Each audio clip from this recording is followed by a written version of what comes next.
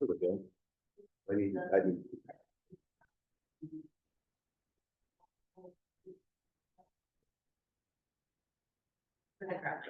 Yeah, I'll do it. I won't cover. Do you have your computer? I guess we don't need stuff.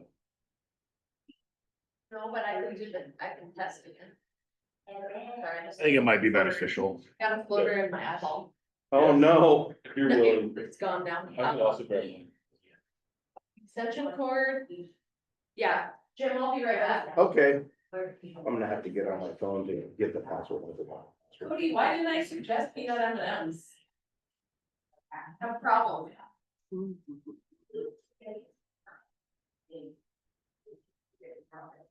Yeah, Ben, I'm hitting on like 3 cylinders today. Uh-oh. I got a sinus infection just before I got on the plane. Like, so. Glad you're able to get here. Yeah, well, once I got on the plane, it's like, well, keep going. That just sucks. I got. Get any antibiotics or anything like that? Oh, I got like, Cepacol and I got some chloroseptic to keep from hacking.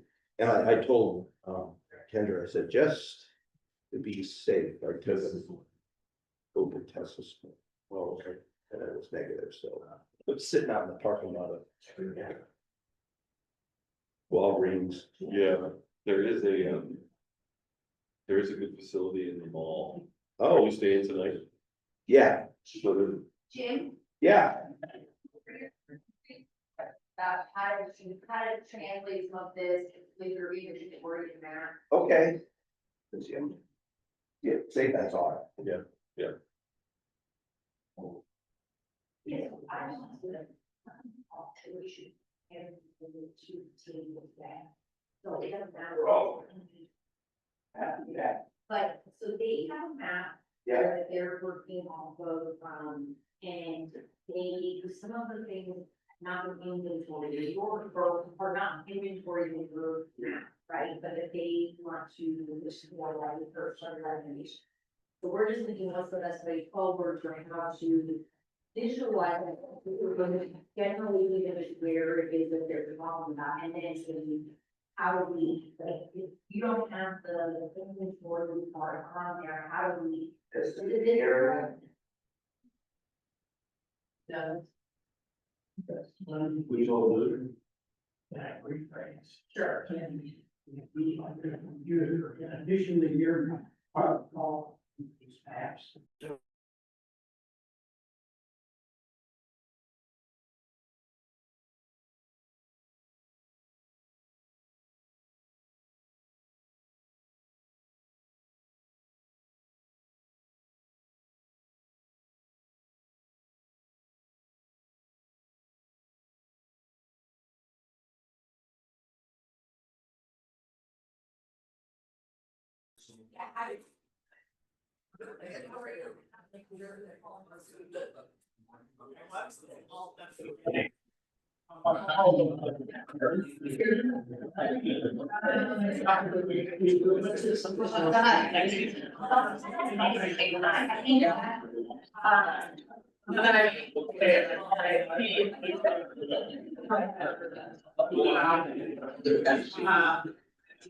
I mean, you don't have to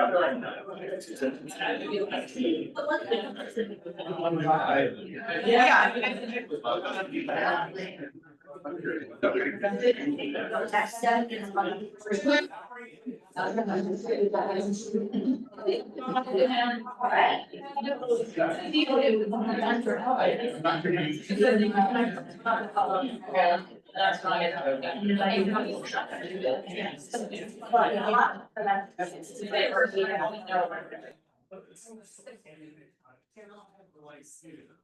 least for now. Yeah. Remember that. Because it's not quite nice.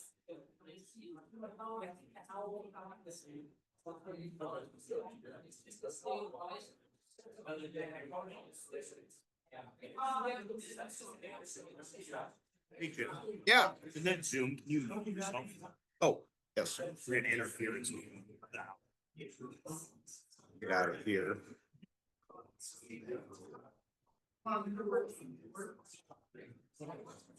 Oh.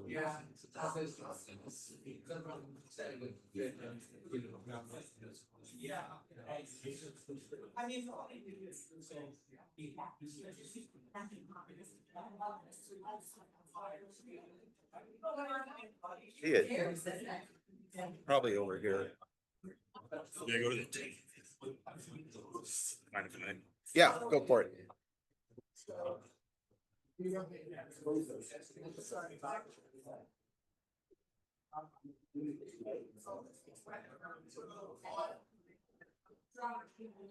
Are you?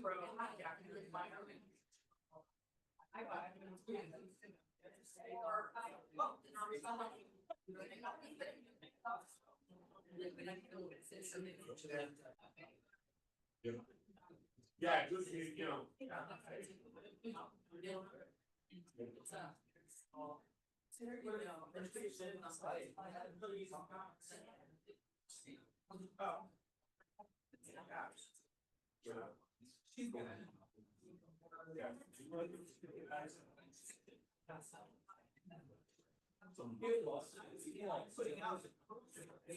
Big one. Oh.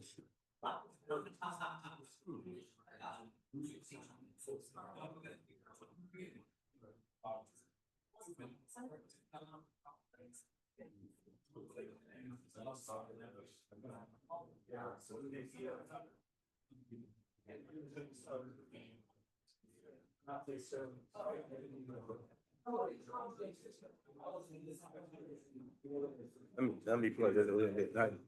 There's a bunch of crap. Go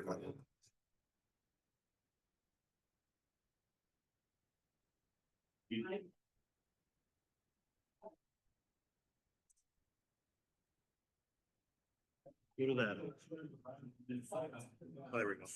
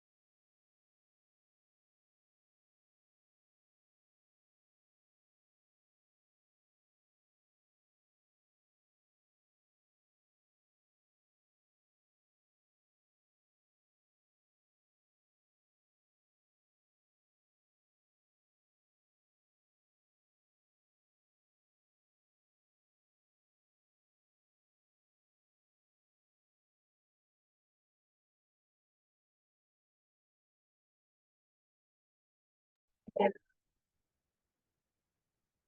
Okay, good morning, everybody. I know some of you have been here since 8, so people were revved up and ready to go today. So welcome to our second workshop for the Fish Creek multi-use trail planning process. And again, this is, a part of the process that is following a much longer process that has happened over many years.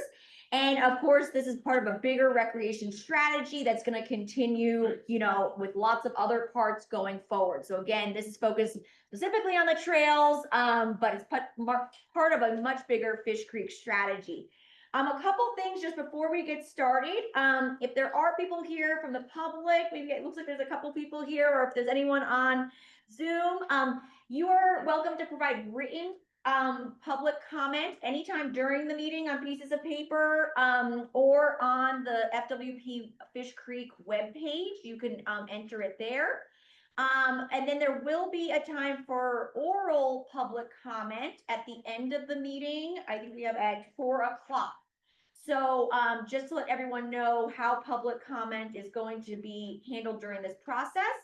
And then further down the line, after these recommendations are put forward, there's also going to be a full public comment period. So again, there's been a lot of public comment leading up to this point, and then there'll be further going forward. But if you want to provide anything during today's meeting or workshop, again, you have the written option, and then also at the end, you have the oral option. Okay. So today, what we're really going to be working on is building off of workshop 1 and a lot of the, of course, previous work that has been done by this collaborative and advisory team and lots of others. And so I'm going to do a quick recap of what we did last week. At least it was only a week ago, so hopefully it's fresh in your mind. But then we're going to be getting into the ideas and the recommendations, the meat of this whole process that you all have come up with. And so for those of you that are from the public or not part of this team is, I've asked the collaborative members to come up with 3 ideas or recommendations that they would like to have discussed by this group today. And some of those may be general, and that's great. And they could be, something that we're just exploring early phases of, but still can be a great recommendation. And some may be more specific to a very specific loop or trail or type of experience. And so we're going to see a variety of those, and we're going to allow our collaborative members to present their ideas to the group this morning.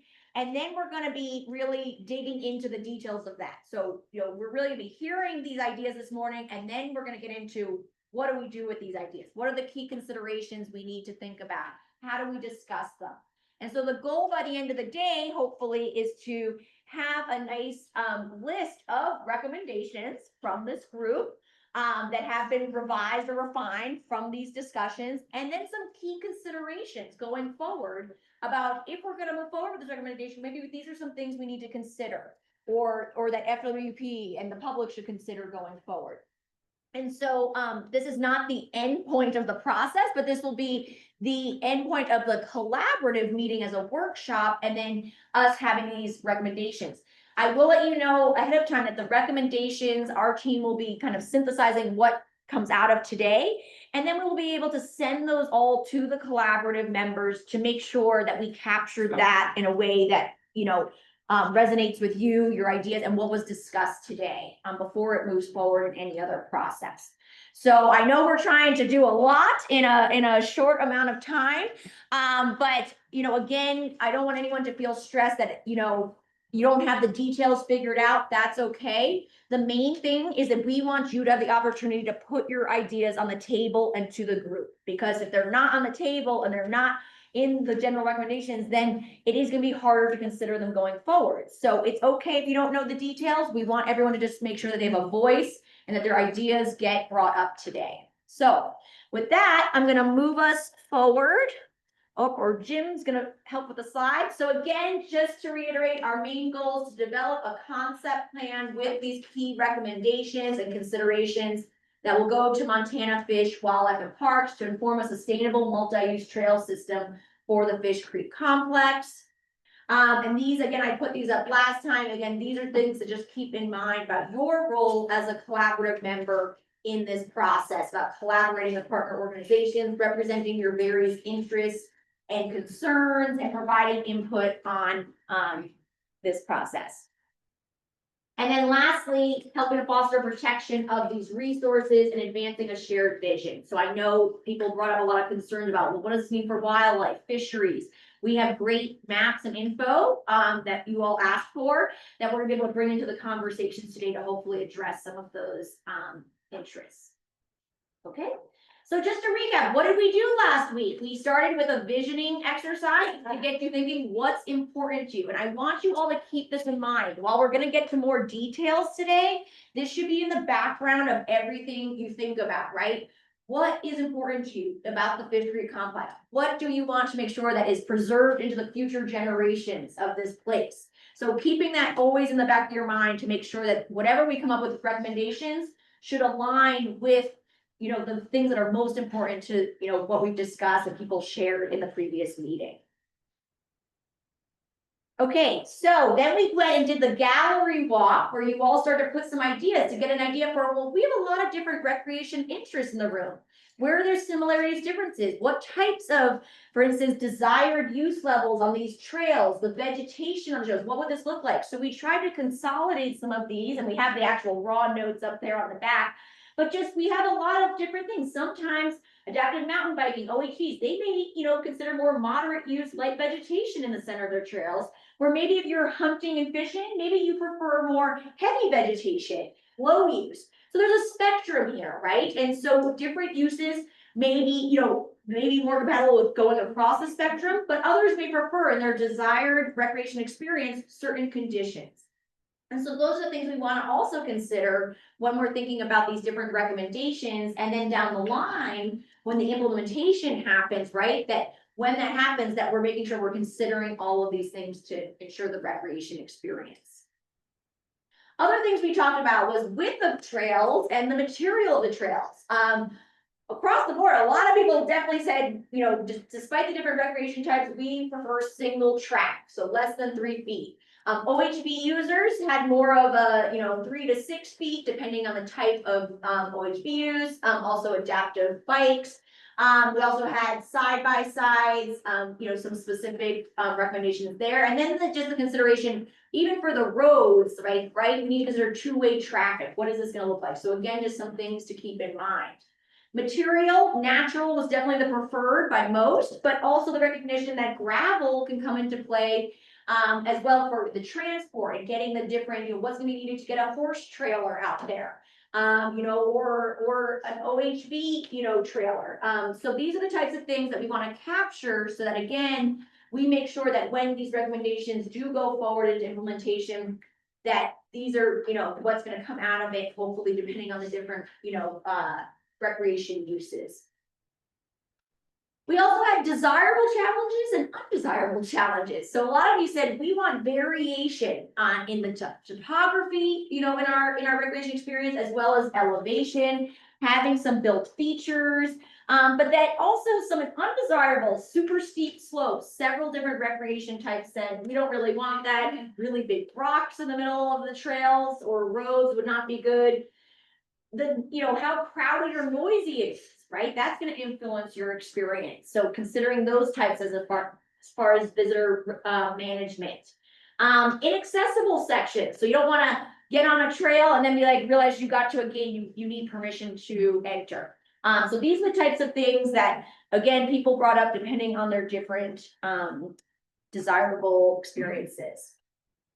And then these were more specific, and you'll see some overlaps in here, right? But for each of the different, I don't know why this OHV came up with a zebra here as a graphic, but okay.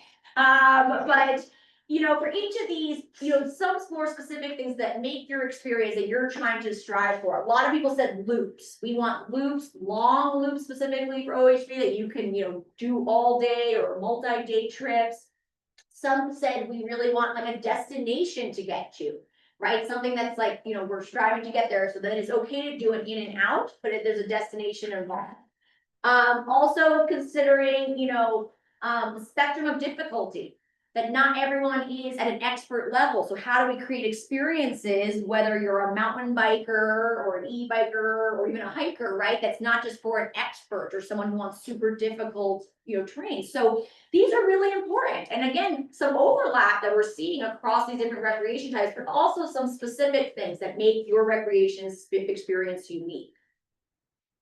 Okay, so this looks like a crazy map because it is. We asked you all to actually draw out, if you recall, on the maps, what are some current uses that you feel like are happening. Now, we weren't able to digitize this, but actually our students took all those maps and then grouped them together by different types and started drawing on here. So hopefully, if we want to, we can digitize this in the future. But just to give you an idea that there's a lot of overlapping uses happening in Fish Creek already. That's the big takeaway. You don't need to know which all the colors and things, but that there's a lot happening and in different areas. So not just, a single area that we're seeing a lot of use here, but a lot of different ones. So if you go to the next slide, we also asked some of you to think about the future. And I know some of you said, well, I'm not ready for this yet. That's totally fine. But, sorry, can you go back? So for the future, thinking about, well, where could there be? And that's what we're going to be talking about today. So some of you said, well, I'm considering this whole area, as a thing. And then others were maybe a little bit more specific in what they wanted, in there. So like horseback riding, maybe more appropriate or more desirable in certain areas. Up here, maybe we're seeing more like wildlife viewing, OHV. So a lot of you put some great ideas initially on the table. We're gonna build on some of that today with your specific recommendations. Okay, so my last slide here is where are we going? So we've already talked broadly, right, about the Fish Creek Recreation Strategy as our overarching kind of guiding document, the principles in there, of which this multi-use trail system is part of. We talked about last time these vision, desired recreation conditions, and now we're into this nice colorful section of this upside down pyramid here, where we're going to be having all of you presenting your ideas, right? And then we're going to start actually discussing and considering with each of these ideas, how does this come into play? What are the perspectives from the different collaborative members and the advisory team on these? What are things that, we need to hear from our wildlife folks on, maybe for some of these, or our fisheries? And then we're gonna discuss these, refine them, hopefully, as we see fit after these discussions, with the idea that we come up with these recommendations that will eventually go into this concept plan. And again, you all will have time to, once we send these out to you, to make sure we capture those correctly.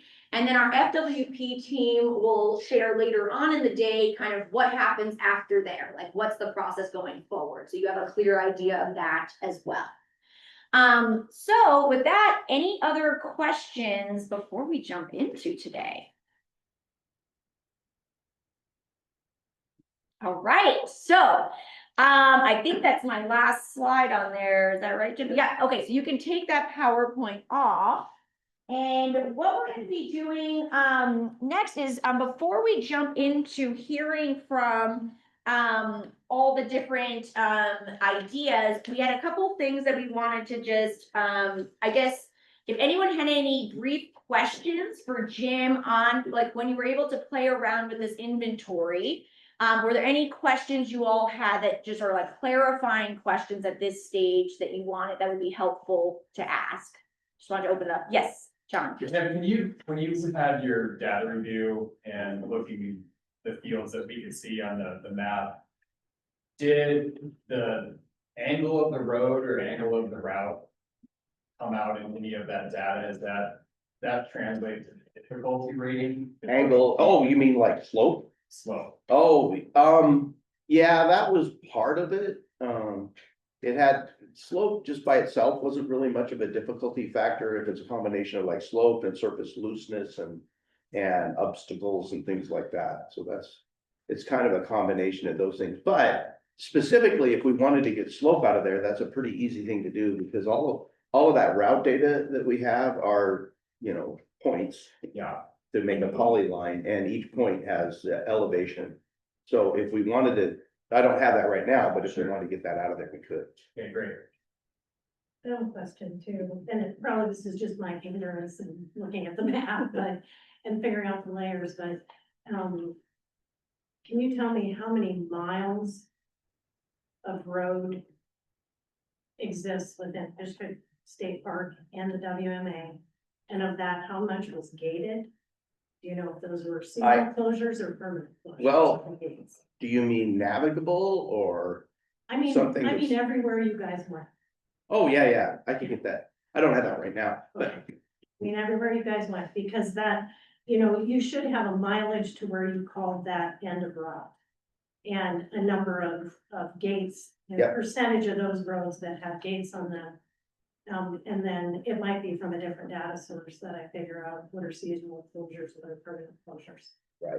right, yeah, that's a combination of that, life and stuff. So, yeah, as far as just raw mileage, we were contracted to do 300 miles.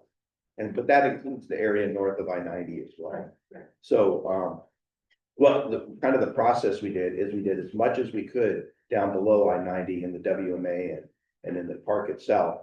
And then whatever we had left over, we went up north and did that. So approximately 300 miles So, yeah, of roads. Any other questions about the map inventory or anything people struggle with? Yeah, Paige. Guess I would throw in there that, conversation that I just had with Cody was that there's 521 miles.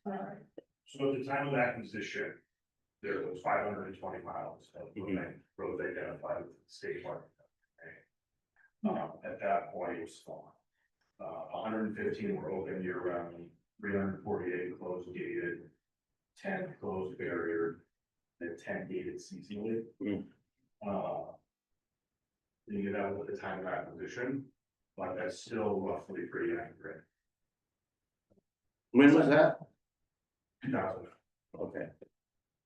Yes. Is there a way to break down that? I know you went out on a lot of spurs and they just dead ended and stuff like that. Is there any way that you can see the number of, obviously if it dead ends, it doesn't do many of the groups any good, You're 100 continue. miles. Yeah, for 100 it'd probably be great. But, Yeah, is there any idea of what the percentage of these routes were that dead ended and? percentages like account quantity. Yeah, just a rough or mileage or whatever, if you had 300 miles of road or whatever, how many of those dead ended that only serve a few groups? It depends on, but I don't want to dive into the weeds too much. We should find that out. But if you have like a route segment that goes out here and then it's got a little offshoot and then it goes out here at dead ends. Is it this piece that dead ends? Is it the whole thing that dead ends, or is it just this piece that dead ends? That it gets a little nuanced at some point. But that said, if we were looking at it from a travel network point of view, then we can put, segments together like that in a way that makes sense and then figure it out. There's all sorts of ways of cut and slice that they. But yeah, I do get the point though, is that in order to make loops and things like that, you really want to know where there's good connectivity. Yeah, just And- travel. Right. You dead end all the time, you just turn around and back and. And that was one of the big things that we did when we were out there doing the inventory, is look for opportunities to create networks like that, so. So you don't have any idea of the mileage of the 300 miles that you contracted to do, how many just dead ended and? Probably most of them. Yeah, it depends on, like I said, it depends on what you call a dead end. It's, if there's, a piece that kind of shot off and looped back and connected to something, that's not a dead end. Yeah, we're using your criteria of what a dead end was. Yeah. Just a ballpark of that 300 miles, how many of those? Yeah, I could get that out. Yeah, in the analysis after this is done today, how much consideration for that Fishkill summary that was done, finished in basically 2023, I can tie some of that into this, or is that? Because there was, that summary brought up discussions with some past, and so I'm wondering if this is starting over again, or is that gonna be brought in on that analysis? Do you have to go into make of the strategy, those? Yeah, but I mean, there's some concerns in there, I don't know. Yeah. The investment advisory council read that, that's some of the concerns that were brought forward. Historic values, cultural values. Relates to this as well, Right, so you're referring to the recreation strategy? but that's, yeah, the Fisher strategy that came out in Yeah. 2023. I believe. Yeah, so what we're focusing on is the multi-use trail strategy, that's kind of embedded in the recreation strategy. So I think whatever comes forward as far as recommendations today would have to obviously be compatible with the broader strategy. But not everything in the strategy is related to trails specifically, but those key principles, those considerations, like other, considerations that were collected from the public, right, should be things that we are taking into consideration and will be considered in the future, of course, too. So yeah, it's a great point. Any other questions from the advisory team or anyone else? Okay, and we're gonna be utilizing Jim's team, like their awesome map and inventory throughout today, so we'll be able to pull things up or dive in if we have questions. And so, yeah, and then this inventory is gonna be used further, obviously past today, of course, too. So if there are things that are not, I know with some folks I talked to, they were like, well, some things are not included in the inventory, or we're not inventoried, like, what do we do about that as far as our recommendations? We can still put anything on the table today, right? Just because it hasn't been inventory doesn't mean we can't put it on something that we want to discuss and recommend. So just please consider that. We have amazing data that was collected, but we also have things that we don't have inventory. So just keeping that in mind. What I also want to share before we get into the ideas was a lot of you did ask for, what are the key considerations for wildlife and fisheries that maybe we should keep in the back of our minds as we're hearing about these recommendations. So Jim, if you wouldn't mind pulling up some of those layers that you were talking about. Yes, see if I can. So we were able to get the data from the wildlife and fisheries team that identified, key, important streams, as well as, some of the wintering habitat and other key wildlife data that were in that 2-pager that you got last workshop, but this is more of like a visual that overlays with some of those areas and the map that we're using. Sorry for the crummy resolution, but this is, I think, is Kendra in here? Yeah. Oh, so I sent you an email for this map that had a PDF. Print out, yeah. We'll have printed versions of these definitely this afternoon, but we just wanted to at least show you right now the type of data that we are gonna have available for these discussions. Yeah, so essentially, this is the same map that was printed last time, but I added in the wildlife critical winter range areas, so. So what are the two colors? Yeah, can you talk? One is a deer, I believe the yellow is the critical deer winter range. Yellow, deer, reddish ones. So there's a lot of overlap with that, even though it's also in Deer Creek. Right. And the elk for just winter range is pretty much everywhere. And. Yeah, I mean, the whole area is winter range for deer and elk. These are just kind of the real critical areas that we see more things. We're just trying to kind of identify that.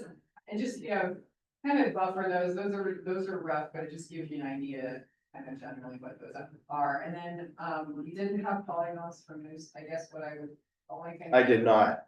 Yeah, I didn't have them. So Okay. So yeah, we didn't provide them, but just think of like kind of Thompson Creek, because there's no polygon over that. That is really important Okay. for moose. That's that kind of southwest, yeah, right. Down in there, yeah, Kind of that's where I saw one. Otherwise, moose kind of overlap the other polygons. Okay. The other one that I had was grizzly bear areas, which is pretty much everything over here in the west. That seem accurate.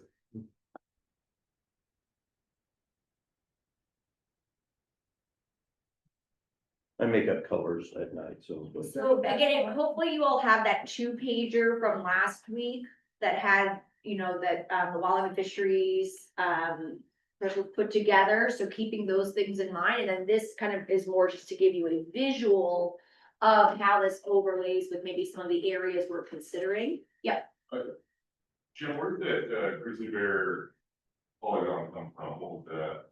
I think I got it from, Grizzly bear polygon? yeah, The last one you just showed, yeah. it was The orange same. one, yeah, well. listen, Didn't look right, yeah, yeah, it doesn't look right. That doesn't look right? no. Okay. Do you have you have better data? So yeah, what we have is what we call an occupied grizzly Okay, map, which does not include this area okay, at all. But we recognize that the grizzlies have moved through this area. right, But essentially, like, currently it doesn't fall within our like, official occupied grizzly map. That's still further to. okay, okay, Okay, so maybe we won't use this layer, but I think, All of this can be, you know, grizzlies could be in any of this, I guess that's. right, yeah, that, this layer is grizzly bear may be present, so I think. But does that mean that there aren't any over here? But that's what I mean, like, there could be, right? Because we Right, have these right. six-person bears that can pass through at any time. And we certainly have them in Fishkill. We just don't know of any resident bears Hmm. in the neighborhood. Gotcha. Is there any habitat that would be more prime for bears, do you think in the future that we should consider? Like in the Fish Creek area? Well, I think it's important to think about connectivity. And so some of the things we kind of talked about, movement, you know, and I just kind of provided some general concepts that, you know, last time of what to think about, you know, like animals are gonna move, you know, topographically where that's easier to move along riparian corridors. It's really steep country, so it just naturally funnels, you know, the gentle topography and the riparian areas are gonna funnel bears. Also on ridge tops for like ungulates, so we have kind of migration, you know, also elevationally, for ungulates up and down on ridge tops, that's important too. So think like east-west kind of elevationally and think of that, well, you know, those riparian corridors can be really important. Because that's where we have a lot of people used to. Yeah, yeah, And I see on the sheet that you and Lad handed out last week that, Fish Creek is a tier 1 terrestrial focus area for wildlife science. Yeah. So that gets into what. It is very much so, so not just grizzly bears, but recognized for forest carnivores, for them as well, so. On the larger landscape, it's connecting, kind of that northern continental divide ecosystem, which is Bob Marshall through the 9 Mile area. Down through Fish Creek to the Subway River, and so that's why it's really important, as that's a natural area that animals. Any other wildlife specific questions? This is winter ranges, right? So these polygons show the critical kind of winter range for deer and elk, but know that all of it is winter range, and for whitetails are everywhere. So that's why, again, mule deer are just a little higher up, they're a little more focused in areas in the winter. So again, that's the yellow. Deer Creek's really important. So you're controlling that now by gate closures during hunt season and into the winter, I assume. Yeah, so a lot of that, those areas, not entirely, so Sear Peak, for example, that's an open road. That runs through there because it's so steep, it kind of closes itself, it's hard to drive up there in the winter time. So it's a combination of like road closures and probably just conditions. that can close the road. Well, right now, we don't have a winter closure anywhere in Correct. WA. Yeah, thanks, there's not a. Unlike our other wildlife management areas, many of which closed December 1st and May 15th. We don't have that type of closure here in the street. So again, this is great information when people are presenting different recommendations, that even if it falls in some of these, that doesn't mean it's off the table, right? We could consider a winter closure maybe, or something else. So again, this is why this information, we'll have some printed maps available later too, so that if you're, you know, trying to reference something or remember where things are. I did want to give a chance for any fisheries considerations or questions anyone had. I don't think, do we have a layer on the map, or you had put, or you had already mapped out, I think, the important creeks that were Yeah. identified, right? Yeah, yeah. Okay. I do have a question about that too, there was talk of 5,000 angler days. And I guess historically, how does that compare over the last 5 years? And, how is the impact of those angler days monitored so that we know where that threshold is of going too far? We gotta turn Pat over there. Yeah, hi everyone, I haven't met any of you yet. So I'm Pat South, I'm the regional fish manager. And we do have angler days over time, I don't have them in front of me, in fact, I could probably put it together in 10-15 minutes, I could put it together today and use it as one. As far as the impacts of those angler days, most, just in general, most of our fisheries are pretty resilient to angling pressure because we don't see a lot of harvest. So really, the impact on fisheries with the numbers is gonna be habitat. Well, if you'd like, I could run over when there's a break and pull together some information. That's Great, thanks, Pat. Glad you're here. Question related to that, Pat, or others, is there any breakout between, the reaches of Fish Creek and its tributaries that are important for angling, versus, important as habitat? So in other words, are there tributaries that are very important for habitat that simply don't get fished and you don't anticipate being fished for whatever reason? Yeah, most of the angling happens on that 9 to 10 mile section below the ports, I guess. The main stem of fishery, that's where most of the angling is happening. Those fish are produced in the tributaries. And then they rear over a period of time and then come up to the main stem. So the whole river, the whole system is important for habitat, especially those tributaries identified. And the main stem, 9 to 10 miles for fishing primarily. Okay. So of the roads, I guess I understood that the culverts had been pulled out. I guess what is the status of culverts when you have, tributaries going into Fish Creek? Are they still there or are they not there? What affects this? So I don't have the detailed information, but when Nature Conservancy owned the property, a lot of effort was gone in to look at culverts and their effect on both road and fish movement. And yes, some were prioritized for removal along with decommissioning roads when TNC owned the property. And so I guess there's a mix. But if if there were culverts that were impacting roads to the extent that they fail and that the road fail, or they were affecting fish, then I'm sure they were looked at some of them. And I imagine we have an inventory of that work. Other questions?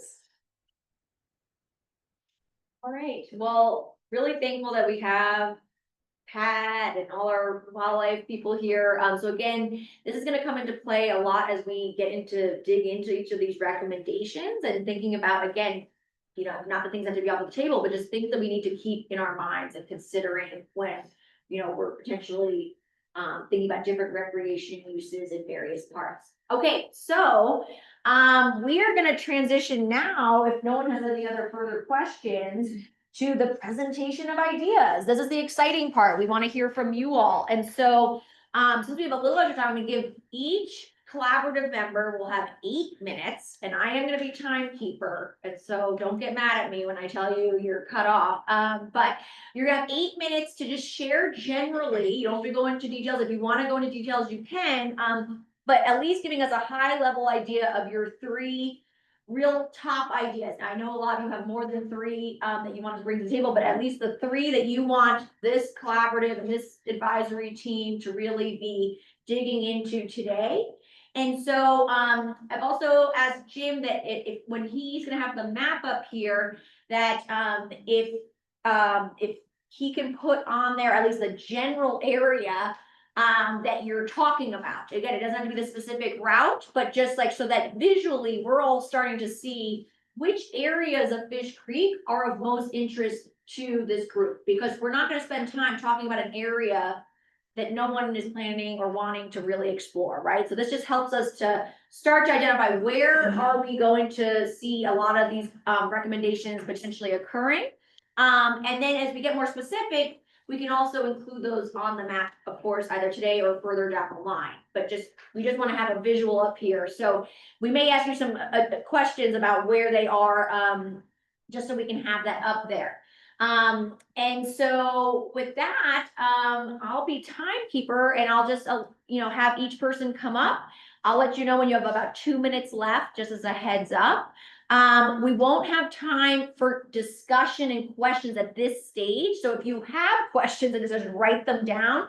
Because once everyone actually gets to present their ideas, we'll have some general time for, clarifying questions, but then this afternoon is when we're digging in after lunch to each of these recommendations in much more detail.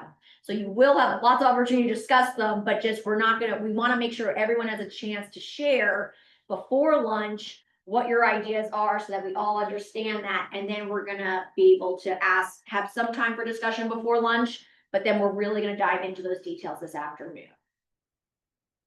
Okay, so does anyone want to go first, or am I gonna have to call on someone? Anyone want to come up? I think Jane, John, all right, John, thank you, John, come on up. I'm gonna pass papers around too. Pass me around. Sure. Do you have a copy? Oh, okay. Jen, am I able to just zoom to an area? Yeah, Yeah, you can have Jim I can do it. navigate, or if you wanna point to a general area. You can- Let's just go to area A and specifically the state park. Yeah, basically all this stuff. And you can go one more even, where my focus is small. Okay. Maybe even one more. Are you That's looking great. at the north area mostly? I'm just looking, I'm only going to really make proposals for mountain bike purpose within the boundaries of the park. Exclusively the park, and that's for a couple reasons. I'm gonna send around just a couple of references. If you wanna So just use the timer. check them and, okay, sounds good. Which one is that? Octopus?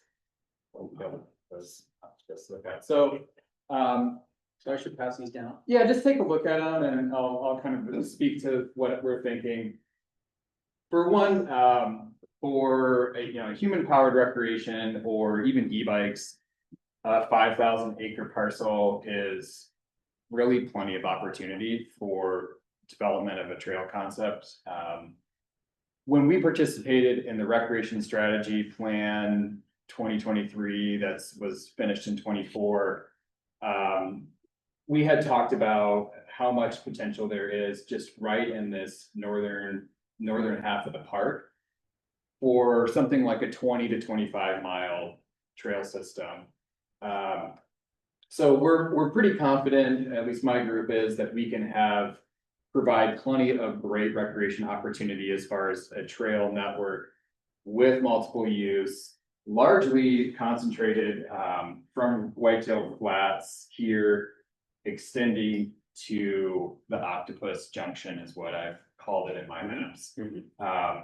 We've got a couple different ideas as far as, having some stacked loop systems. This is pretty old recreation planning strategy where you're providing people with options to do shorter and longer routes or loops as you ascend up the drainage. So lower down at Whitetail, a handful of trails that would probably be best for non-motorized multi-use.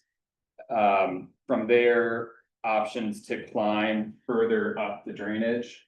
So we're looking here on the map, and I can send one of these around as well.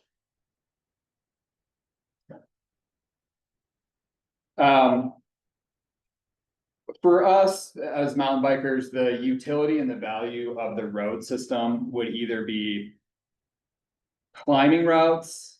So that's why I asked you the question, Jim, about how steep they are. What is the grade? Because really, if the average grade is above 10%, that for a pedal powered or human power, that begins to be about as steep as a normal person in average fitness is going to be able to say. Really, like 7 to 8% is ideal. Yeah. So without knowing that, there's a bit of a question there, but if there were routes, right, if these routes, and I pointed to on some of my maps. From Whitetail going up.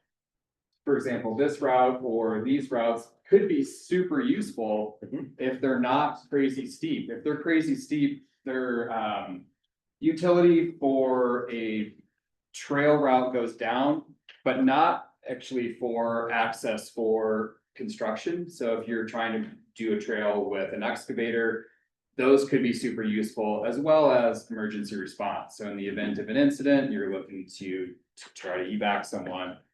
Having some of these roads open, or the ability to open them can be quite useful. And that's some of the trail development that we're working on, for example, at Marshall Mountain Park. The roads are extremely valuable for just the developing trails. We're not necessarily looking to convert the roads because it's not really that exciting of an experience to take in a logging road and, at least for my user group, to convert that to recreational use. The maps I'm sending around don't really get too specific. This concept was done by my former colleague who has moved on to professional trail design and building. He's with Radius Trail Solution, but he was formerly with us, and this was the concept that he drafted. Not that this is, you know, all that detailed either, but he did go through and he traced contours on elevation based on his experience with building trail and what we can do. So I guess just to summarize, we think, you know, concentrating either somewhere on this face or within this drainage. I don't know if that one is actually named. It's a fairly small tributary. Maybe our fisheries do know. You know, the advantage we see with developing more concentrated use within the park is enforcement, signage, patrols, management, developing a trailhead, and quite frankly, a streamlined process of review with working through one agency in a site that's already been identified as conducive to human use on the landscape. So that's why we're talking about the park. That's why the park proper interests us, and also adhering to the goals that we talked about early on. We're putting higher use humans on the landscape concentrated in the northern part of the watershed, closer to 90, closer where there's access, closer to where it would be easier for contractors to get in and out of the site, volunteers who might be doing maintenance or building. That is a huge consideration, and another reason why I'm not looking at a 15 to 20 minute drive further south into the watershed. What kind of questions do I? Yeah, you still have 2 minutes, so. Yeah. Did you have any plans or any thoughts about, because you're talking about grade, about doing directional routes, or is everything assumed to be bi-directional? Yeah, that's a great question. So kind of what we're talking about is having, you know, some of these routes would be, and they're indicated in the legend, but the red on here, for example, would be a purpose-built downhill bike trail. Yeah. And Yeah. that's, you know, for safety, so you're not having collisions and that kind of thing. Yeah. But also from a user experience point of view, there are also routes in here that could be bi-directional, depending on. And then I guess the one other thing I would add, if we can move down just a little further south, is thinking about a lot of opportunity for great mountain biking right there between Octopus and Whitetail, but going southward, a single track trail on the west facing aspect of this ridge, because it's timbered, you get the benefit of some shade relief. Yeah. Your soils don't dry as fast. It's a better user experience than being more exposed, which from the aerials, the east side of this ridge looks like. So that would be a really big value add that would help connect Octopus to the tower, and then trying to be somewhat conscientious of other interests in the collaborative, thinking about the option for these roads to be either a vehicular access or OHV or a wider OHV. I'm not an expert on what infrastructure is needed, but you know, I definitely recognize that there are other users who have a real interest in being able to get people up to Williams Peak Lookout. I think a trail, single track trail would be great. We're not interested in riding on the road to do that. We would want a purpose-built trail, could be multi-use, but definitely a more narrow corridor, again, west facing. And then just acknowledging that there are lots of people that want to get up to the lookout. But John, I think you answered it. You're talking about purpose-built trails. You're not talking about taking advantage of existing trails that are in there. You're gonna. Yeah. Purpose. Yeah, I'm saying largely, after thinking about it and talking it through with some of my group, for us to really be an advocate for more trail development and be a partner, that would be a pretty much a requirement. We're gonna move on, but write your question down, and then we're gonna have time at the end, because we are out of John's. Okay. So thank you. Okay, anyone wanna go next? So next, that's, I overlap, Perfect, so okay. the lead in, do you see, you see a lot of your trails being more at the intermediate or, you know, inexperienced levels and that measure. Inexperienced bikers or e-bikers, or there would be some Yeah. synergy there, right? Yeah, I think we look for a complete array of options, right? So everything from a total beginner up through an advanced level, not biker. So let me just say, I mean, a lot of the other comments you made about uses, I would agree with and would try to, you know, if things evolve, would try to collaborate on those issues. But I think the same regions, the same areas that you just described would be the focus of my group also. So I just love that, I commuted today by my mobile, and I was really hoping that there was my question and ATV. College might take that as a hint. Next meeting. Yeah. All right, so, You ready? yes, I can be quite quick. Let's see, if I can get up here, just drop this down a little bit, there we go.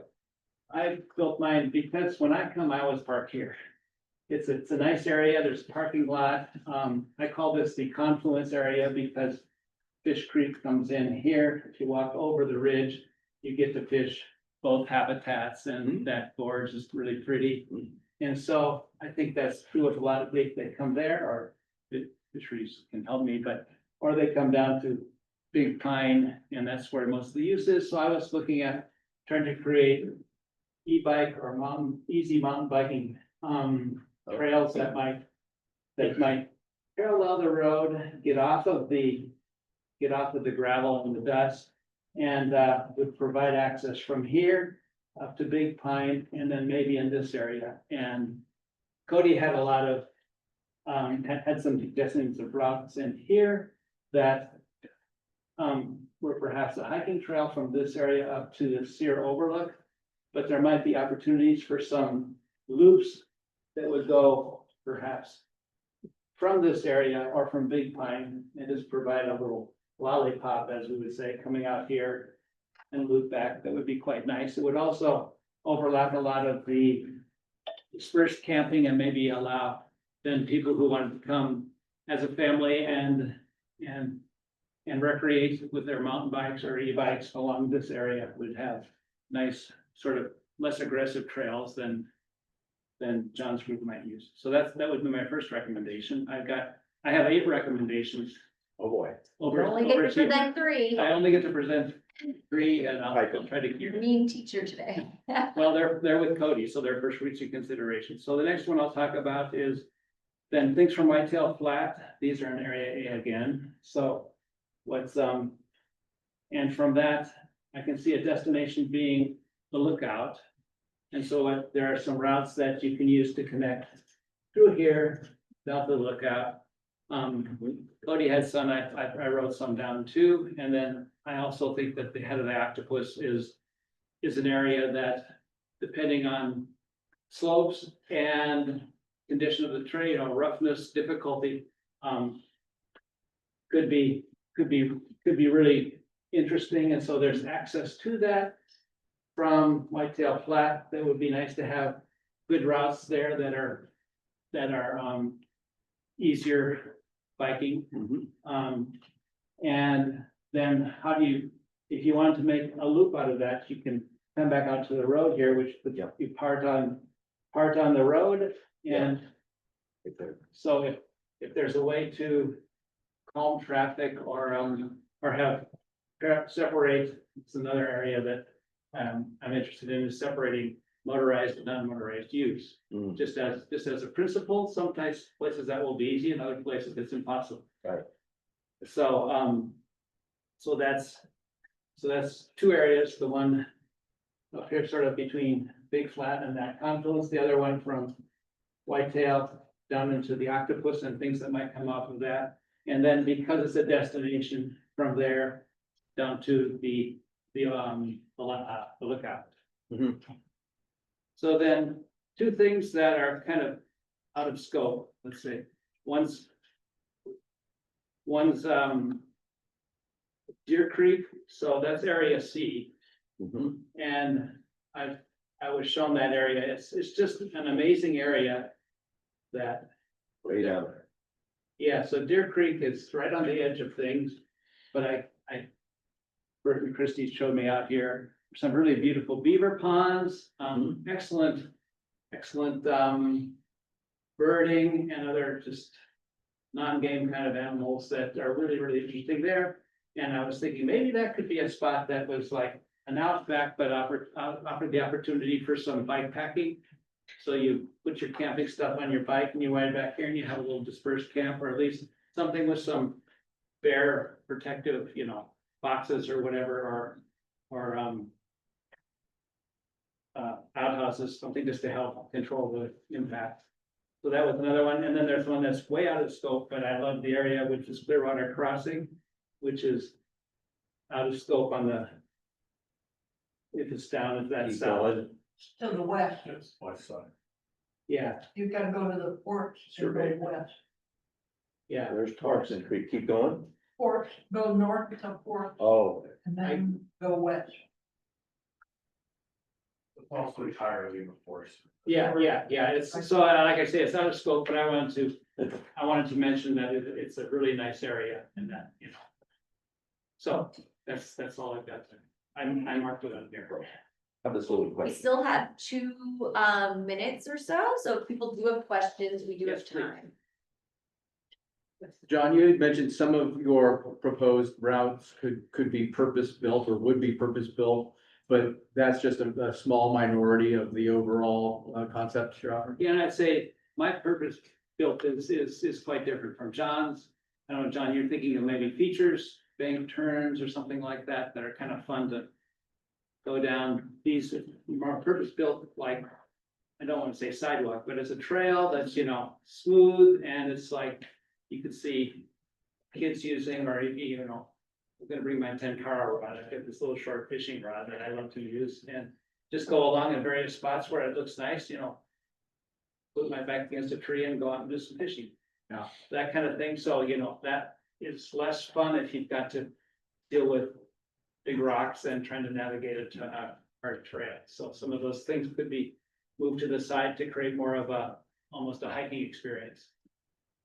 But overall, your concept is for the majority of your routes to be using existing routes and not be purpose-built, only a small portion. Yeah, some of the loops, so sometimes you get back in area A, especially up towards Clear Peak, it looks like if you could just have a trail here, you'd have a nice loop trail. So, some of these, as you get down further this direction, it's like either dead end, or you're not quite sure if you could actually get from here to here or from here to here. So some of those kind of things, I think, like a hiking trail that would go from Big Pine up to that overlook, doesn't exist in roads right now, so it's something that have to That answer. 40 more seconds. Do you, do you get any input from like gravel bike riders and stuff? or- I ride almost. Oh, okay, that's fine, when you do. Yes. Okay, so that was, because when I was down at Deer Creek and going along there, that looked like a really good way to travel. on. Yes, it would be excellent. And a lot of them are. Yeah. Then, it's the same kind of things like, yes, I can go up to 16% grade, but, I worry if my heart will take it. Yeah, so there are those considerations, and then it's too rough, it's just, I've got like out there, you need at least one shot. Yeah. Like that. I think Sharon had a question? No. No, I'm just willing to go next. Oh, okay. Well, perfect timing then. All right. Thank you, John. Sharon, you're up. I offered to go next, because I too am gonna talk about invites. Okay, so we're on a nice theme here. Stay on the theme, I guess. Yeah. Um, You want him to zoom in any? yeah, A. A, please. A, A. A. All right. Okay. So, first of all, you guys may remember, retired land manager, I looked at the whole area and I said, when I look at this entire Fish Creek complex, it's about 1/5 state park and 4/5 wildlife management area, WMA. And I said, I just don't feel good about adding a whole lot of additional use to the WMA. So I focused for e-bikes on the state park. And I too came up with not 8, but 5 thoughts, but I will limit to 3. I'll start with a hiking trail first. But I will say, I thought about a hiking trail, which Cody kind of just threw this in my mind in his email out to us, from Big Pine up to Sear Peak. And I thought, that actually could be pretty nice. You could do that. You could wiggle up this ridge. And then I thought, so that is a possibility for a hiking trail. It would have to be a brand new trail. But when people, when I'm hiking and I come across an open road, I'm like, I should have just driven to this point and, not go from there, and driven to there and then hike that last little bit. So I don't know that that's a great hiking trail from, Big Pine. Anyway, that's an aside. So for mountain bike or for e-bikes, which I am an e-bike rider, I thought, well, and I kind of focused just on the routes that are on the ground right now. And I found those photos to be very helpful that were in the database that we all looked at. And so I thought, from Whitetail Flats, that a person could ride like up here, you could zigzag here, and this goes out to a viewpoint. This probably would be a nice e-bike ride, and all the photos I looked at, it didn't look too bad. So, it's not real steep, it's not big cobbly stuff on the roads, like up at the head of the Octopus, there's some big cobbly stuff. So this, I thought, could be a fairly good e-bike ride.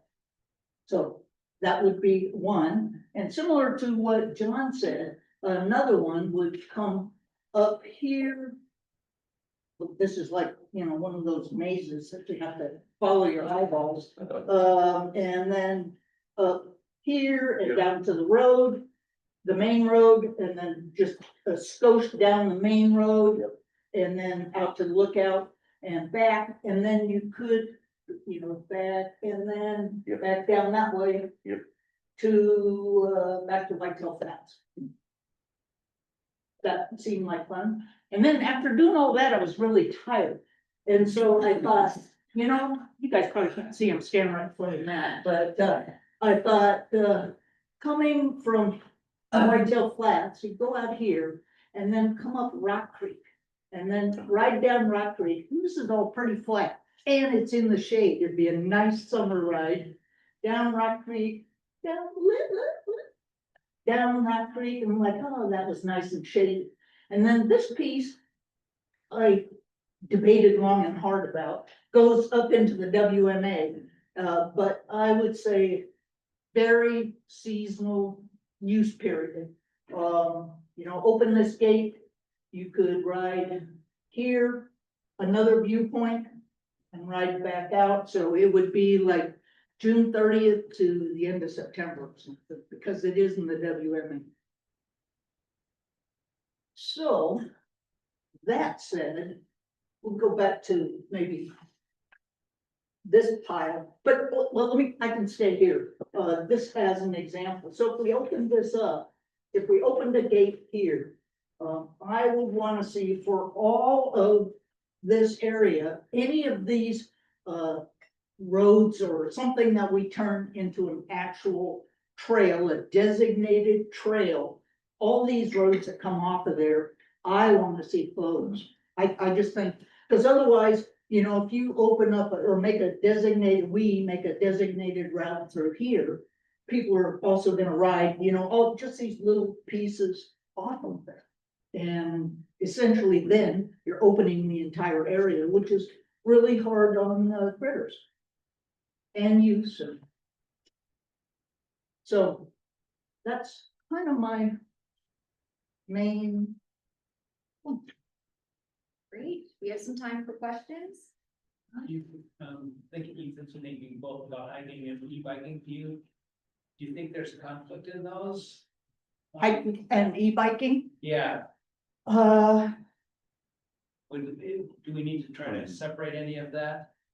I don't think at this point anyway that there is, because I don't think there are that many users for this area that right now. I think there would be conflict between e-bikes and equestrian use potentially, or ATVs and equestrian use, but hikers, I don't think so. Myself, I don't know, Yeah. but that's just In terms me. of like constructing. I'm a patient person, I don't. Yeah, I'm like constructing a hiking trail up to the Sear overlook. I appreciate your comment about a road when you're halfway there, it's like, Why didn't I just drive here? but Yeah. yeah, if you're on an e-bike, maybe it's, oh, there's some challenge, I kind of like that, but then. I think it would be too steep for an e-bike going up there. I think you could use it for equestrian use. And people could hike and realize you're gonna cross an open road when you get up there, but I think it's too steep for. Yeah, e-bike. and e-bikes make it easier to get up, then you also have them coming down maybe at a higher speed that's when you get into features that, well, this turn is too sharp, so we'll bank it up a bit, so. Yeah, But anyway, I guess we have people are professional recreation managers here who will worry about those kind of things when it actually comes to constructing or. yeah, I think John's purpose-built trails, like, I'm guessing anyway, I don't know a whole lot about that sort of writing, but similar to what's going on up at Marshall Mountain.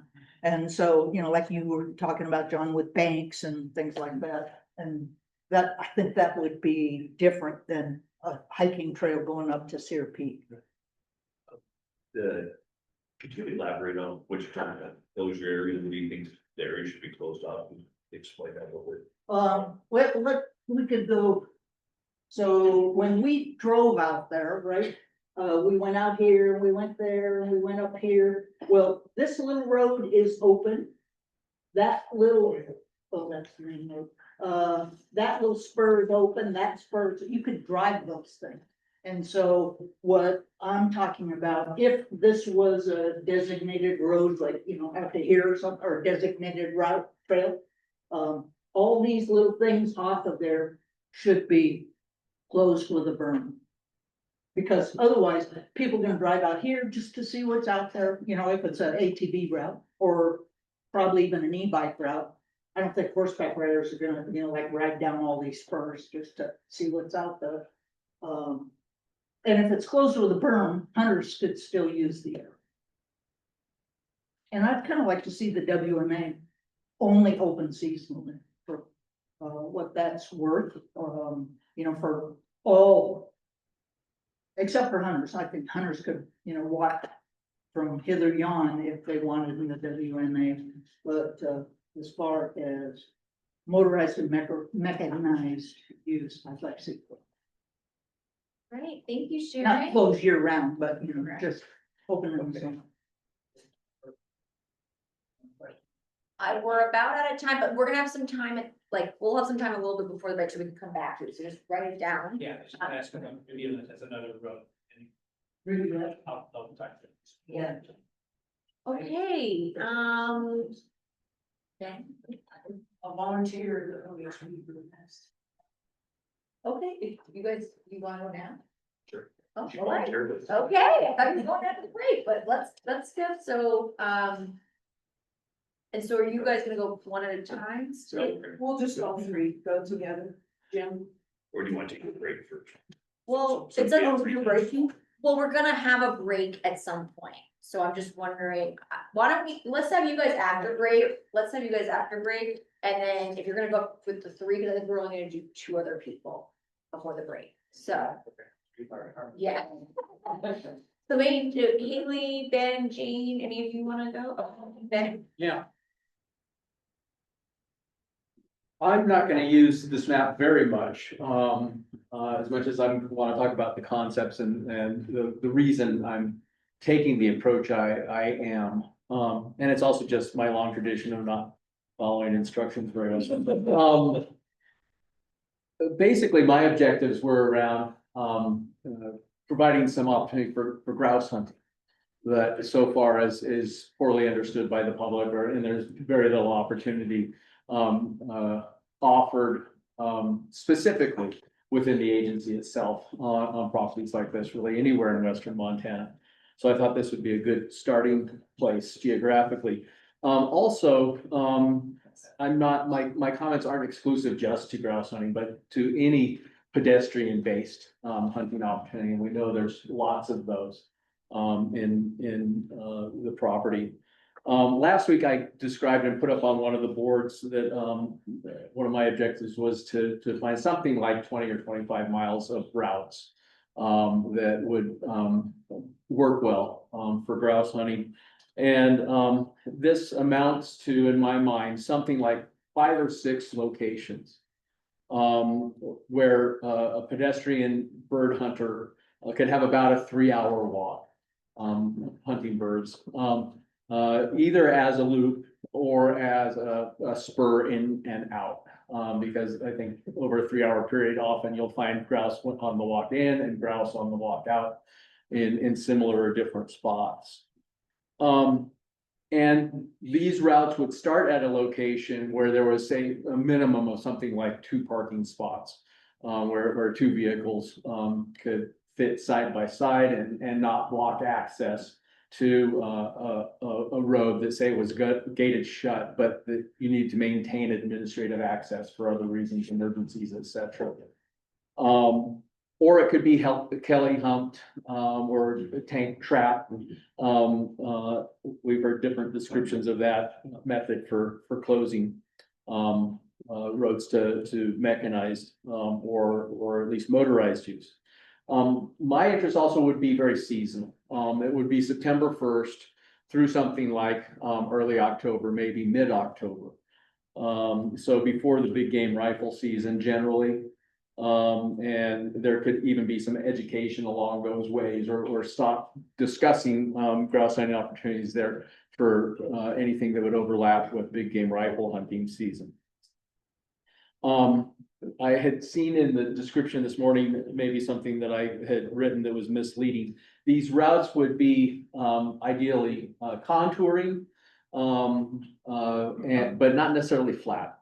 They could be a gentle slope, usually uphill, because that seems to be the direction I always hunt. Let's see. So I'm interested in 2 different elevation ranges. One being sort of the top elevation range of the properties, because that's where dusky grouse generally reside. Somewhere between 4,000 and 5,000 feet can be sort of the sweet spot where you'll find them. And I think they provide the majority of the opportunity out there for the species to pursue.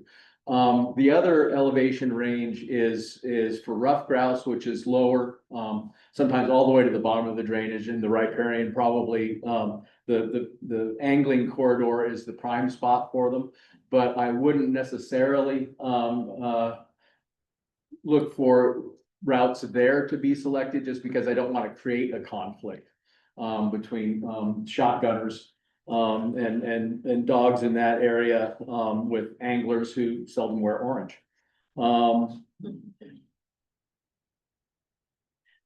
Also, it's helpful to have some kind of mid-successional habitat type. So either habitats that have been logged in the last 20 to 50 years or burned. You see some tremendous response for grouse populations for their habitat type post burning, especially about 20 years plus after burning. And I'd like to talk to anybody, if anybody knows what, for instance, the post-burn recovery has been in Deer Creek. I'd be interested to know more, because right now, this year, there was tremendous berry crops, tremendous shrub. A lot of diversity of certainly bird habitat there and other things as well. And I'm just curious, have plantings occurred there after the fire, which was maybe 2002, somebody told me, or is that all natural recovery? So my routes, because we're interested in the September and early October hunt, they're not necessarily, do they need to be closed to motorized or other uses year round? But it would be ideal for them to be mostly available to foot hunters September to year end. So it could be seasonal closures for motorized. Generally, my thinking on this isn't really a perfect fit with this exercise. From the standpoint, I'm trying to kind of fit a square peg in a round hole. From the standpoint that a lot of the routes that look potentially promising to me from the photographs and terrain and topo, were in some cases places that the inventory categorized as none or diminishing or poor. And so I think there's a lot of places beyond where the inventory occurred that could be a perfect fit for what we're looking for. Where I will ascribe to the three recommendations would be that there's areas I thought were suitable in area F, north of the Clark Fork, area A, which we've all been talking about, and area B. Area B being primarily low elevation, places like Deer Creek, Beaver Slough Creek. Area F being a high elevation above 5,000 feet, in some of the central area there. And area A, again, like a lot of us, there could be real interesting opportunity around the Williams Peak Lookout. And again, from September on. So. Any questions? We have a minute for questions. So then, for you, I mean, you don't really need, it's more about the location than it is a trail facility. You guys will take anything. We will, except, you know, a lot of us are carrying a few extra pounds around midsection. We don't want necessarily a steep pedestrian approach to the place we can put our dogs out on the ground and start the hunt. But again, it's those places where we could get about a 3-hour walk, either in and out or a loop. Yeah, and if you were, you know, during the season, 6-week season roughly, do you need low, you know, do you want a noiseless landscape? Do you know, would it be detrimental if we have? I think any of the spots that I'm interested in would be not just undesirable, but almost dangerous if you've got dogs on the ground, for example, for them to be open to motorized in the same spots. So sorry, I missed that. Sorry, you said it would be dangerous for the motorized users in the areas you're looking in, or dangerous for the dog? Dogs, I think, what's that? He's got a gun, of course it's dangerous.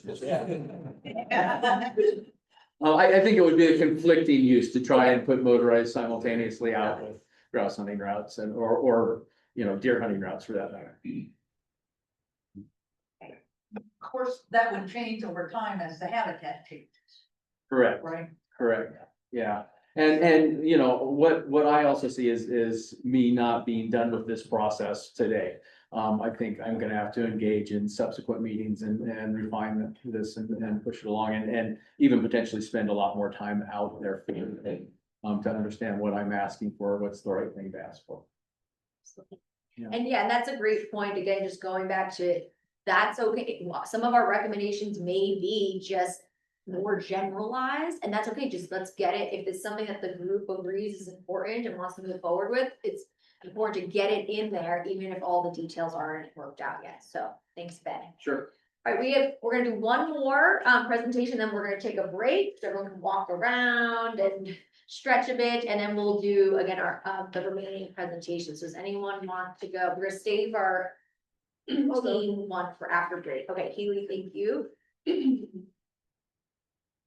So I kind of viewed this, I mean, I'm not a specific user group necessarily, so I kind of viewed this from a wildlife and, you know, potentially wildlife watcher, hiker, more quiet recreation standpoint. And like Sharon, I kind of looked at it from the 30,000 foot view at first, so one of my recommendations ended up being, you know, really enforcing the WMA closures, the winter closures, really looking at the priorities of, you know, Pittman Robinson and all of the wildlife management areas are really pro wildlife. And so making sure that those areas are closed, during those key winter times for security.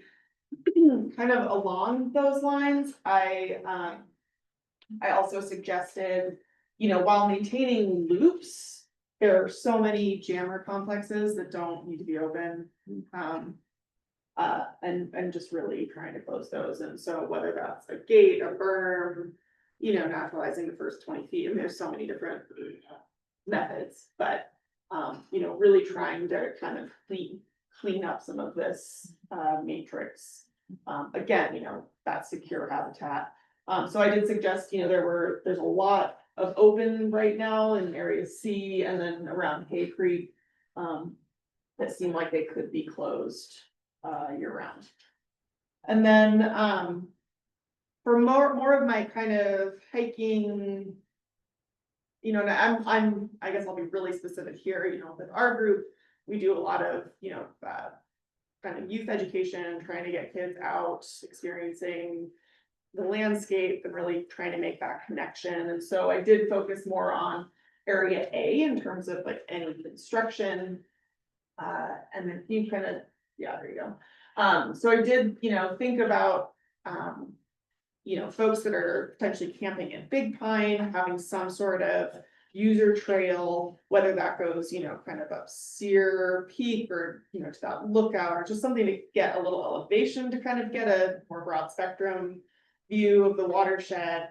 You know, whitetail, I think there's some opportunities as well in terms of, you know, a shorter user trail with potential like interpretive signs, or, you know, just kind of along the lines you were saying, John, in terms of like a multi-user, you know, pretty mellow trail that a lot of people could use. And then I do think that there are also some opportunities just in terms of this kind of front area for some nice non-nice loops. And, you know, John, you kind of spoke to that opportunity as well. So, so those were kind of my main recommendations. I kind of didn't, well, I didn't go into the north section. I just am so unfamiliar with that area that I just didn't even scratch that. Let's see, what else did I say? Oh, I also proposed potentially, you know, if Whitetail Flats gets developed anymore, you know, potentially creating a separate equestrian kind of use area, trying to kind of separate out some of that, just to kind of create some safety. You know, if there's more motorized use there, I think that would be necessary, or, you know, if there's a lot more use in that area. I think having some sort of separation would be good. You talked about year-round closures, where, I mean, I think just on a lot of those like spur roads that aren't looping. You know, I know that the loops are really desirable and understandably, but I think if you are gonna be looking at some of these, you know, loops that are open. Really trying to kind of just get, you know, not have a lot of those jammer roads open, basically. So not closing the whole WMA, well, you're saying we could consider, I would say Partial winter closures. closures, I would say winter closures for all the WMAs. okay, And as far as summer use, you know, keeping the maintained loops open, but. You know, a lot of these kind of unnecessary maintenances that just don't, you know, don't lead anywhere and, I mean. It seems like you're just gonna create less secure habitat, right? Maybe just to clarify, are you talking about area winter closure or road closures? For the winter? I guess I would put that back to you in terms of other WMAs. It seems like most places are. Places are area closures. Yeah, area, yeah. Or W. Yeah, so I mean, I guess I would, you know, kind of look to the rest of the state's management for WMAs and really trying to get that as secure as possible. any other questions? Okay, well, I think we'll take a 10-minute break. Is that enough time for people? 10 minutes, okay, so 10 minutes, stretch your legs, get some coffee. And then we will hear some more ideas. Thanks everyone so far, this has been great.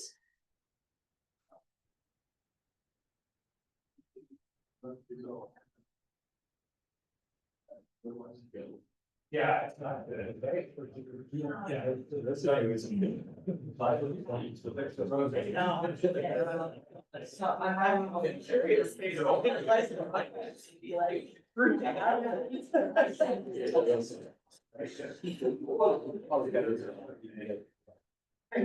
Yeah.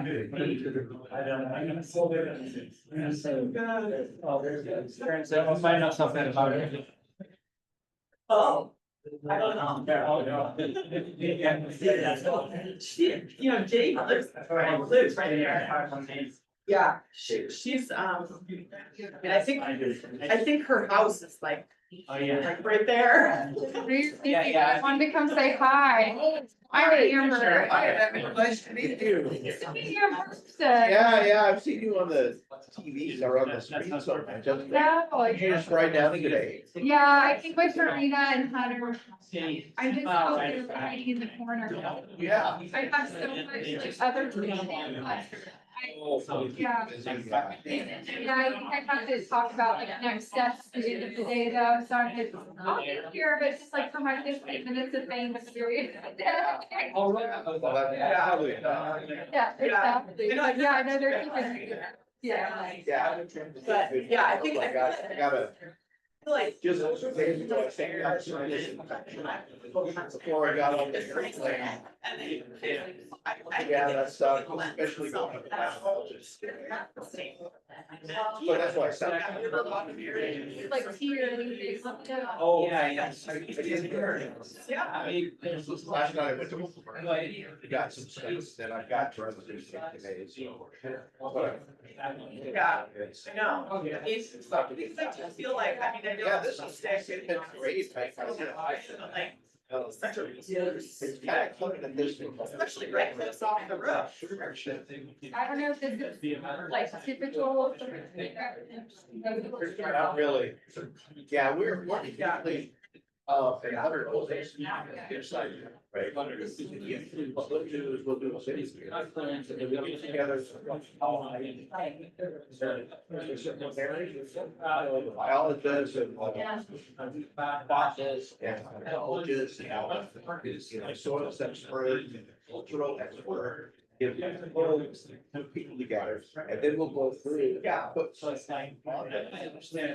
And what if. Right. All those people, let's say.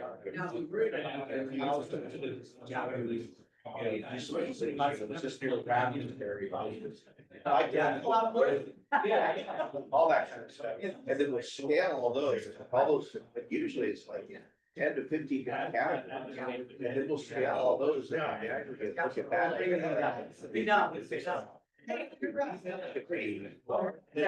Those are. So that's what I think.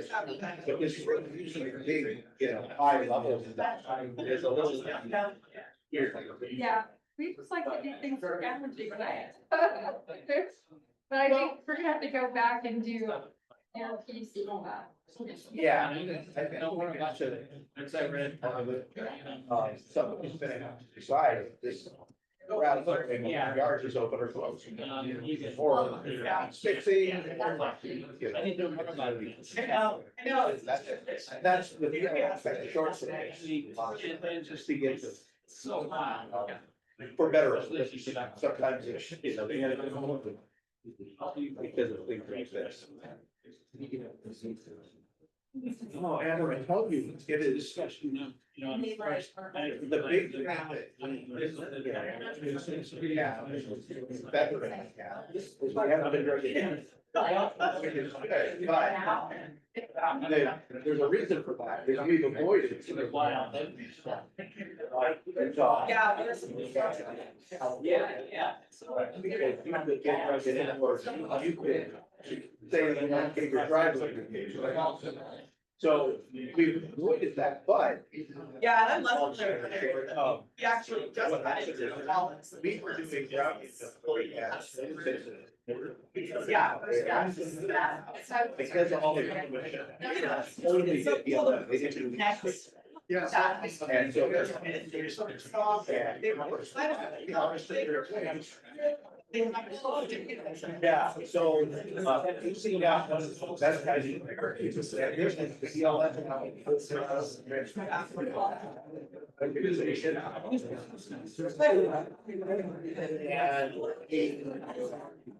Kind of here. I mean, that's what yeah.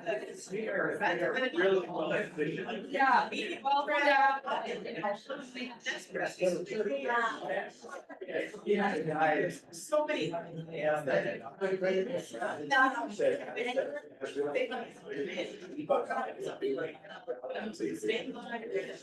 I mean, there's. So, all the bad.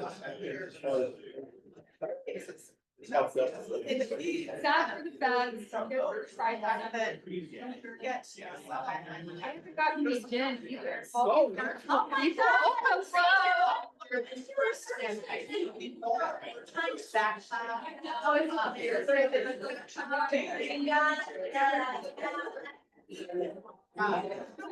it's like. Oh, that's right.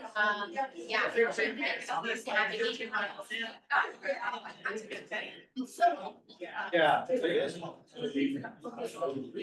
I mean, math, you're not there, but it's helpful as people are talking through ideas. Yeah.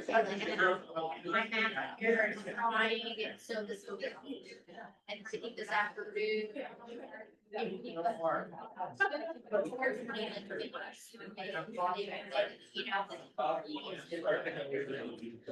it's what I expected, is that everybody has afraid a lot of.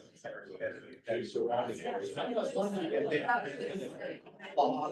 So that road There's a deal breeding, William. right. And now there's a lot. Yeah, we'll see. I mean, it's been nice to see so far. It seems like we're not seeing a lot of. So we'll see, and then if there's more discussion in the next 5, maybe they're gonna expand to other areas. You know, and see, because I know we'll hear from. Some of the other site board members, yeah,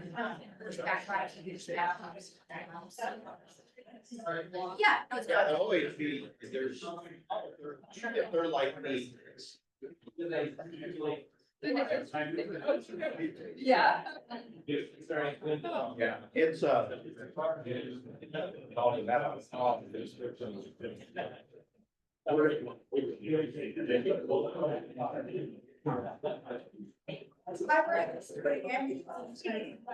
I think they will, it's like, they're other.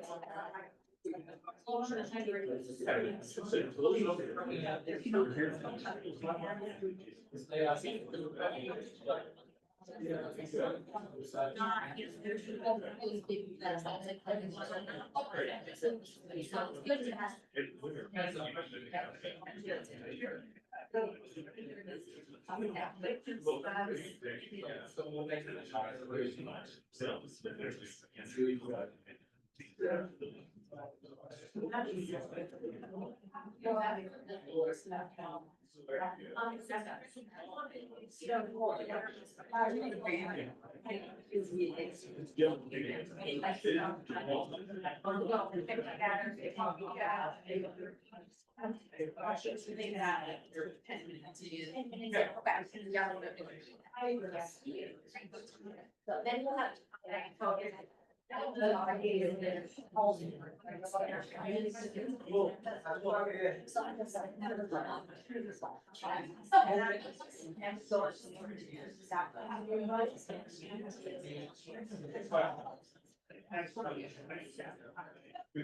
Yeah, and I think, I don't know if the folks are doing what that.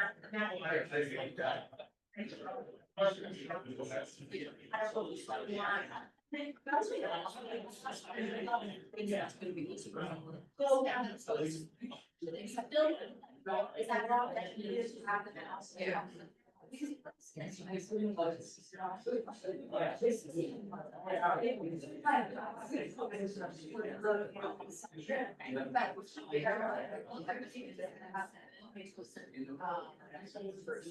Yeah.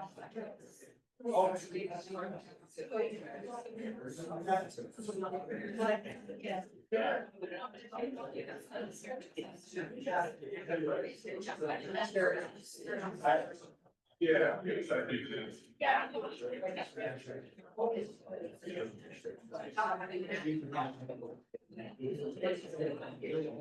Well.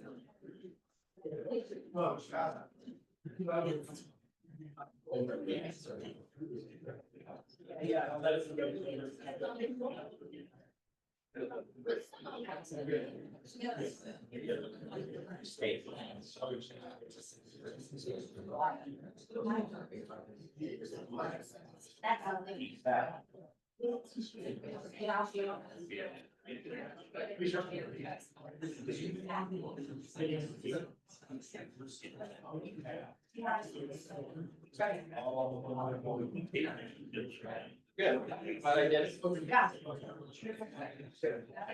Right.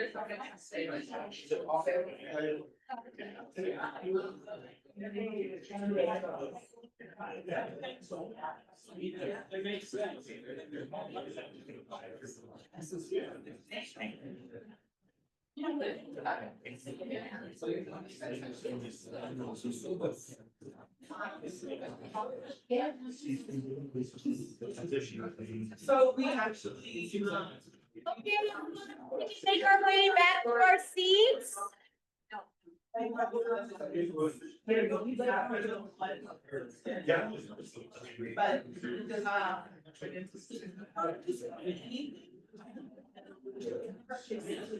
Last chance to get snacks and coffee for our next 5 presentations.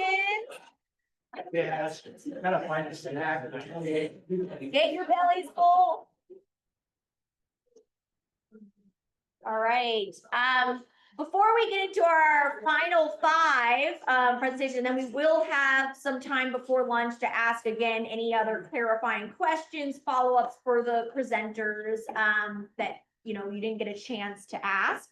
I just want to say, like, we're just so impressed and thankful that you all put so much time and effort into thinking about this and going into the inventory and coming so prepared. We know it's a lot to ask in a week and it's not a lot of time, but just really appreciate everyone. That's going to make this process, especially today, so much more productive. And yeah, just wanted to give gratitude about that. So with that, we're going to change it up and kind of have a 3-person team come up and share kind of their different ideas, but because they're interrelated, they thought it would make most sense for them to come up and utilize their time together. So Paige, Jim, Jerry, come on up. You guys have a good name. Handshake. So we're gonna talk about different things because we have different areas of expertise, if you will. So we'll go over all of this and we kind of broke it into, can you zoom out? Yes. We'll speak to the 3 recommendations. Jim mainly will, based on, I think it's D, E, and F are up there. The east side of Fish Creek area, B part of A, and then the west side of that. Jim has a local expertise as far as most of the OHV use. My background is more motorcycle, even though I'm the OHV president for Valley County. And then Jerry's kind of this overall. So we haven't talked about motorcycles very much, and there are different types of use for that and a whole single track part of that, as well as adventure motorcycle riding, which is primarily what I do. And an example of that would be, a usage example would be that I leave my house in Stevensville. I have about 180, 200 miles reach on my enduro motorcycle. Come across the top, come down Petty Creek, come over here, make this connection, and then riding here, come out Fish Creek Road and go back home. And that's a 1-day route, a 1-day ride. Another would be that I ride my motorcycle over and I disperse camp. And so you've got the camping areas here and whatever else is proposed in the future. And I do day rides from there. Another one would be that I bring my truck and my trailer and I spend an entire week in this area, not just in Fish Creek, but other locations as well. I really struggled with the map because it's not how I've done project planning in my career with the Forest Service and fire management. So I didn't spend a lot of hours clicking around, but this is just an awesome product. I've never had this type of thing with the routes, your 300 miles all mapped and written in pictures, and what a great tool. Where we had areas that aren't mapped and I couldn't do the overlays for the IRAs and the WMA and proposed wilderness, etc., is where I can't put that picture together. So this afternoon, we used a map that was produced years ago with a ton of time and effort that went into it, and I can't come up with 3 suggestions from Paige's standpoint based off of what I did there. But I can say for the motorcycle use, you've got electric motorcycles now of different classes, same as e-bikes. And so the smallest electric motorcycle is about 135 pounds. You can go about 40 miles on it with the battery, and you don't even need a motorcycle license to ride it. So then we're in the terrain of e-bikes and needing similar types of routes. And then you go up to the biggest adventure bikes that are out there that people are still doing trail running on. And in the strategy that I picked out, where you highlighted this on a map, there's, I think, 4 loops in there, but they're all on roads. There's only a small portion of a trail down here in area C or the bottom of A, I forget which, that's actually a trail. Most of the off-road vehicles, they don't wanna ride on a 2-lane road with a bunch of dusty conditions either, they would like a trail. So the recommendation in these 3 areas would be to develop some of that trail use outside of what is existing. And separate it, I don't wanna spend time repeating what we've already said, but obviously the horses, motorcycles, we share trails, we do that down in the Fair. But it's not an ideal mix, you would have some separation. Sorry, Peter, you said 3 areas? So we went, this is one area for what we're gonna talk about, this is one area and this is one area. Okay, Cause with the OHV thing, I can cover this whole entire thing in one day, that would be one route. so it's into the Forest Service. Wait, right, Some of it, with the further reach, you need those connectors in there. And then to switch gears, I talked with Liz about this a little bit when we were out there on that last field trip, and I can't help but look at the landscape without addressing fire, because that's what I did as a career. And we can have all the great planning in the world, we can all want the same thing, but if we get a high intensity fire in here, you have nothing. And no one's gonna come and recreate, you lose all the habitat, the fisheries, et cetera, et cetera. My experience is when you start closing roads and you do environmental processes to back that up, you have laid a road for yourself into the future. And if you have all these access roads, and I agree with what you said, we don't need all those spur roads. But DNRC and fire management should be at that table to say, what do they need for access in each of these areas? If you open that road to the public, they will keep it open, whether it's the, horseback group or hikers or whoever, but the OHVs carry chainsaws, a lot of them electric chainsaws.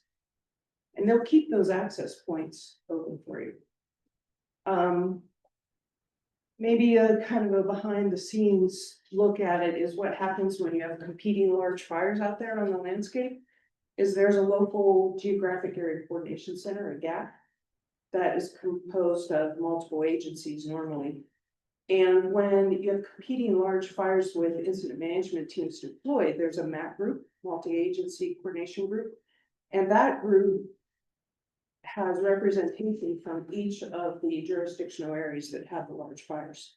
They decide what the priority is based on fires. So when you're limited to hot shot police, helicopters, you name that thing, they're deciding which fires are the priorities. In my last position, I was operations for the northern half of California, and it's a busy fireplace. You quickly run out of those resources, and so from a strategy standpoint, I would take a fire here and stop it at a small size before I'm gonna dump a bunch of resources into a large fire that's just eating resources left and right. You put them in there and you don't get them back out for 14 days. So the park is in the perfect position to define what these access points are to support fire management, both prescribed fire fuels management and fire suppression. And while I agree with the seasonal limitations and whatnot, if you can keep these routes open the gate in the summer when people can clean them where they make sense, rivers, ridges, roads, mid-slope, and do that. Support a healthy landscape here in the future. Jim.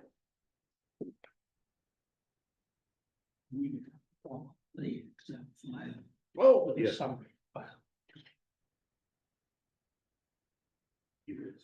I did use this map that provided the WFP inventory that they took place. We used that as analyzing, did another variety of it because I overthought Cody's task, and so I ended up in an Excel spreadsheet. Tell me if this is the one I got yesterday.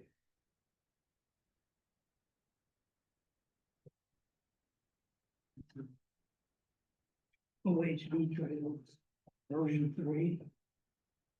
This looks like You know. number. Go on. So you can have. Yes, go over there, okay.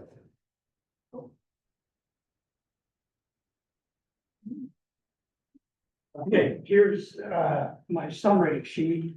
These are priorities that I made up.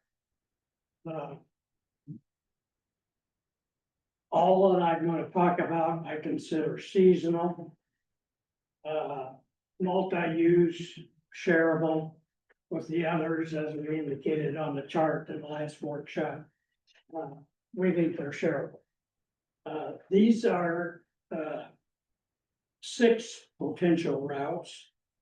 And when I use the word road, I'm referring to road, because we have to use the main road to even get there, unload. It also means trail or 2-track. And OHV, I'm referring to ATVs, side-by-sides. Up 66 inches. I don't consider pickup trucks when I use the term OHV.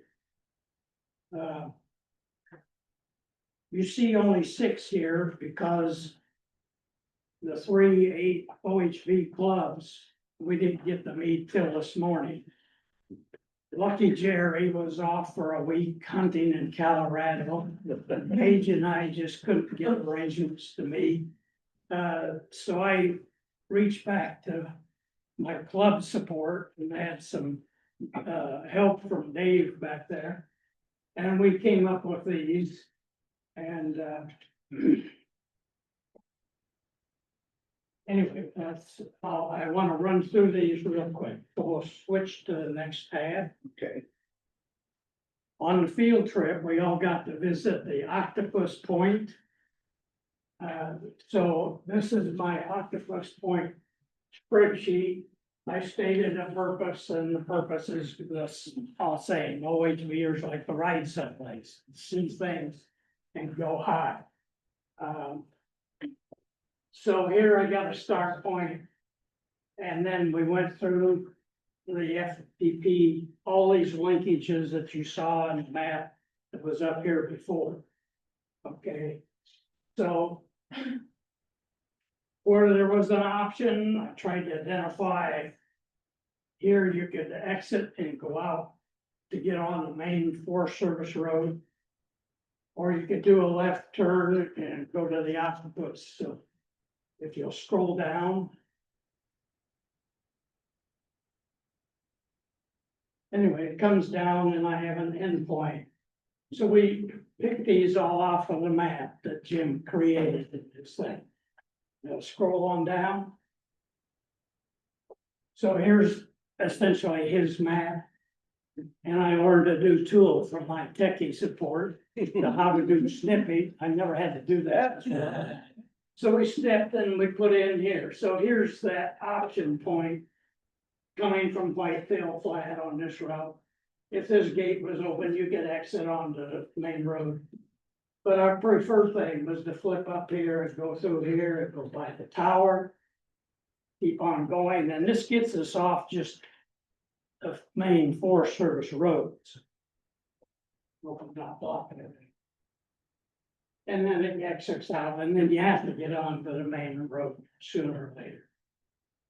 Is there anything below that? No. No, okay. Next tab. This tab is, talks. You go up to the top. Oh, yeah, back up at the top.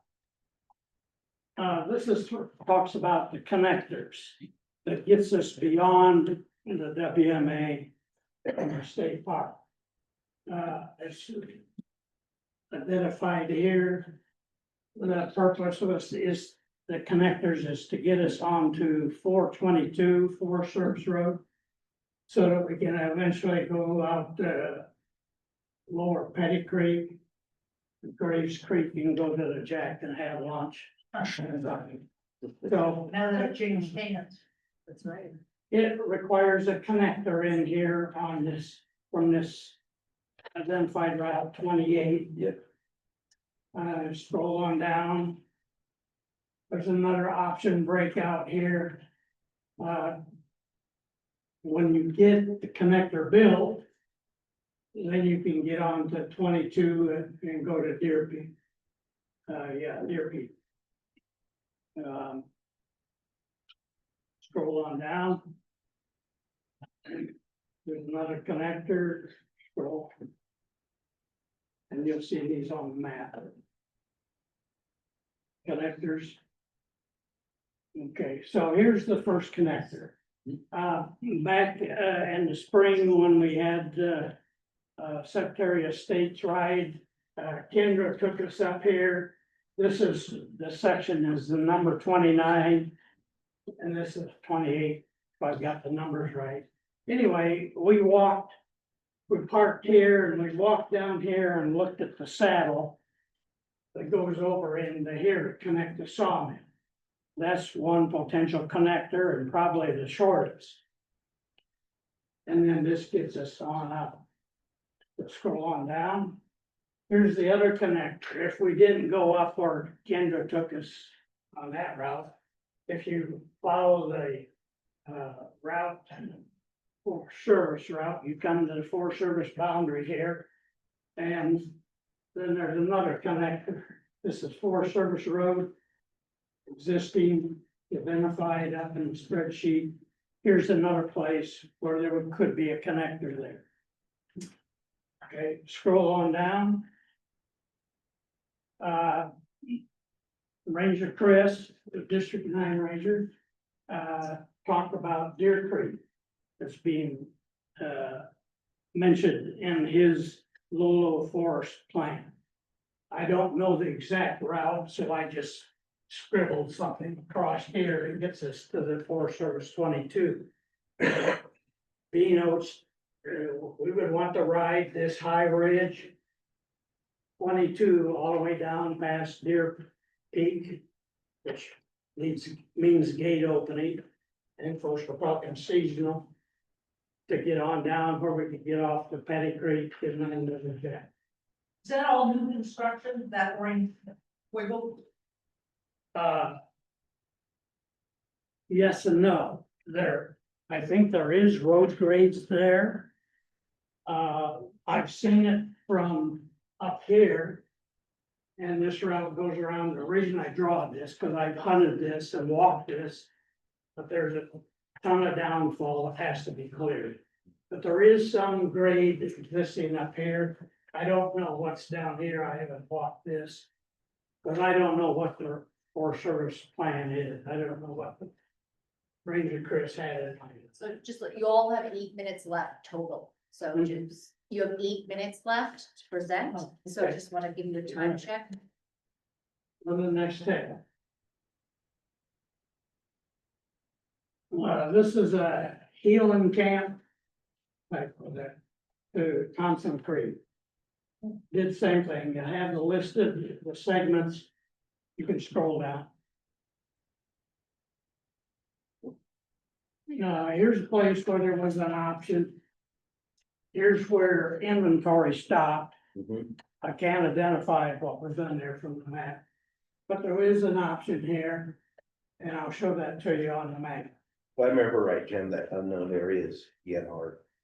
That DNR, crosses yeah, I don't know, we didn't have maps for what DNR meant. Scroll on down. So this starts at Healing Camp, we picked out all these segments. Get down here. Here's where the inventory quit, don't know what that is. Scroll on down. And then it has an exit out onto the main Fish Creek Road. Scroll on down. Go back here, up here.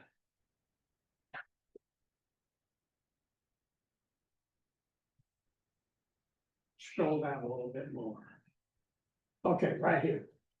One of the options that is identified up there in the spreadsheet occurs here. When Willie Peck first engineered that, he was starting out at Deer Creek. He's coming up here, and there's a gap here.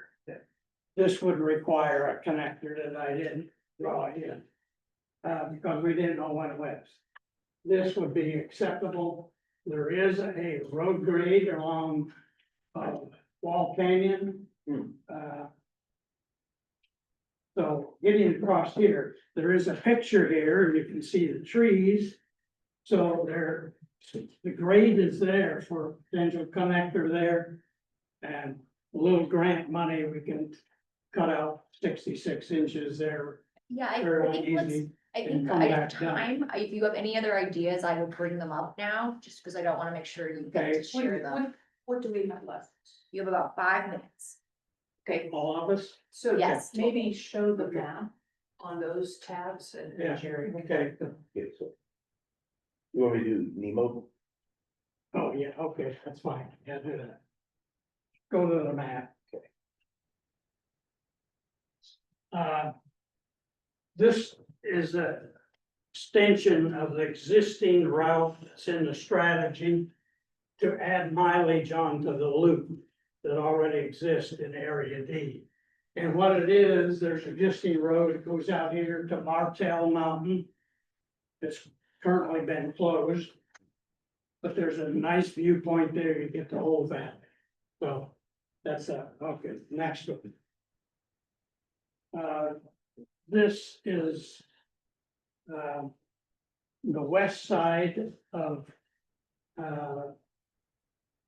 Williams Pass, starts here. Looks like a connector would be needed there. That completes a loop over there. We're gonna scroll down a minute. Here's another, so we'll go a little bit farther. This is the road out to Clearwater Junction. This is currently gated, but there is a route up around through here. And we need it with, I think this road grade exists, may need a connector. So that's going to be the last time. So to tie into these last two that Jim showed, there's plenty of opportunity out there for single track motorcycle, which can also be used by probably e-bikes, just because of how long it takes to get there. And we would need more time to look at this and talk about it. Jerry, go ahead. You have about 3 minutes. This probably won't be real popular, but obviously with UTVs, we need a lot of ground, a lot of space and stuff because, while we're, a lot of groups have talked about shrinking this down and stuff like that, we're trying to get out of that area as much as we can, so. Myself will just be recommendation.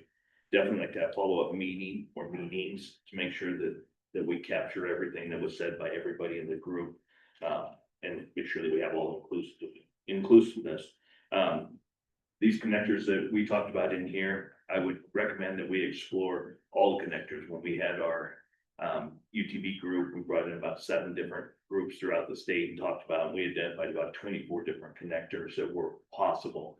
Understanding that there'll be things that we have to shrink that down, but with Forest Service, DNR, all those. I recommend that we explore, I know you're contracted for 300 miles, but we've clearly identified that there's a lot more miles in here. I suggest that we overlay that and take a look at that to help with disbursement of the UTV population too, to get us out, because everybody's up there in A, seems like, so. And then all the spurs, I agree, if we can close some of those down, especially if we're talking about road density that I know you guys get hung up on, then maybe we can trade some of those for mileage in the loop, to help with that. Strongly recommend that we're able to open the different gates, because as Dr. Jim here, 80% of what we looked at was behind closed gates. I haven't heard anything that says this is gonna change or anything like that, so I'm concerned that there'll be too many areas that get locked out at once. Recommend that we develop trails versus roads. Nobody likes to ride on roads. We want trails very much like the bikes, except with contours, obstacles and stuff like that, 66 inch. So try to push, I'll type this all out, I'll send it to you if it will help. It was earlier in one of the slides, we recommend the long loops, and then we also have destinations, again, to disperse the ATV population that may come. for this. We recommend that we have to make this a destination for people to want to come to. I know there's people in here that want it all to ourselves as Montanians and stuff like that, but the reality is this is a park. It was gonna be a UTV park and all that, so there's gonna be people to come. I can tell you there's a lot of interest right there. It's 500 people that signed a petition that want this, from UTV population. I'm sure there's groups in here that don't want to hear that. But the reality is if we can open this up and get the Forest Service BLM land, we can disperse that and make it very useful for everybody. In addition to that, with the UTVs and ATVs, there's the permit process. We have to pay permits to go into different areas, which allows a funding source to help with maintenance of these trails for everybody in there, through the grant process over here. They do a lot of that. So again, it's a great opportunity to help Forest Service, and parks and stuff with these grants so we can do projects. Sorry, I didn't leave any time for questions. No, that's good. Thank you all for providing that. And I think we'll have time for questions after we listen to our 2 other speakers. So thank you all. Yeah, if you do have questions, write them down and we'll get to them. And then, Jean, you look like you're poised and ready to go. Okay. Although, so I kind of have problems following directions also. And I approached this by looking first at the 2024 Fish Creek Strategy Plan. And I just needed to review the guiding, I needed to see those guardrails. I reviewed the guiding principles, all of these things we've discussed during this workshop, but I reviewed the guiding principles. I looked at the key directions, which for the purposes of this exercise is trails planning.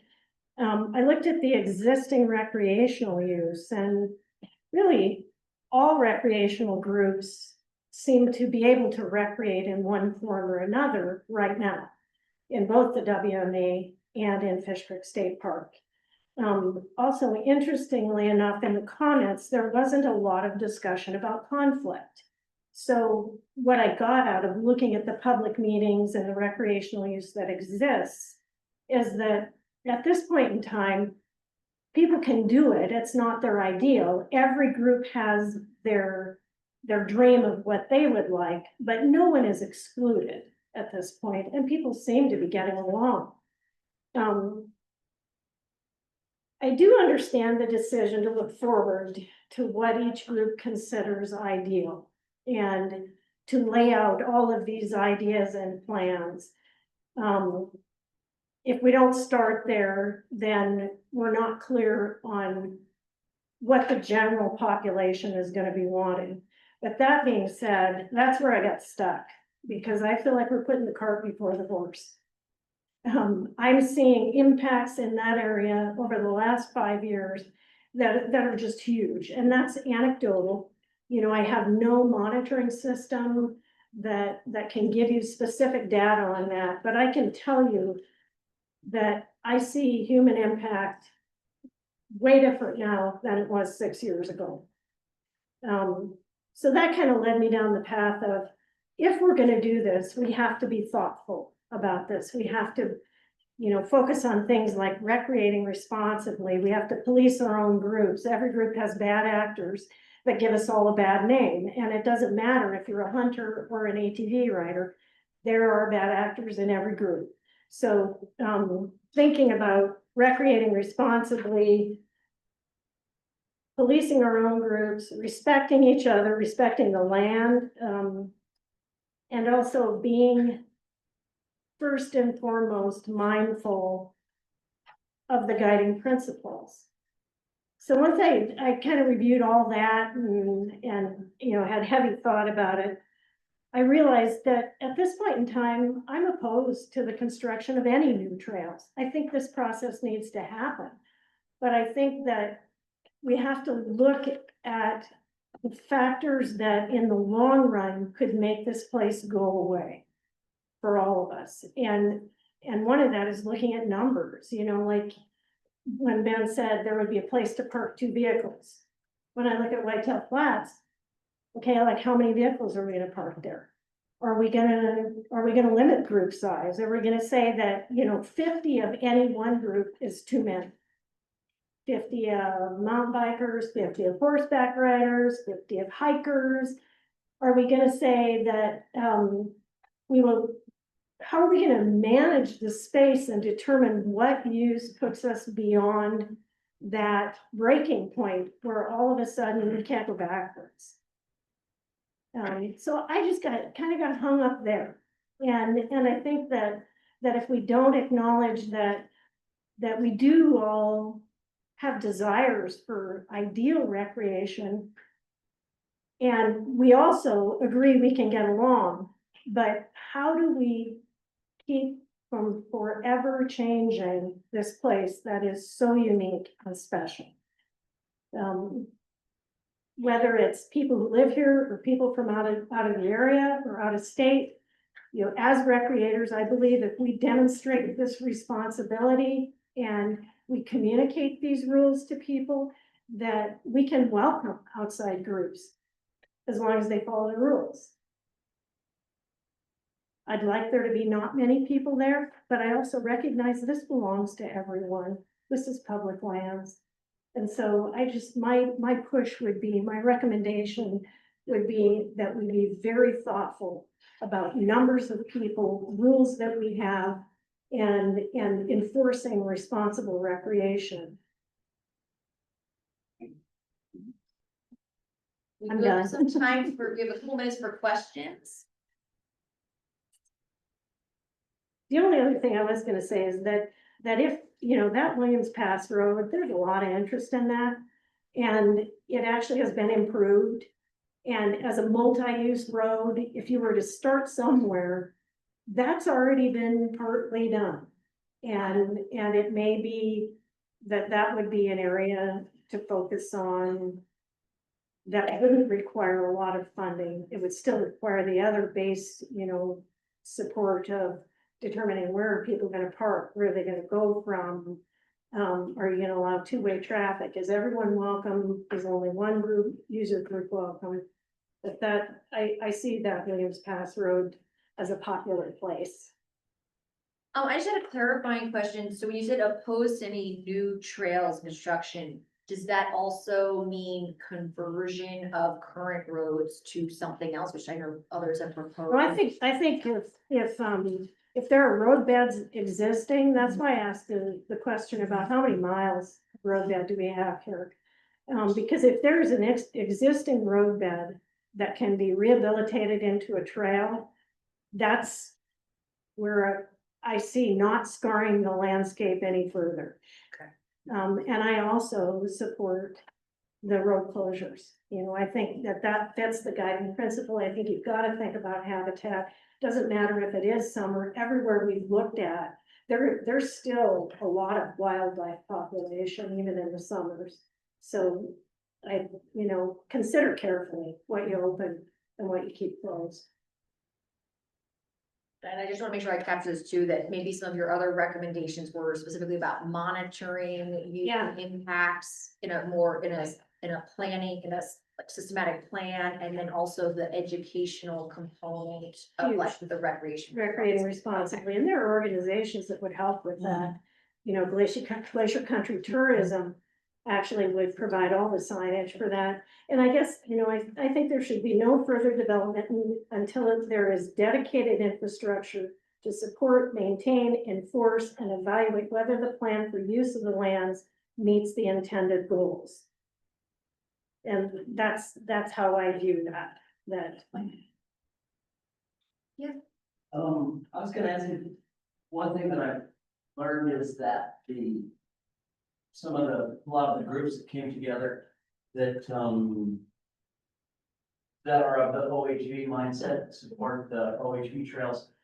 They also proposed an area in Whitetail Flats to be designated for safety, education of safety ethics, and that type of OHV training to try to be proactive, educate visitors, young people on how to interact. Teach people how to interact. Like some people don't know what to do when they come across a horse on the trail. And being responsible, and there's tons of information out there that's available from the OHV community on being a safe rider and ethical rider.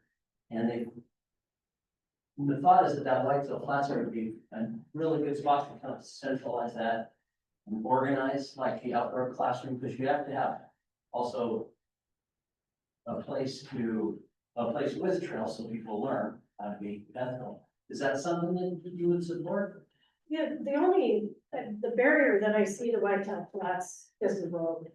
And you're gonna develop that, you're gonna have to develop a big parking lot there and put toilets and all, so I think that would require development. I would like to see this implemented soon, so what's wrong with Big Pine? And that would be fantastic to have that kind of education going on. The other thing that I see is huge for all recreations is invasive weeds. You know, like, are we gonna have to have a wash station so that we're not, I mean, this is like, that might sound a little radical, but you know, really, this is, I mean, I see it on our own land. And it comes from the road. So, but I see Whitetail Flats is gonna require a lot if you're gonna develop it for multiple user groups. Well, that may be a good I think this afternoon, when we're talking through some of these things, that would be some of the considerations that people bring up, right? Like, if we do develop it, how do we do it and why, right? Is it for education? Is it for act, right? So I think some of these things will come into play. And that road, we start putting a lot of, I mean, like, everybody here is probably safe on that road. There are a lot of people that aren't. So. Thanks, Jane. Last but not least, we got Ken. Can we just do area A? Sure.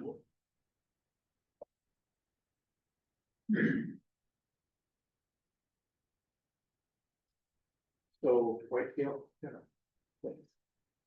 So, for horse use, you need a place to bring your horse trailer and, you know, a place to mount up and everything that should be separate, from other users, because you just don't want conflicts. And a lot of people don't understand that sudden movements or noises, can be a problem. I know I was at the Rattlesnake horse facility and a guy comes running by and he had something in his eye, so he just quickly looked at the mirror on the truck, and it spooked the horses. You know, they didn't know, they hadn't seen that kind of behavior before. So anyway, so for us, probably in this area in here, maybe 5 to 6 miles is probably it. There's some other groups that are talking about trails. You know, there may be some compatibility with bike or e-bike. You know, we're not really interested in riding on roads. And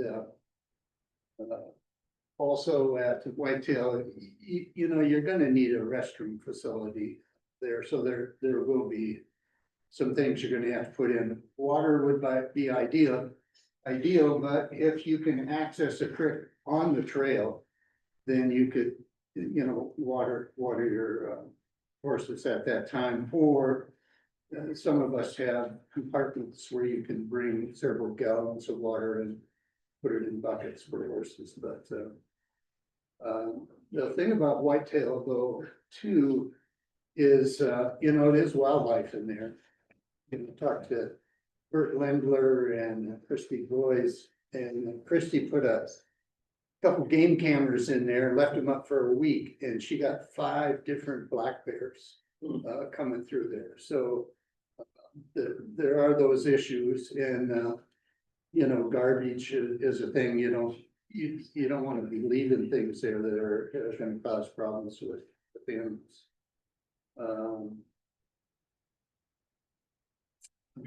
So the other one is building more roads.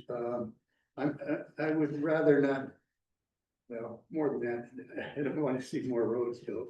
There could be connecting trails to make a loop. I understand people like that. I do myself.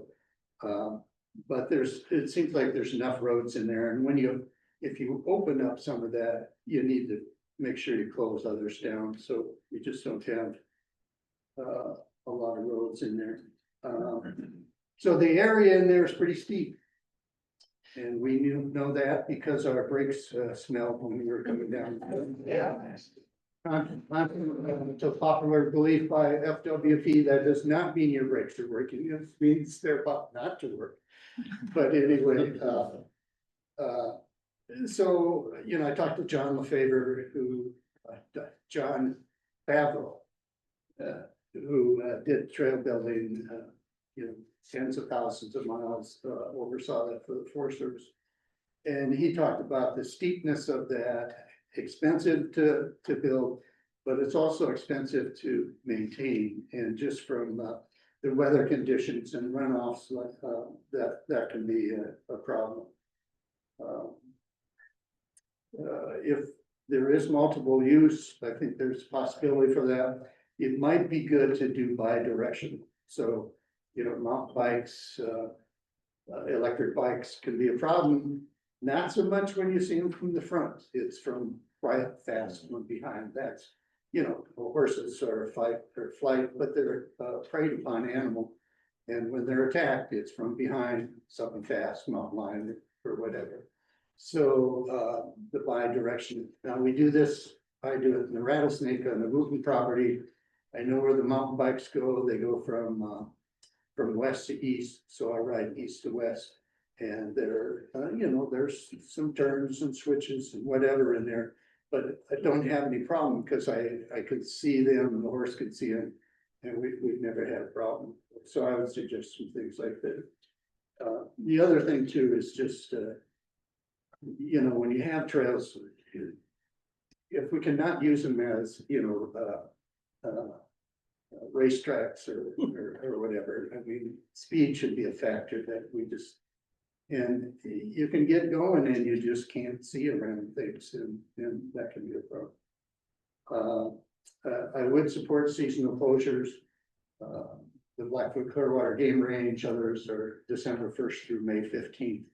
I think that's reasonable to give animals a break. Winter's hard. And so that's numbers for horses. Yeah, I think you need to keep your numbers down. We do weekly rides. We limit it at 10, and we like to keep it below that. So, you know, I'm not interested in taking 15, 20 folks riding in there. On the same token, there's a group that's not here, and that's the running group. And, you know, they have these races, 300 people. Yeah. I just don't think that this is an appropriate area to be doing that. And I guess the thing is, there is recreation. It's probably one of the biggest challenges we have of how do we recreate responsibly, and you know, number speeds, knowing other users out there and respecting those and expecting that they're going to be there. So that's about what I have. Thanks. We do have a couple minutes for questions. I thought that was a really good point, that the runners aren't represented. You know, something to think about. I just have just a clarifying question with, so you're primarily interested in area A for horseback riding, is that accurate? Or is there any other areas you're interested in? Not only is it area A, but it's a very small 5 to 6 miles. It's, Okay. you know, it's steep terrain, the roads. I'm sorry, you know, I just, for one thing, there's a lot of up and back, but so you're going all the way up and your horses happen to do that. It's just not very interesting to me as it is to, you know, some of the bike folks and stuff. And then it's hard on a horse going downhill. So to do it for several miles where you're going down is just not a thing. So I would say if you're gonna have multiple use trails, you're gonna have to look at construction again. It's just the type of terrain that really justifies it. So.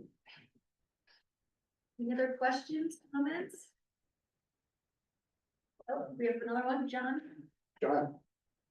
just, you alluded to events, 300 runners, and things, I just, John runs events, if you, would you consider when I need to ask Sean Randy the same question, but would you consider trying to organize an event in Fish Creek?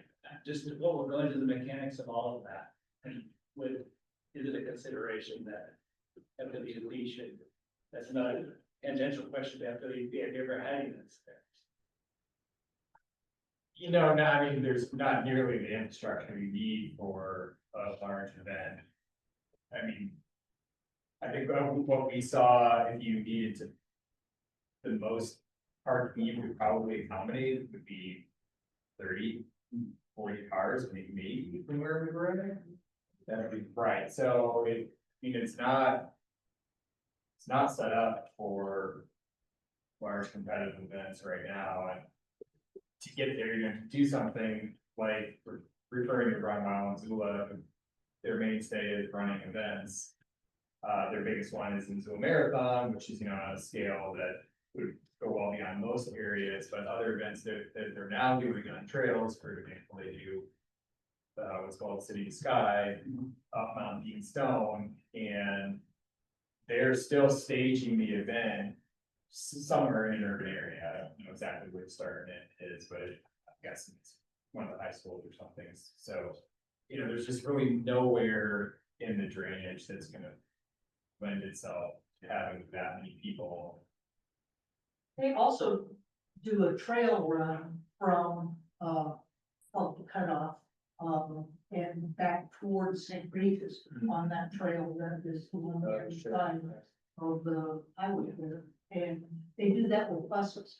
Yeah, I'm trying to get out of the events business, because, for a number of reasons, but I know that there is a need, there are others who are looking for landscapes and areas for large events, and so, that need is out there for sure, but it's not my organization's priority anymore.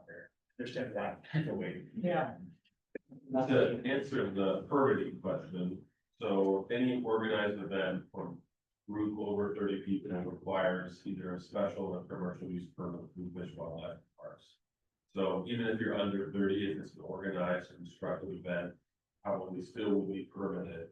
Then that just goes through our permitting process for the state park and the And does that consider such things as parking and restaurant facilities and things? We do. Some of our permits for our larger events, we require, for example, portable toilets to be brought on site because we don't have the capacity when there is not one, right? In terms of Fish Creek. So we can specialize our permits to accommodate or request, to be able to approve those commercial and pleasure for us.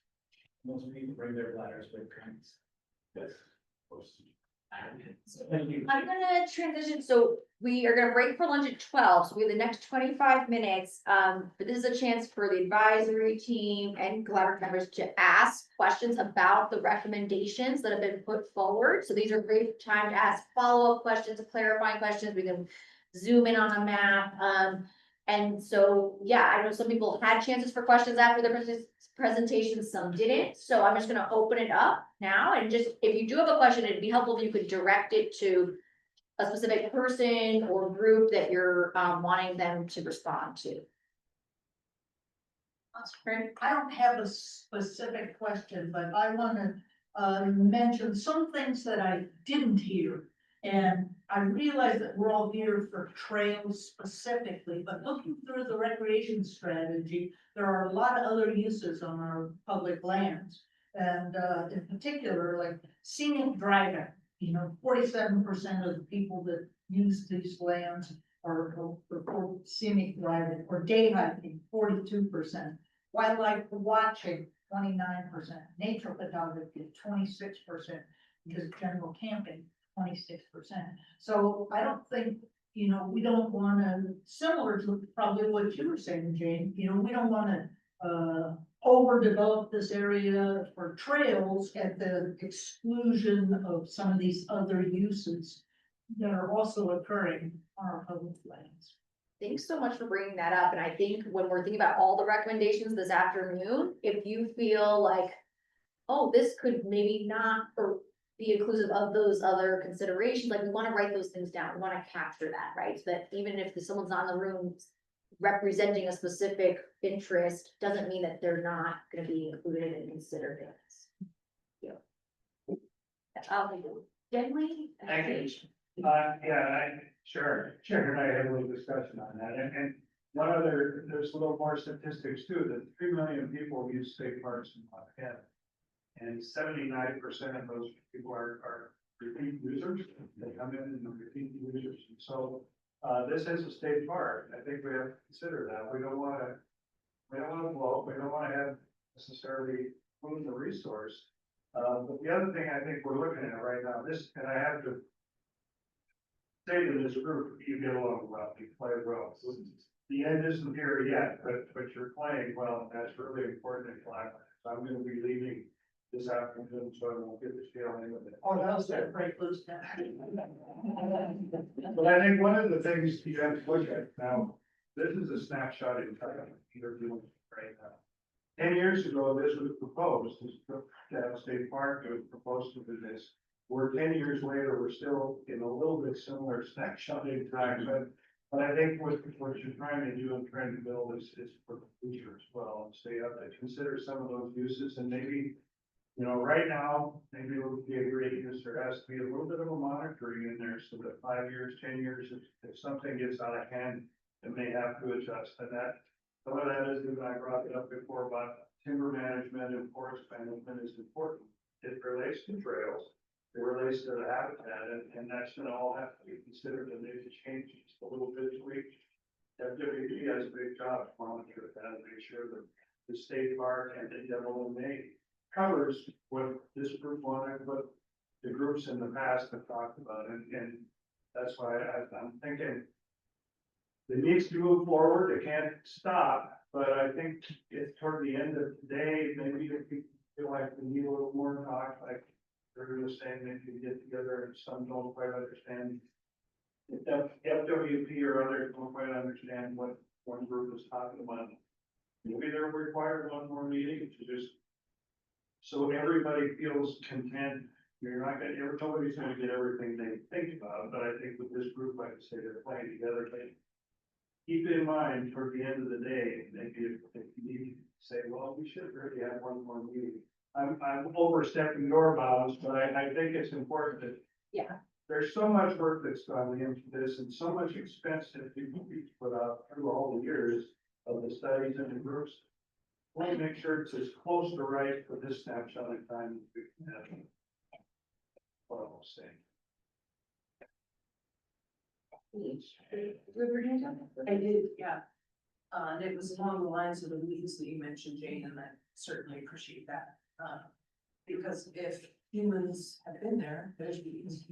And the mention of the weed wash station, of course, large fires, you have weed washing equipment, and that happens with everything that goes out there. So the way I look at that whole weed thing is if people been there, there's probably a seed source there. And it's already there. It's a matter of how do we mitigate it and eradicate it and manage it in the future. And then when I was talking about how fires are prioritized, and Fish Creek State Park is never going to rise to the top of the priority. There's just not enough there for that map when you're looking at big fires to raise this area to the top. You have to look out and have some roads and, you know, some campgrounds, but if you want more information about it, you can go on that GAP website for the northern region, and there's a mode guide in there that talks about, I don't know what it is today, we'll say 20 items that the MAC group prioritizes fires with, and the state park can go through that and look at it and say, okay, this is what we can do to raise ourselves in that priority when it comes to fire suppression. You're competing with other large fires. And I just gotta throw that plug out there again, DNRC and fire manager, they've gotta be at that table, so when you're talking about closing road structures, that it's done. Fish Creek's the direct protect, fire protection districts, the 9 Mile Ranger Station, we have an offset agreement, so the Forest Service actually protects Fish Creek. So but DMRC still has jurisdiction? No, not for suppression, direct fire suppression, no, 9 Mile districts. With our offset agreement. And they have financial. Yep. Yep. Judy, did you have your hand up? John? And Ben? Okay, John. I just appreciate, Jane, your remarks, especially being a neighbor resident. And when we, in the last process around the rec strategy, there was a lot of context given around increased visitor use, especially related to pandemic recreation, largely, I think, at that time, coming from out of state, where there were maybe further restrictions and, or just folks spilling over looking for either low-cost destinations or lower regulated destinations, and that was, I think, a lot of the sort of, as I remember, the driving emphasis on why some planning and strategy was warranted, because there was such an explosion of use. The word was out and not all use was going so well, as you mentioned. So I think I appreciate you calling back to that. And I think, I just wonder, to the point about if there was a more managed or directed strategy and plan, do you see that as a potential positive or potential benefit where, maybe instead of 12 campsites, dispersed campsites, it's reduced to 8, or hardened surfaces are in select locations so that it is a little bit more of a controlled environment as far as human use in the area? I'm certainly not opposed to any form of recreation. And I think that it is easier to expand what you do than it is to contract. And so guess when I looked at it, as far as, could we all have what we want? Yeah, maybe one trail, but not a big bunch, because it's not a big enough area. And having a whole bunch, and wouldn't meet the guiding principles of the WMA, nor would it improve the quality of our recreation, because we all go out there because of what it is, and the good views, and the wildness of the area still. And it's not really very wild in a lot of ways, because it is quite sprawling by many different uses. But I think that, if you took each form of recreation and said, which of these can we combine? So that maybe there's gonna, let's say 30 years from now, there is one multiple use trail where everybody who just kind of wants the easy trail or whatever, they all go on that. And they can pass each other, and there's rules, and then, do one trail for user groups who have more specific needs, like yours, or horseback, or OHVs who are saying, we want something bigger, or we want to connect some of these. I would stay away from opening a bunch of roads that are closed now, because they're closed for a reason. So do low impact, pick your lowest impact recommendation and consider those for each user group.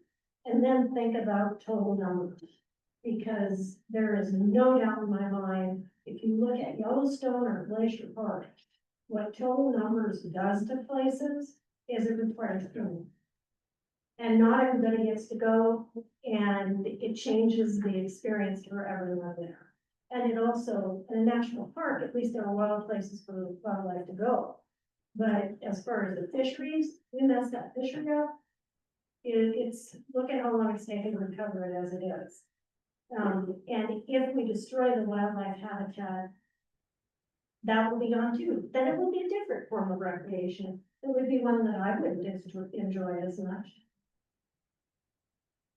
But I just see this as being a really thoughtful, process to something you're not gonna have to throw out there and then reel back in. Oh, guess what? You guys have to work all that work to make that trail. I would decide you can't do that trail anymore. Because, and I think what I'm not clear on is how are we gonna monitor this use? You know, I believe all of us can police ourselves. I think we can be good examples. And I think we can contribute to the recreating responsibly, but how do we know where that threshold is?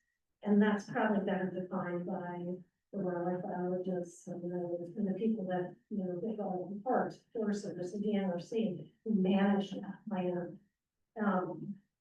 And maybe for each of us, that threshold is different. You know, like the numbers I might tolerate might be different than the numbers that you might tolerate. I don't care really who comes as long as they respect the character of the land and they take care of it. Okay, I'm gonna go to Ben and Sharon. Okay, Ben. I've got a question for two groups. Let's start with the Johns with bikes. The Johns. I used to have a housemate who was an avid mountain biker and not only during the summer, but he also loved to ride in the winter, and not only in the winter, but during the night time in the winter. And eventually he dislocated enough shoulders that he gave it up, but do you guys see your season being a 100-day season, 150-day season? You know, people aren't gonna wanna ride in the winter here, are they? Or at night? They do in Jackson Wild? I mean, I think majority of use, 95%, I think would be no earlier than mid-April. You know, the seasonal closures aside, in terms of practical access on shaded forested slopes.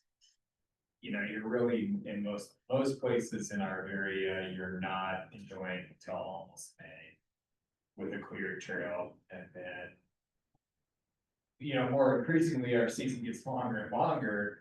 But, you know, typically we view most of our areas as wrapping up Halloween, mid-October.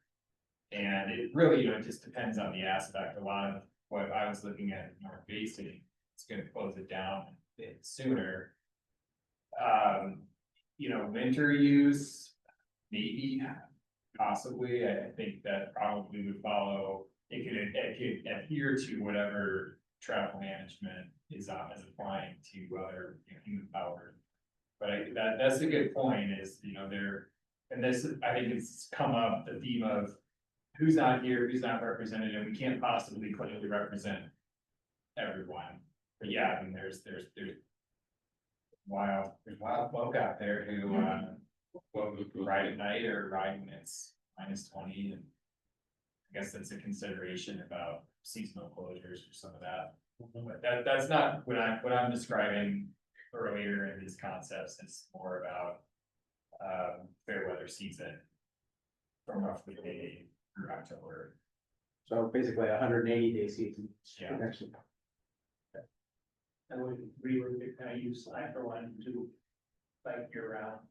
But what happens is the use goes from not the mountaintops to the paved roads, to the Bitterroot Trail, or to something where I can get out for a ride. It's safe. Yeah. So I think there's a migration of use, but I think it like at Fish Creek. And I don't see it as being a lot of demand. Yeah. Other than 180 days, so.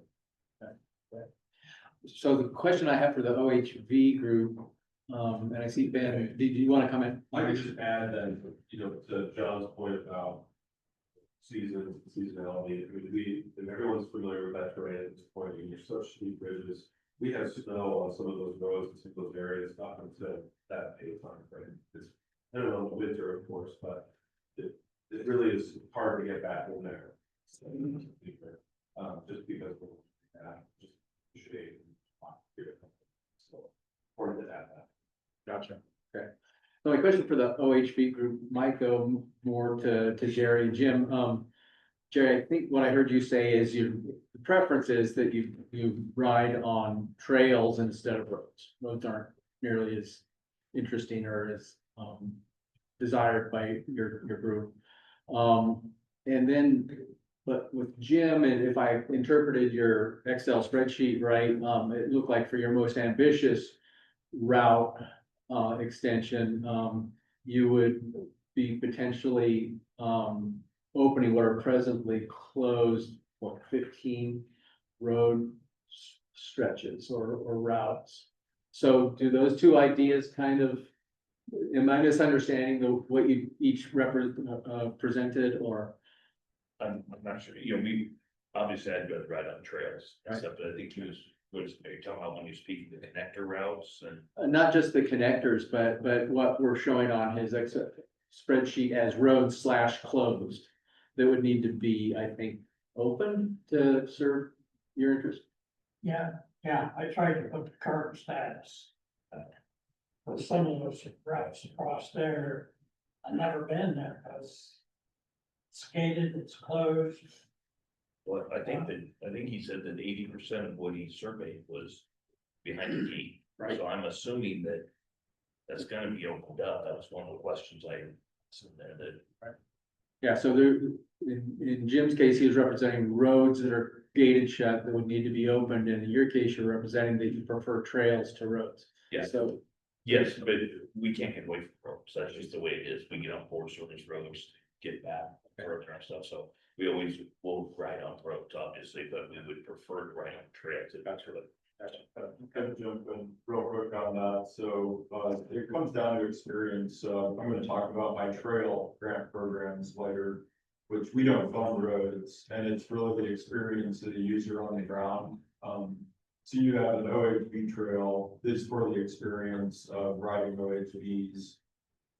Where an access road, yes, it can be used for scenic driving, but it's more about the access, less about the experience, or a hiking trail compared to just a utilitarian sidewalk. That's kind of the distinction. I think a point was brought up, maybe in the last meeting or somewhere in there, that we can use the existing road prism. We don't have to build new roads. We're in this fortunate, you hardly ever see the opportunity right in front of us right now, where the roads exist and we mindfully decide what to open and turn into a trail. And there's plenty of guidelines out there and groups that do that to make a nice trail system. Yeah. On my maps in the spreadsheet, every proposed yellow line on there uses an existing grade that's been there. There might, the one example I tried to point out where the picture was, there are some trees there on that one off of Wall Creek. And Sharon and I had kind of compared our maps, our 2009 and our 2014. Those maps have those grades shown there. They're just not usable by us at the moment, at least for OHB. Yes, you can walk them. I know Willie has walked them in hiking. So only the connector route that goes into the Forest Service is where we're turning dirt. Okay, gotcha. Yeah. The connector routes obviously allow systems to be connected together and disperses, you know, so we get out of that area, so we're not all on top of each other in a. Also that spreadsheet tab, which Forest Service have, or Fish and Game have. They can, I have no problem with them sharing that, any other member, if you want to look at the detail when in. Can I ask just one other question about? Let's get to others, and then if we have time, let's circle back, because we're getting really close to lunch, so I just wanna be conscious of this. So let's go to Ken, Sharon, and then if we have time, we'll go back today. So Ken? Well, just to comment on, these roads, and trails. being responsible of it, or people, given the weather conditions, are choosing not to use it when you're, you know, they're wet and whatever, and I know Cody, had three options of roads to take us on, and then one, he said, you know, those, 11 passenger vans would never make it, so, but he also talked about the bugs coming down those, and so, that would be the thing if, you know, if we've got some of those roads in slope of steepness, what are we doing for erosion, and even the ones that are closed? What are we doing to reclaim them? So, you know, the spring runoff, if you can see these trails, it's not trail use per se, but it is the way the roads were designed. You know, they're all gouged out to, you can see the streams just running right down the middle of the trails. I'll just tag on that as Stokes, that when you've got a rut, channeled water, and that water eventually is gonna get into a stream, which is part of the fisheries that we're very concerned about. But that isn't what I want to ask. Thinking about, we've had various mentions of Whitetail Flats, and how to turn it into a big camping area, or a little camping area, or two dispersed camping areas, or whatever. But I think about increased use along that road, and I don't know what the road is called. I call it the Rivulet Road, but you know, the main road that goes along there. Before you get to Whitetail Flats, there's a pitch that goes uphill. That thing gets really washboard. And so I don't know who has road maintenance responsibility, the county. So that would be an increase, if we increase a lot of use with trailers or your motor homes or whatever going up there, there will be more washboarding on there, which is actually a little dangerous for vehicles pulling trailers. So that would be an increase of expense for them in counties road maintenance. To try to keep that road from washboarding and stuff like that.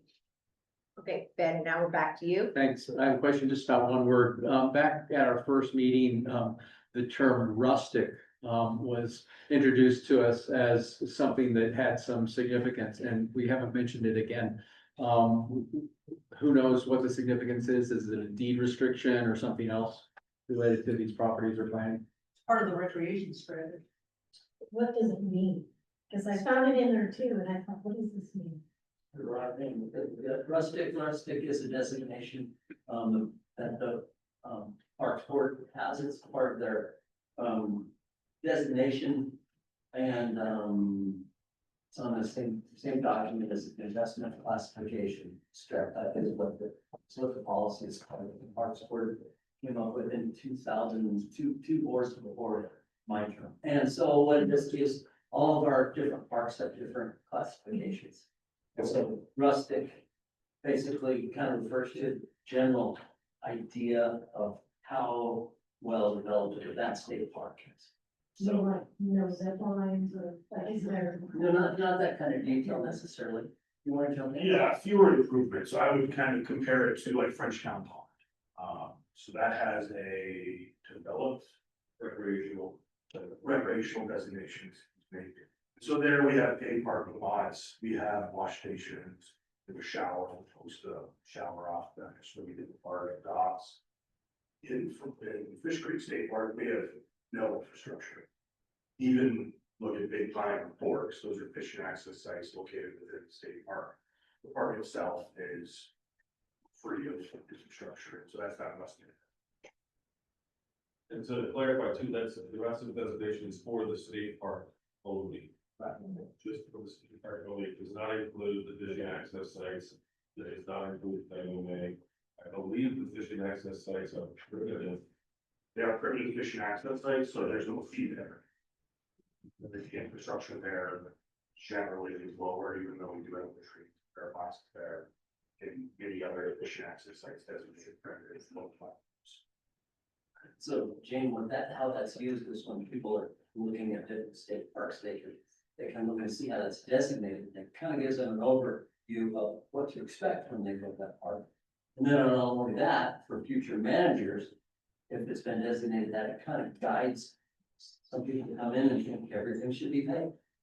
kind of guides there. It doesn't mean that that designation couldn't change, but the parks board would change. It's very helpful.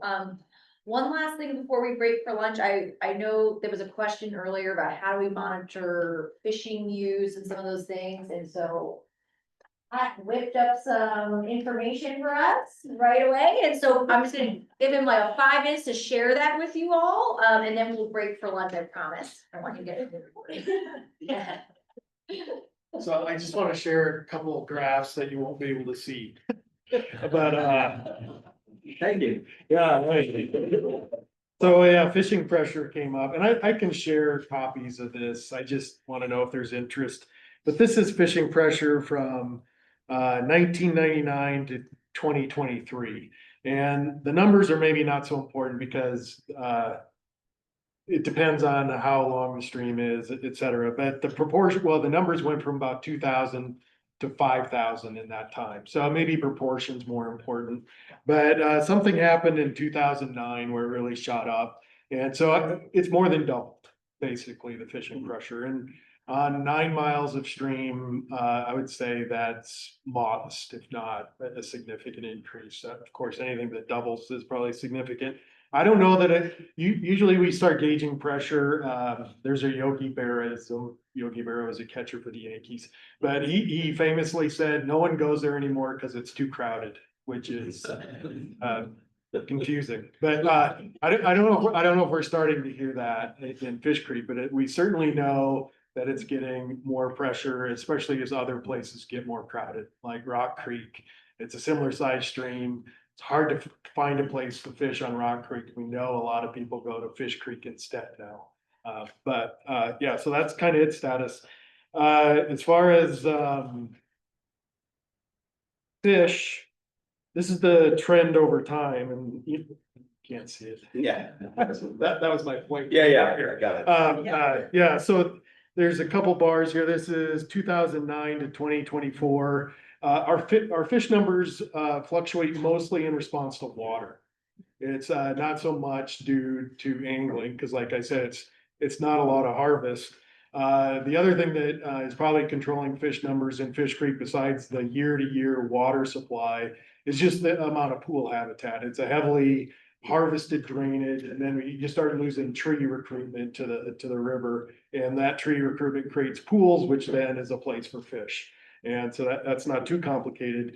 But one thing that isn't mentioned, and maybe you're getting at, is and we've mentioned the word experience. Fishing pressure does affect catch rate. So I guess that goes to the more pressure there is, probably the lower catch rate for anglers, maybe the less satisfaction, and how to manage that. I guess there's different ways, but most immediately for maybe your concern is access, and how to manage that, and how to create the experience or the catch rate that you're looking for.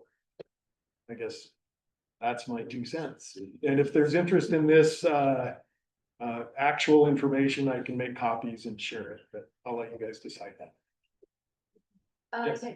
Hey, Pat, say for example, I think it was a great idea, hiking trail along creek. Really neat, same type of nature trail type of area, in that area where people fish creek now.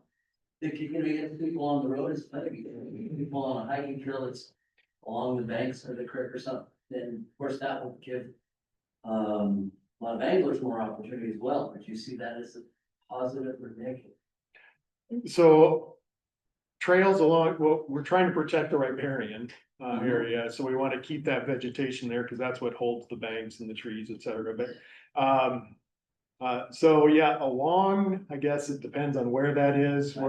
We like point access a little bit better, but you kind of have to work with what people are gonna do anyways, and then you want to manage that. So I'm giving you a complex answer. So yes and no, it depends.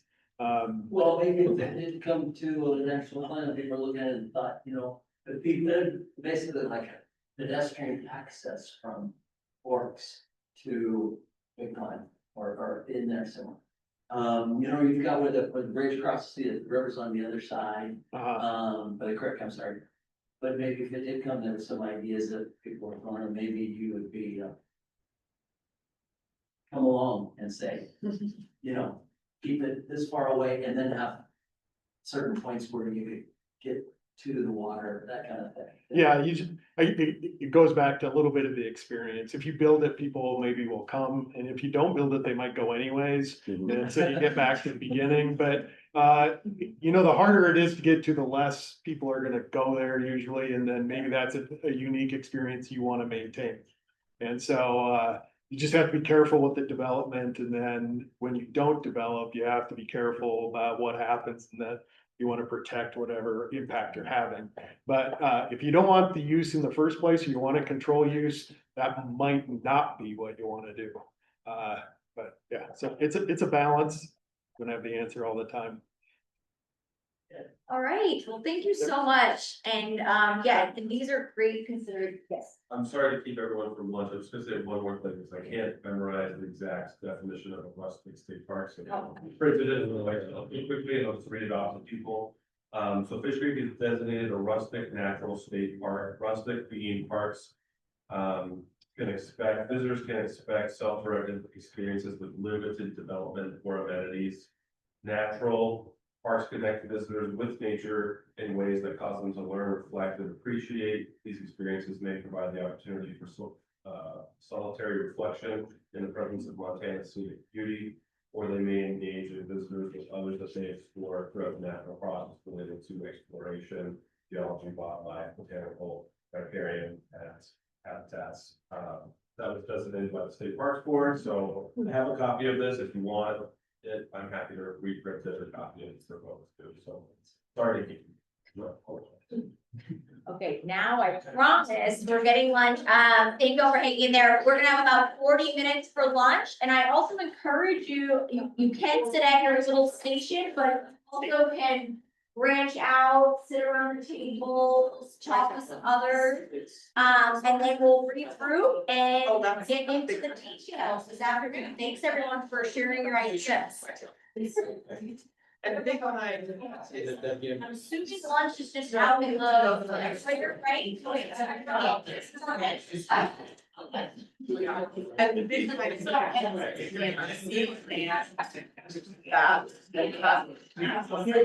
And you all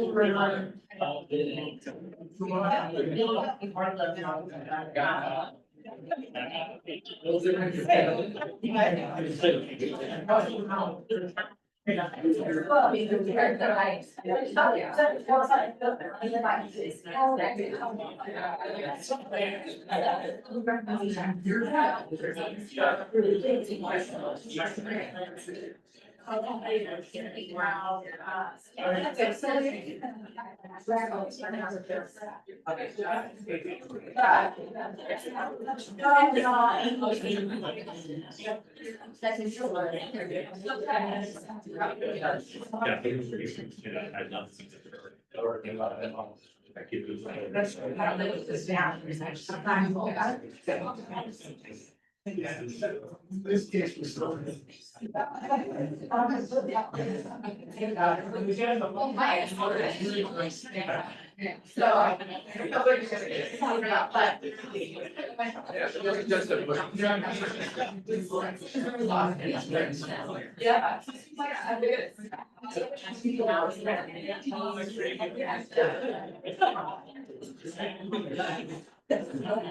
Well, is there?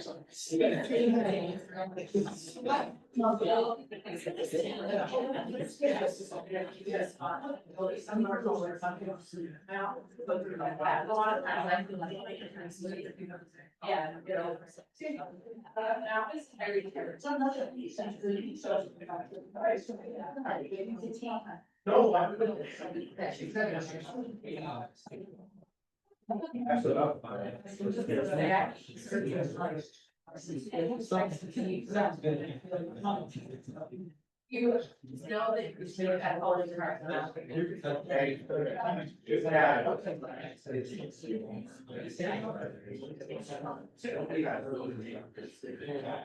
Oh,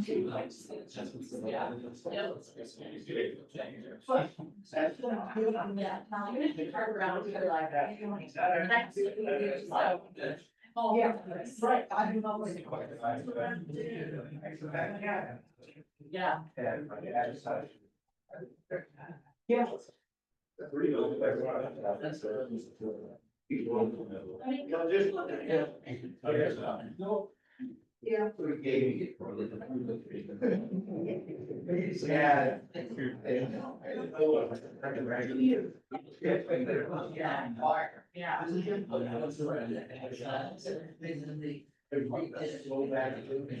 Oh, the stairs.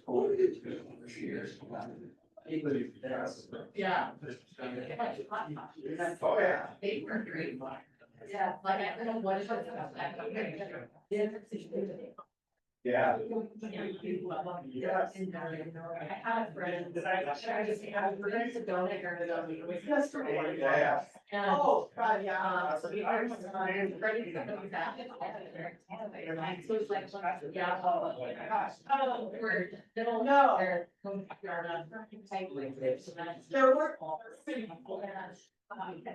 You know, we got kind of. So it was like, remember it's a diet. So we brought here, like. I don't know. Yeah. And it was a few were talking. Yeah. It's like, Yeah, so.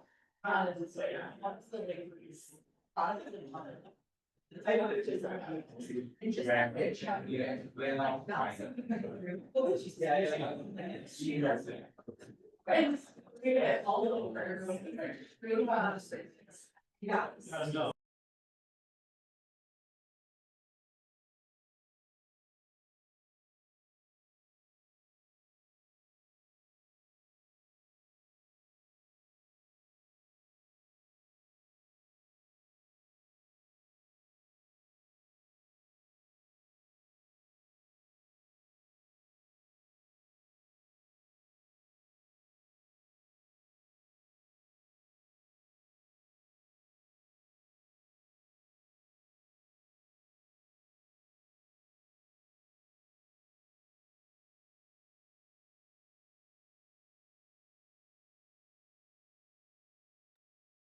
So everyone will have a chance to provide input and discuss as we move around. But we thought the most productive thing would be to let people a chance now that we've heard all the recommendations to further discuss in a little bit of a smaller group how these could complement or how we can take some of these, in a little bit more detail to move it forward more productively. Oh, sorry, is this not on? I don't know. So with that, the way we thought about grouping, again, just how people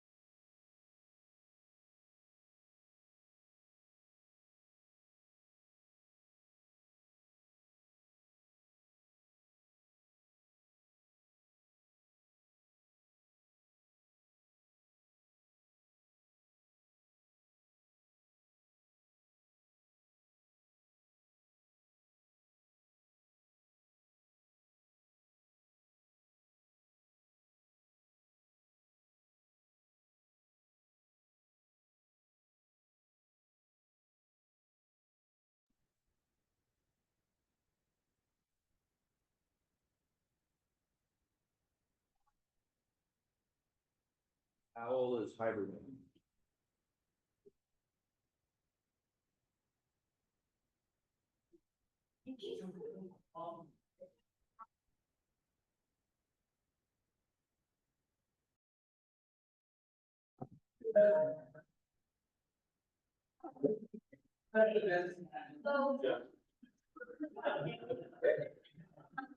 There it is.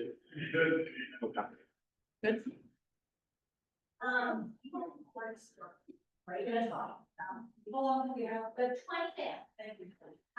Oh, sorry, teacher, well, here, have a little note on the recommendation of.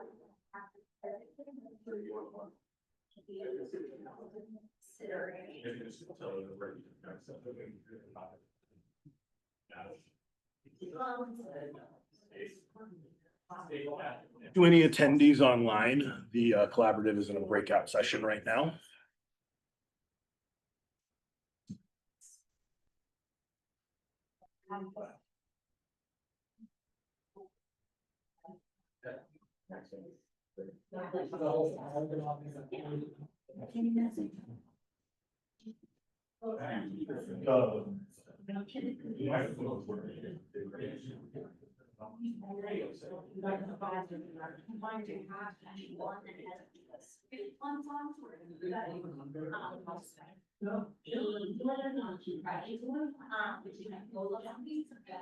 They're just like right to science. They're really out there with that.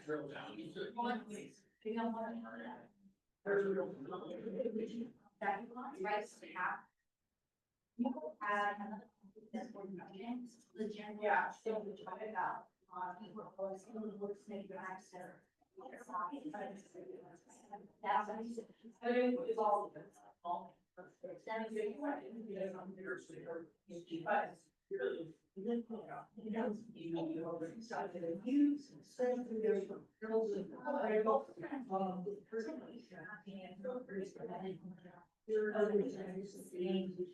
These little considerations, so if you're something out there, that's I'll take that area uses. No, not. Well, this is that.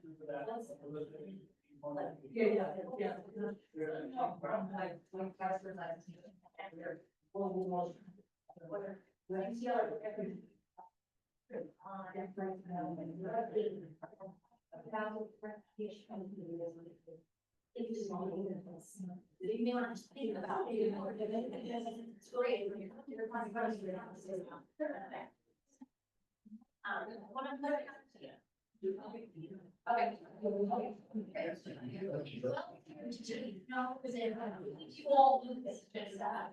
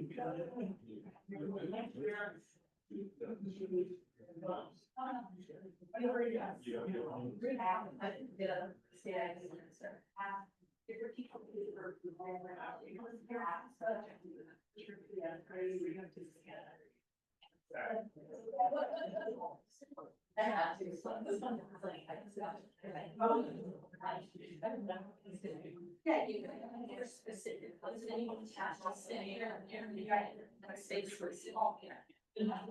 But specifically, not retail talk, you can write your plan on. Oh, yeah. I was gonna see if somebody being able to. Maybe when they come back, we start. Okay. Since we're in the breakout, just have to keep. Yeah, gotcha. Should be able to do that here. Yes.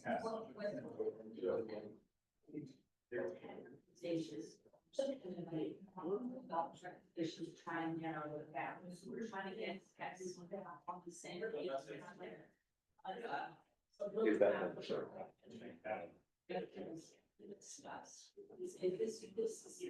Yeah, I did it on the. Yeah, you're still gonna be connected. Yeah, that's what I figured. Okay.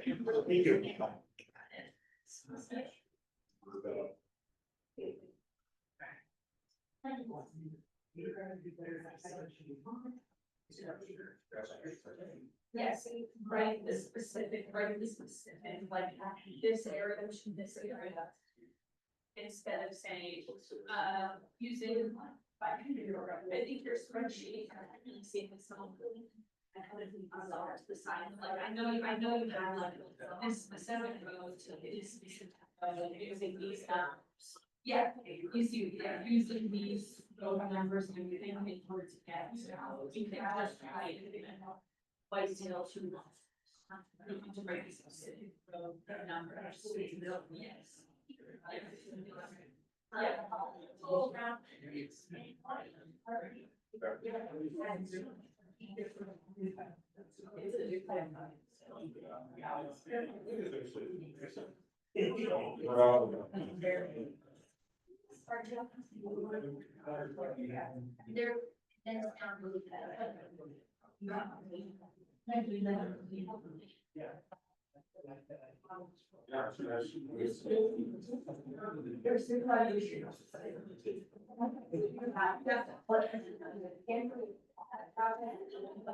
Such great.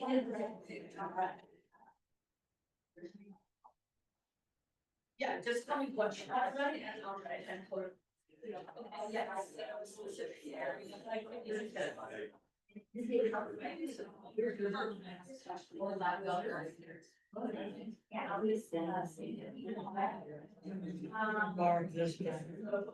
Yeah. I can show you, I think I got everything that we had in there to put into the map. So, I was just, trying to make it look better. Yeah.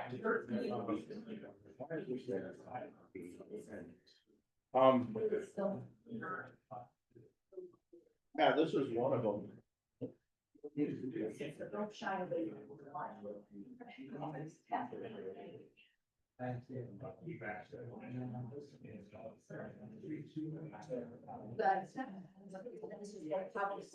Oh, yeah. So, Okay. no, it's, Nice, okay. it's just a high level. Right now, it's like. Yeah, so these are OHV folks. Yes, and then these were kind of. The grouse, it's for the bigger picture, these are being paid, so. Yeah, Around biking and horseback. that is pretty much what I had. Cool. Yeah, And we have a lot more detail, but we want to just something to start with. yeah.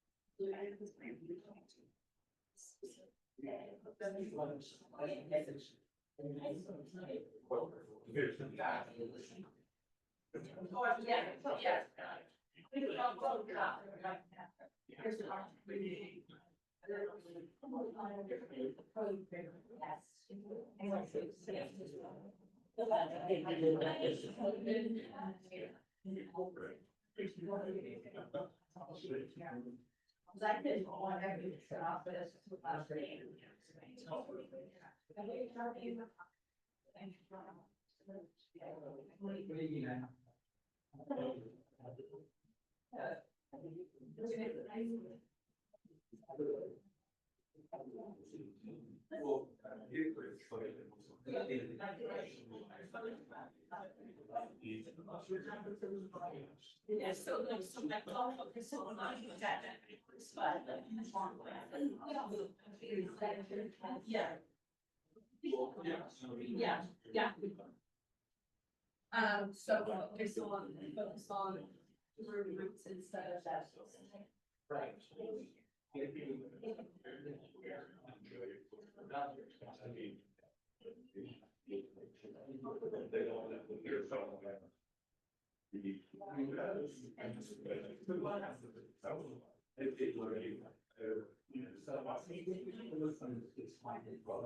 That really wants to go this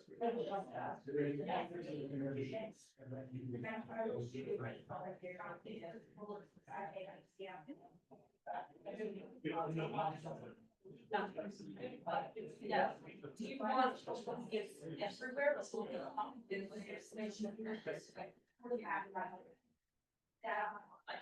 It's all of that, so it's how it's done, yeah. Yeah, yeah.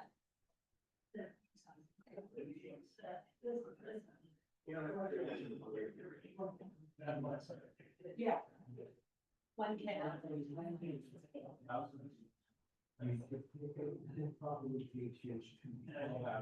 Yeah.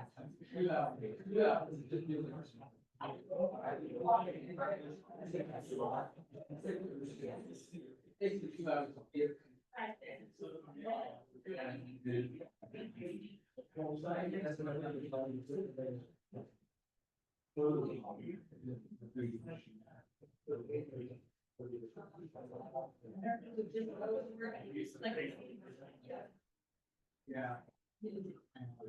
So being, yes.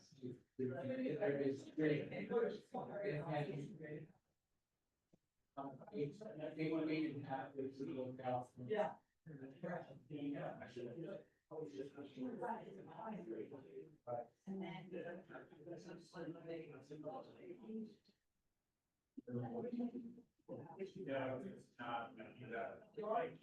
yeah, so you want, challenge. Yeah. Yeah.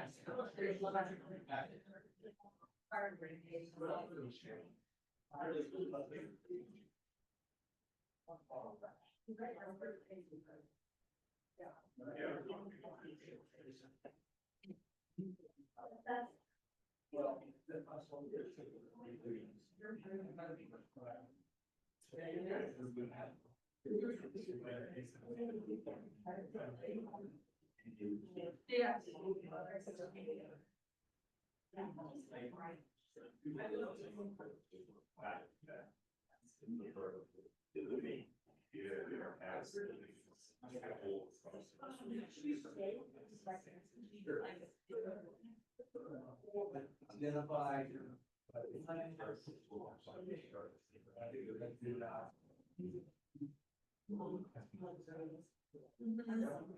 Is this like Lawler's destination separate from the dispersing or like? Okay, that's what I was gonna say. And you said you teach.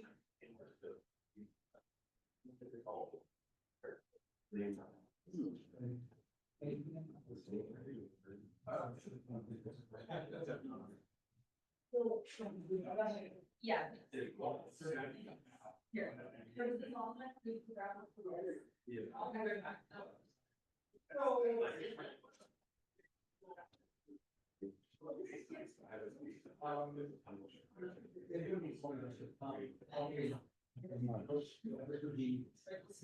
You have enough. Where you think? Yeah, okay, you don't need enough. Okay, I was gonna say, because it needs. Okay.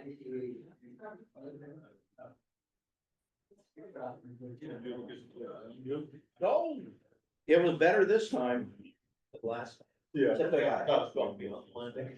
It was still tough to get it here, but at least took the ground. Yeah. Yeah, the bad thing was on Tuesday, or Wednesday, on Tuesday, I started getting the science infection. And so my head was all plugged up, because it was like going up and down an altitude kind of state. Yeah, you gotta say it once, so I should be so happy.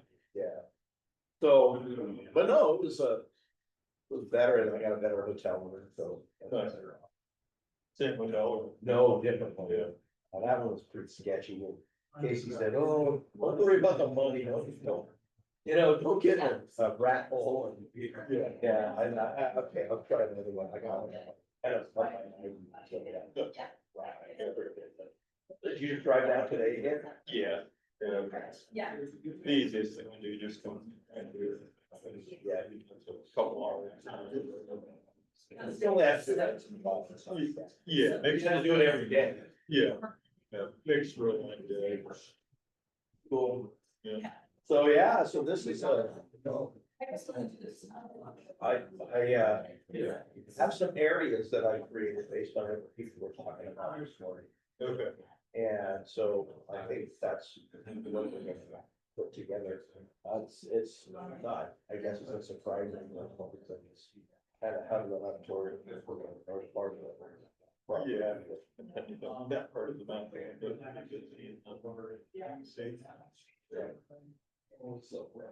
Yeah, for the final product, I think whatever, there is, this exercise, is translating that all onto a map as quickly as they can get on there. Yeah, Okay, so, focus I on- thought it was real good. Can't roll. yeah, pretty good. Yeah, I've talked to a couple of people, but yeah, there's still more steps to go. As far as moving, we're gonna get something that's actionable. Yeah. And that's the, more the stuff that we did, do the whole route by route. Yeah. And I kind of get the impression, this is what, and I talked to Jen. It's like, it's gonna be important. I think this is a good way to tear down the problem. And that, nobody, well, except for, patients.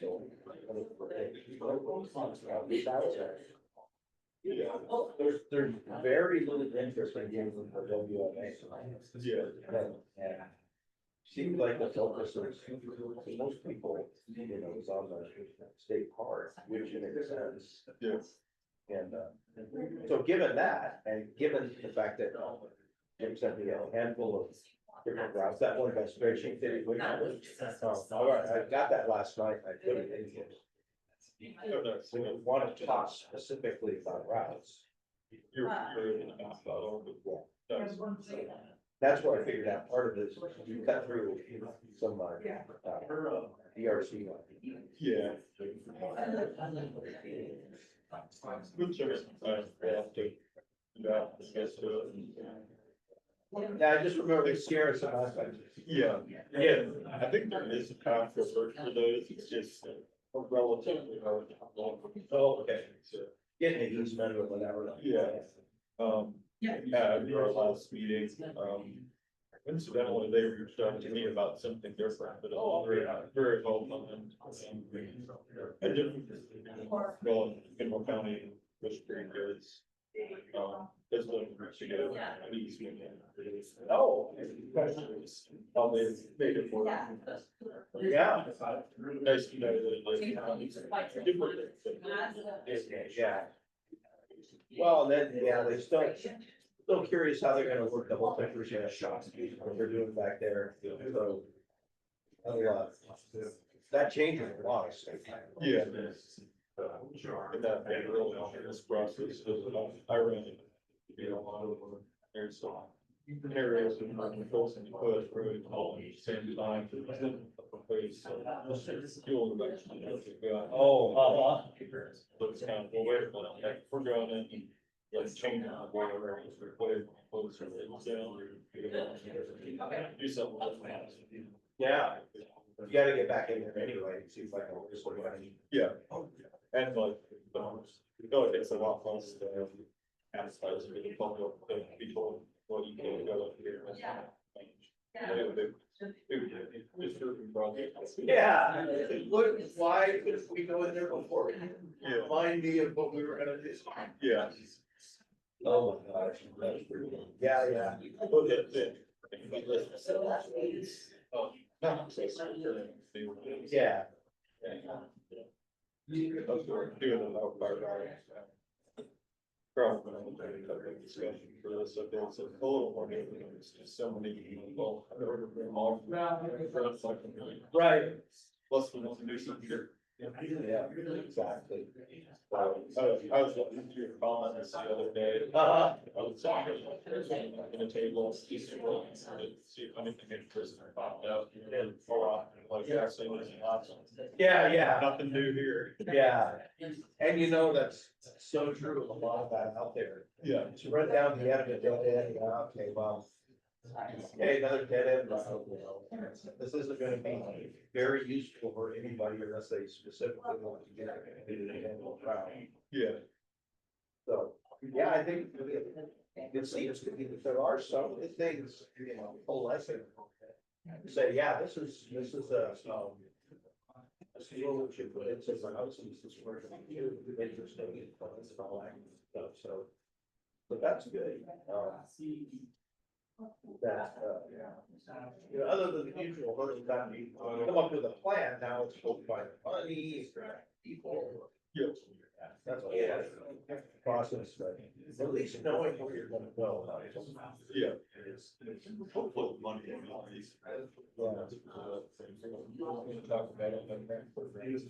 Oh, fantastic. Yeah, speaking of which, I don't know if Casey told about this, we worked through a grant with the BLM and. Franklin. There's a guy there named Eddie Horrick, and he's the red flag there. Yeah, I think I've known him. Have you? Yeah. Yeah, he's pretty cool, he rides a dirt bike up there. Yeah. So, anyway, we went up and met with him. Probably a little over a year ago. A friend of mine was up talking to him. And made a connection and all that. He says, hey, somebody help with this fine. So he pointed, my friend pointed Andy at us. And since he's doing this under what he wanted to do basically is go get a GoCo farms. Which is Colorado outdoor, you know, money that they use. Some of it comes from outdoor recreation. It's directed for outdoor recreation. And another part of it is yeah. And so he went after it. He thought that he got, I want to say about 110,000 this preliminary inventory and planning for this loop system. It's sort of like John's on stack type of thing, but he wants to do it for a lot of side by sides. And he's got, the cool thing is, this area is right out of town. And Chamber of Commerce in the town wants to have this become a destination for Asian organization. You see all this traffic going by, I said it, Moab and whatnot. Is it right here, it's hotels and we did our restaurants and all that kind of stuff, so he's got that cooperation going along with this grant proposal. The first time I ever got involved in a grant was. The good thing was, the guy that referred Andy to us is a friend of mine from way back, and he's been doing Colorado grant proposals for 10 years. So he not only does he know how to do it, he knows the people on the board, you know, personally. So, you know, he's saying, okay, you want to write it because so and so is going to want to hear this, and then we write this and blah blah blah. So that worked out pretty well. Yes. Yeah, it's got the money, but you know, he's not working. Yeah. Right now. Yeah. It's like, Well, I'm not saying it's not on the page, all of our grants are start and that's. oh, seriously? And money for Christmas, which right now it's not a problem, but if the shutdown continues, it's like everybody's working with BLM Forest Service, but probably just 2/3 of our grants or anything. Yeah. So. Yeah, I think so resolve themselves soon, we'll probably have to figure something out. Some people have long saying, Britain's need for Forest Service, any private, it's kind of hard to. We feel like a letter of support required, so people over, can't get a letter of support. That, yeah, we have the same thing for the GoFo funds, they have. Probably a very similar process. Yeah, I bet it's pretty much the same, because, yeah, I'll find out at the end of the day today, but, yeah, the OHP sticker money. Several different, gas taxes. Okay, yeah. And the months of recreational development funding. Oh, yeah. Get that money coming in. Yeah, exactly. Sorry, have you guys done any trail construction lately? So I guess after we, that work, I know there's one in Eastern Montana, so. Most of what I do is working with like nonprofit Oh, Yes, they're just something that. okay. Who are the code measures we found, and touch on that sort of stuff, all the big state. Nice. That's pretty cool. Yeah. And we got, yeah, put about on photos and the thing from the, Montana Trail Owners Association, which, I think they're like, they're back. Oh, right. For Russ Allen's. Oh, yeah. Yeah, that's kind of. I think that we want to go back and started something all the associations. They've really advanced this program, it does mention some, mentor course for these offices, still being reached out and I'll let it say what trails can be worked on. Oh, that is. And they're able to marshal off some volunteers to go do stuff. They just work with contractors. Oh, okay. Middle East for Forest Service. Get funded by WPA or there's a little here. But then we have this ton of, around 100, maybe even little organizations like Friends Like that. And that sort of thing. Yeah. All sorts of. Videos and developments. Some towns and stuff. Oh, wow. It's cool, but, like, I didn't report it, it's always some new thing going. Yeah, Get to work with it today. and the state's big enough, I think you got a lot of stuff going on. Yes, yeah, well, Western Montana is very big. Oh, yeah. Yeah. So did you do? Oh, yeah, I did inventory there. Nice. Yeah, oh my gosh, in fact, that was, just, I think it was Jim. We inventory that whole area, it was pretty good, I got to ride some of the road rides and stuff. Yeah. But, the weather that ACEC that's off to the east of there. Yep. So Jenny Alexander, is that name? Yep. Yeah, so that's what they're looking at. She's great. They came out there and they side by side, followed us around and said, okay, this is what we call this, they get back, what we call, they're difficult, all this kind of stuff. Yeah. Anyway, she wanted us to go do, some inventory on the weather to draw, right? Yeah. Okay.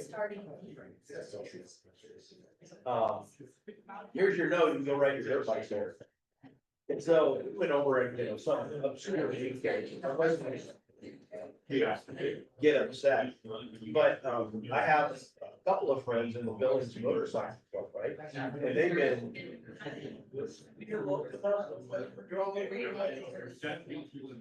I tell you, Hunter, after going in there, you don't want to go ride. Yeah. It sucks. So my family says Red Log. Oh, yeah. So I get down in there regularly, but yeah, this big washout. Oh, and it's all a bunch of fun. Yeah. And that's what I told him. I said, dude, you're riding. Let's see that night, because it's all loose and stuff. Yeah. And all of a sudden, there's a 20-foot thing on the TV antenna. Yeah. It's like. Like play like blocks, that block is off inside the house. Yeah, exactly. And I told him that was maybe. You should be happy with Cottonwood because it's nice there. Yeah. Browse there. And that everything is so unique, Montana too. Yeah. I've shown pictures of it out there and people, they think like, I'm showing them pictures. Yeah. Exactly. Did you see the grass? I did, I knew they were there, but I didn't know exactly where they were. We went up a couple of places where there could have been stuff. Yeah. There's one spot in there that's real neat. It's, like shields painted on it. Just pretty detailed. Oh, no kidding. That's good. Oh, that's cool. Well, it's open to Western. Yeah. And I think, I don't know if it was Jenny, she told me something that she mentioned, ride there. Yeah. Yeah, that was a fun inventory. I saw some of the biggest stinking llamas I'd ever seen in my life. Llamas. Yeah, and these, I swear, I think these were, because they were, and, you know, I was taking pictures, I saw it, and the weirdest thing was, I went down there, did a couple of oil pads, and got out of there. The thing followed me around, it was, I'd see it running, you know, I'd be going down around, then I'd come around, I'd see it running, and it was running, it had a mate with it. Stand up in the hill, and watch what I was doing, and then I go somewhere else and run up on another hill and watch it. It was crazy, and they had to be feral, because it was no, you know, fences or anything on there. Yeah. So that was pretty. Get on the what's good. I have, you know, like out here in Richfield, or are you talking over? Well, like, little Spruce Indians. Oh, I've heard of it, I have not been. There's like a hot springs, middle of nowhere out there. You bring them. You're out there when it was just like, they'd be nice. I thought, man, you guys are here. And so I thought it was crazy. Yeah. This day. And then I think it was like the next day or something, we camped out at Hot Springs, like, 70 years and got there, here's some more llama hanging out, in the weeds there. Yeah. I would, couldn't imagine, I saw a bunch of Tommy Sins.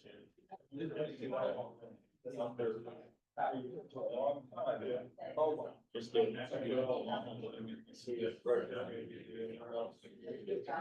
Yeah. Yeah. Well, that's what surprised me about these. Out there, there's not a lot. Yeah. Well, I don't know exactly where they're hanging out, but I guess they don't need them. And then the other thing was weird, in the south end of, that property, what's up in here? Yeah. And, kind of weird, so I, you know, doing the rounds and all that. I swear, I looked on the map, I couldn't have been closer to 6 miles. All of a sudden, here's this young gal, jogging along the dirt road. Hi, please go get it. I didn't see that. I almost, I said, oh, I got off like here, creeper out, but I really be careful. There's nothing here. Yeah. Oh. Yeah, there was, I'll sort of think of the map from that area, but there was. We took my RV up there. We took my RV me and Casey and boy, we had a great time. Casey brought a bunch of fun stuff, tons of beer and all, so every day, you know, go out and ride around. RV. Yeah, that's the good part about the job. Yeah. You know, we did that, a little bit of that out of Nevada. You know where that is? It's not the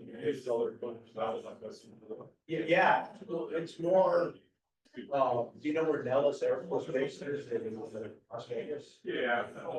Yeah, it's, here's Las Vegas, Nellis is here, Nellis is right up here. So there's a state park called Valley Fire. Yeah. That's just like back. Okay. And it's a, Muddy Mountain is sorry, man. So we did a bunch of inventory there. That place was like, there was not a, it is. So, that was, I got, they got a bunch of took my stuff, blew it out in the flat area. I was trying to figure out if actually useful. Remote areas. Right, so that's that area. I could have held it up. Yeah. Yeah, I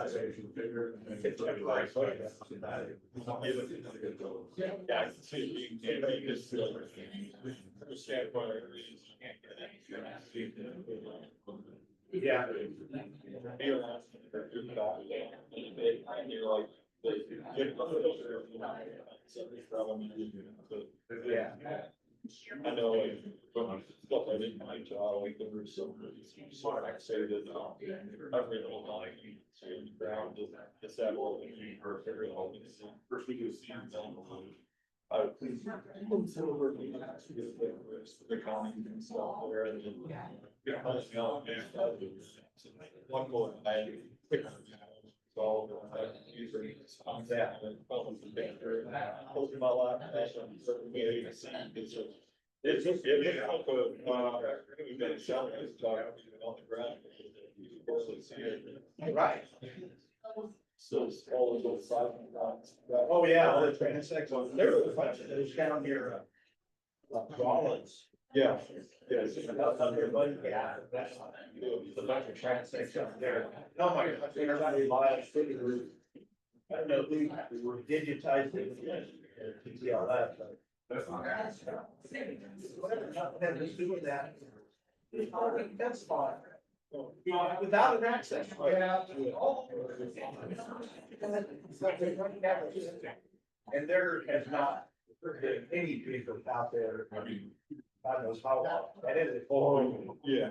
And, you know, when you're out there, you know, you kind of put together a plan, I'll do this area, I'll do that, so you know, connect here, you get one of those, you can't connect, it's like, oh crap, I gotta follow the back, you want that, and go around the South Haven or something. Yeah. Yeah. We did a lot of that stuff too, right? You look down the aerial. Yeah, yeah. It wouldn't be. 60 years ago, I walked the cabin. Right. It's like, yeah, you know, that looks like the big time. It's not like, you know. Yeah, they, out there in Los Angeles, they digitize some watches. Yeah. And I didn't know how to get related, learn how to get out. And, finally it dawned on me, said, you know, the cattle get down here. The cattle get down here. So I just gotta go far enough to find the cow here. You're not gonna. You will, it's already some, pretty narrow too. Here's the cow pack. Well, That's what, because. they're like 5:30, almost out of gas. Very far. Yes. I don't know what they're doing. They're lazy, just like us. Yeah, exactly. Let's not, like, there's some, so guys, everything was here. They would have took an easy ride down.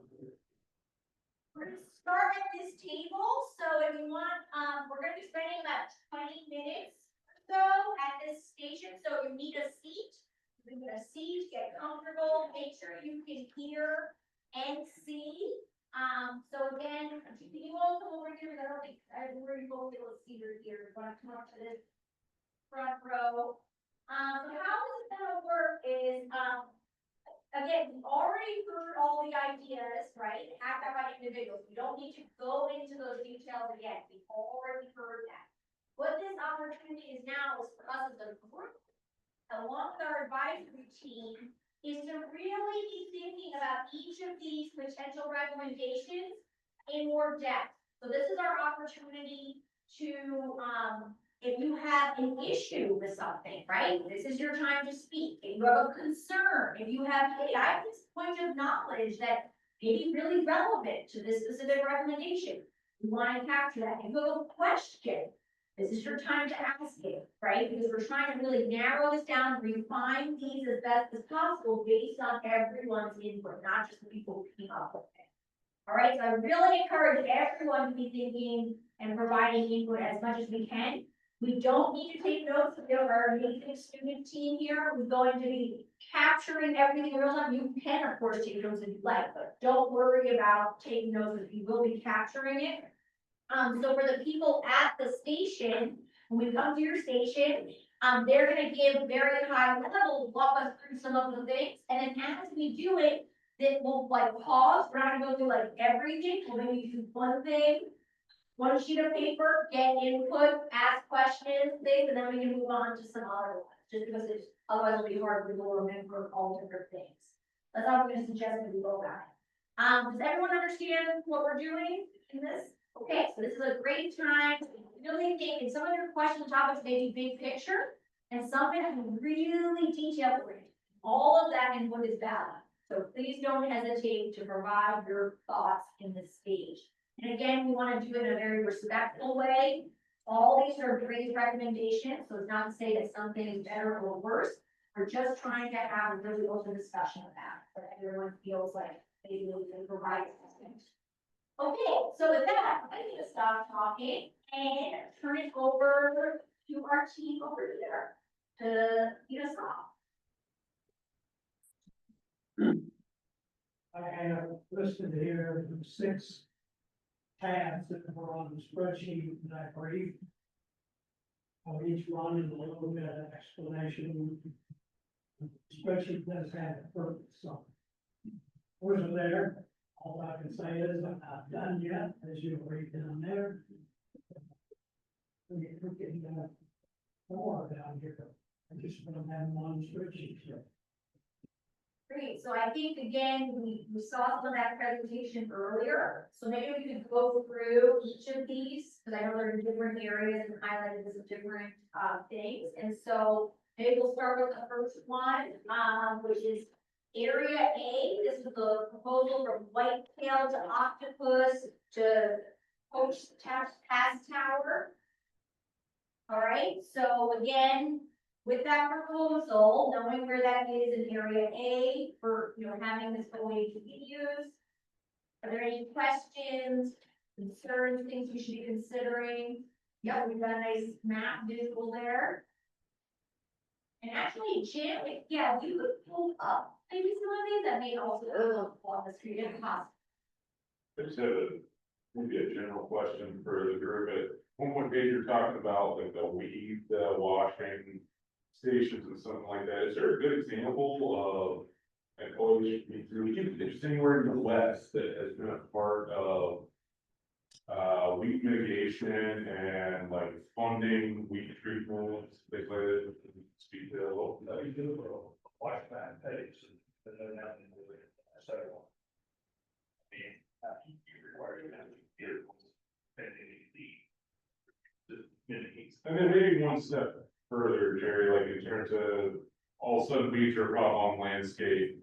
Can you speak to like how OHV groups have reacted to that? Any good funding, the soft funding to help address those issues, or like how successful they did?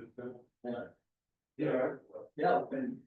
it's pretty common, our OHV groups I've been involved in and have part of the grant applications we put in, that weed mitigation issues. We've sprayed weeds on lots of motorized trails, and actually with motorized funds that we've sprayed weeds on non-motorized routes with horseback, contractor work that we've been involved with in years past, and it comes up with most recent. Good look at it. There's something I'd be familiar with, I can say like an example project. So do that one. I can review. Yeah, so funding sources brought up, so the OHV Trail Pass program, I believe, there's an earmark in there for weed mitigation. And then all of the trail grant programs can fund weed mitigation. So I know we had one with the, I might be getting this wrong, I believe it was Bob Marshall Wilderness Association. Along trail corridors, mainly used by horses, going in. That's all on motorized. Well, no, we have a lot of Marshall. That is non-motorized, yes. Yeah, all non-motorized to do weed mitigation along trail corridors and the campsites. And then trying to think of a specific motorized one. I know we've got it off the top of my head. I can't think of a specific project, but there is one. Well, there's groups that are applying for those grants specifically to address weeds somewhere that they buy. Yeah. Okay.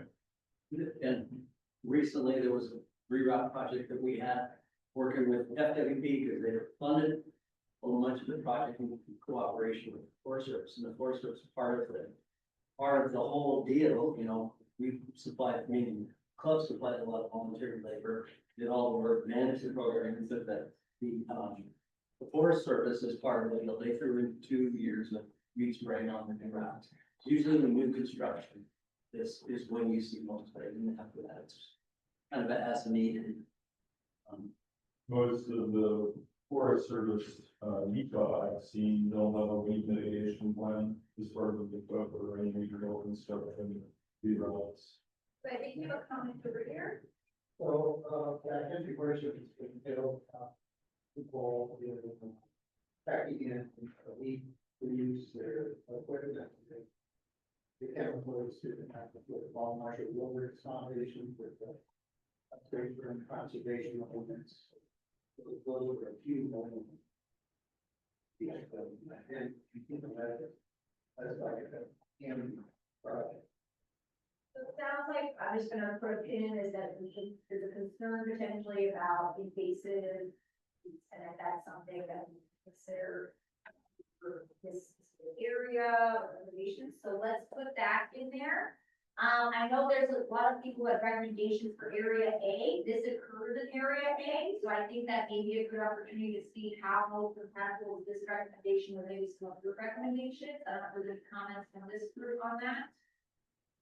So just with livestock and gathering tree, you have to use C3A, that's you know, and that's a special A that has special requirement that you know it is. And so, yeah, maybe we have to have that. So is this route similar to the same route to the whitetail octopus, walnut whitetail dot? You don't have whitetail like this? We don't have any to octopus. That's the area, same area. Yeah. Doesn't have to be the whole thing, but somewhere. But likely would be a different trail with what they're. What's that? Yeah. Yeah, mostly.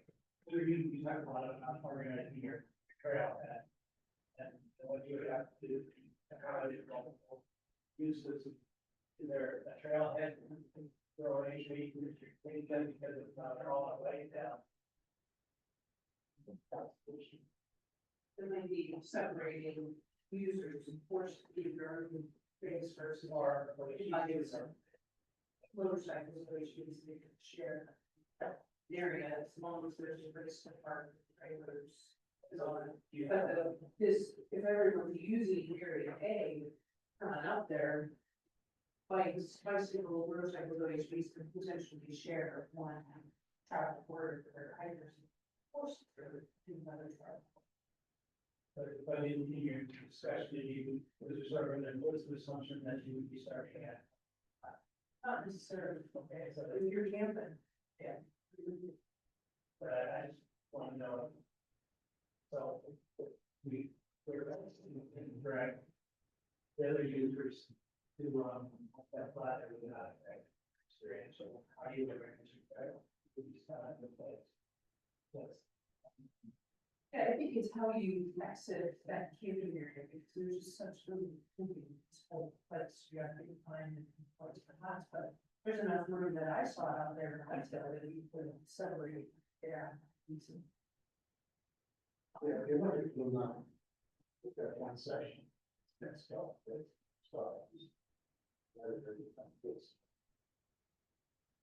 I could support you for place. And the trails. Except for something there is. So potentially whitetail would still be a hub, with multiple user groups starting there, even if there is a separate adjustment for bikers, then coach. Right, is that what the first is? Or sorry, first is there. Okay, all right. Okay, any other questions about this? First, I want to keep us moving. This, across the PRC, what would be the plan for, maintenance if the roads got rutted or anything like that? If I were able to figure out a way that allow you to do the, what would be the maintenance plan or experience? This is the Helena, sorry, how do you Leland Camp to Forest Service 343.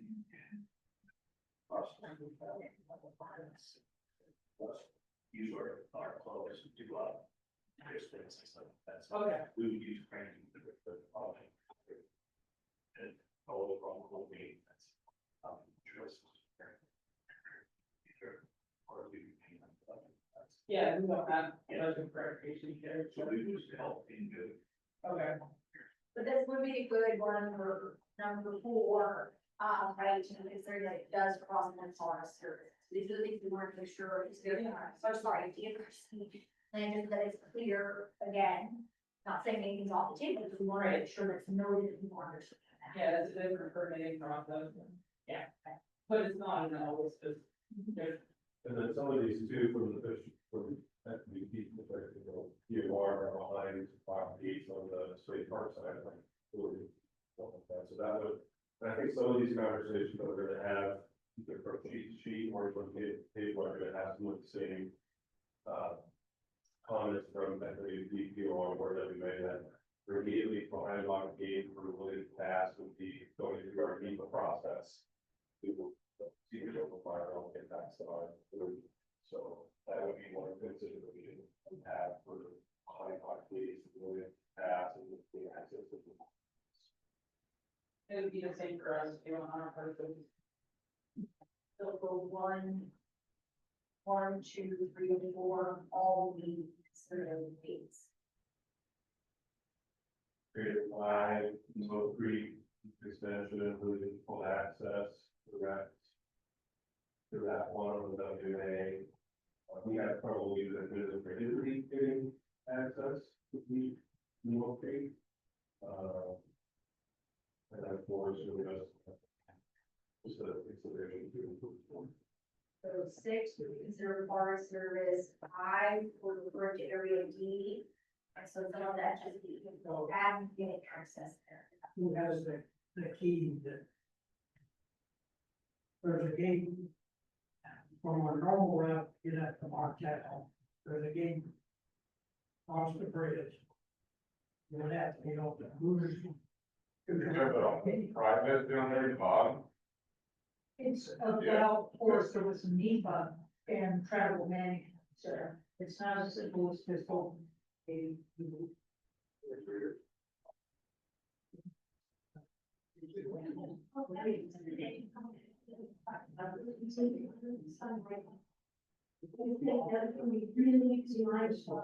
There are multiple users in all these systems, even if.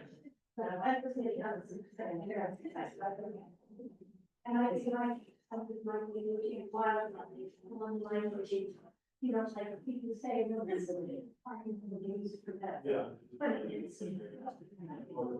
Alright, so everyone, I'm just gonna make sure we're not having lots of different conversations, so it's easier, so the comment that was just brought up is that there's going to be different users at all different sites that we use, there's not. Of course, we designated ones, but I think this is why we're seeing where there's interest, because it may end up more like bike groups or more those or those person's time. Yes. And I wanted to add on this proposal, certainly not the. Against ATVs, especially for, bikes, motorized bikes, accessing a lot of these road areas, but it got a little hard on the building connectors in from one system over to another system. That just opens up, I mean, obviously it opens up a big loop opportunity for people, but it adds impacts to the ground and it adds additional motorized impact across the area for another while. You see, elements of that, you have a small head, comes over 50 yards, takes with an electric system, it obviously does a lot of system. Right. It helps disperse the, vehicle, because obviously a very popular, I heard every single roof here, one being A, we're trying to get out of there and get away. So we don't. So I think it does help to have those connectors to jump over and to make it 65-8. You know, loop that we fill out and right here. Well, it's not my hair, but I'm worried about it. Yeah. But, you know. Well, I'm thinking a while about getting motorized use out there then because that, ability was fairly close. So maybe, I think this is better, you know, maybe every way in on what would mean to dispersing use of OHV, this tankers, do that, just get, you know, more threatening to wildlife or potentially. So generally, yes, spread out.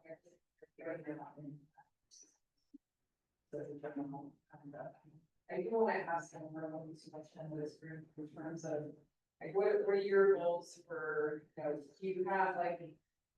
You talked a little bit about something now, like how you put use.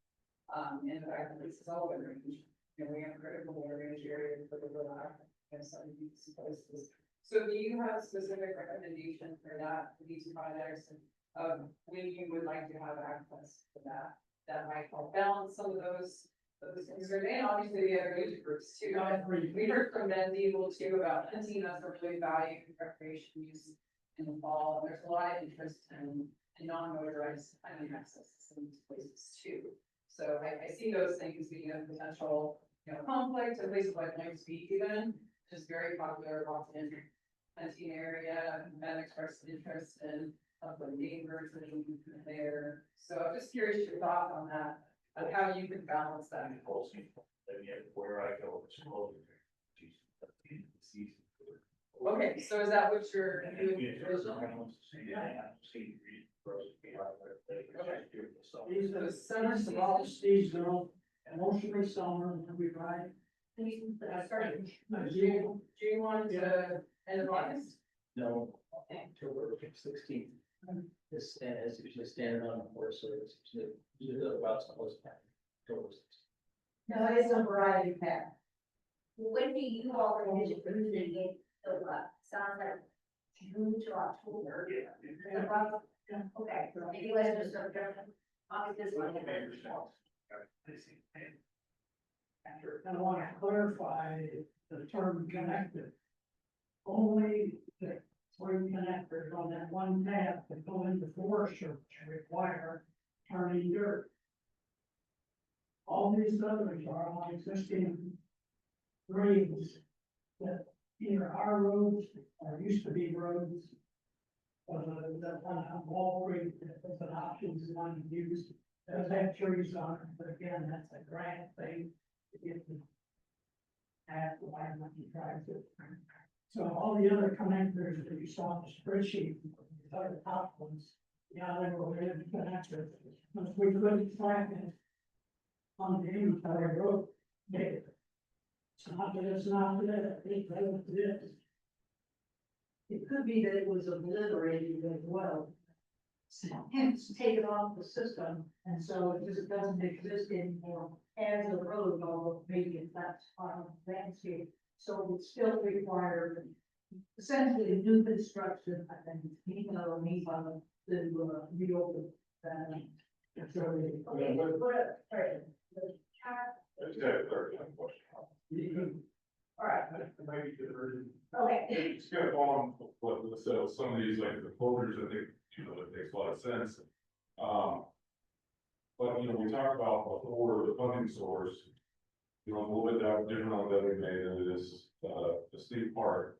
However, you know, we talked about like a trade-off, and I really see that across here, like if something was to be extended or connected, there needs to be a concession somewhere. Did you have that on there? I'm sorry, I didn't get it. Yeah, okay, part of the session, I understood it is, once the routes are identified, those birds that are currently accessible, those close down, so you have just the loop as opposed to the loop and all of the meters that are not.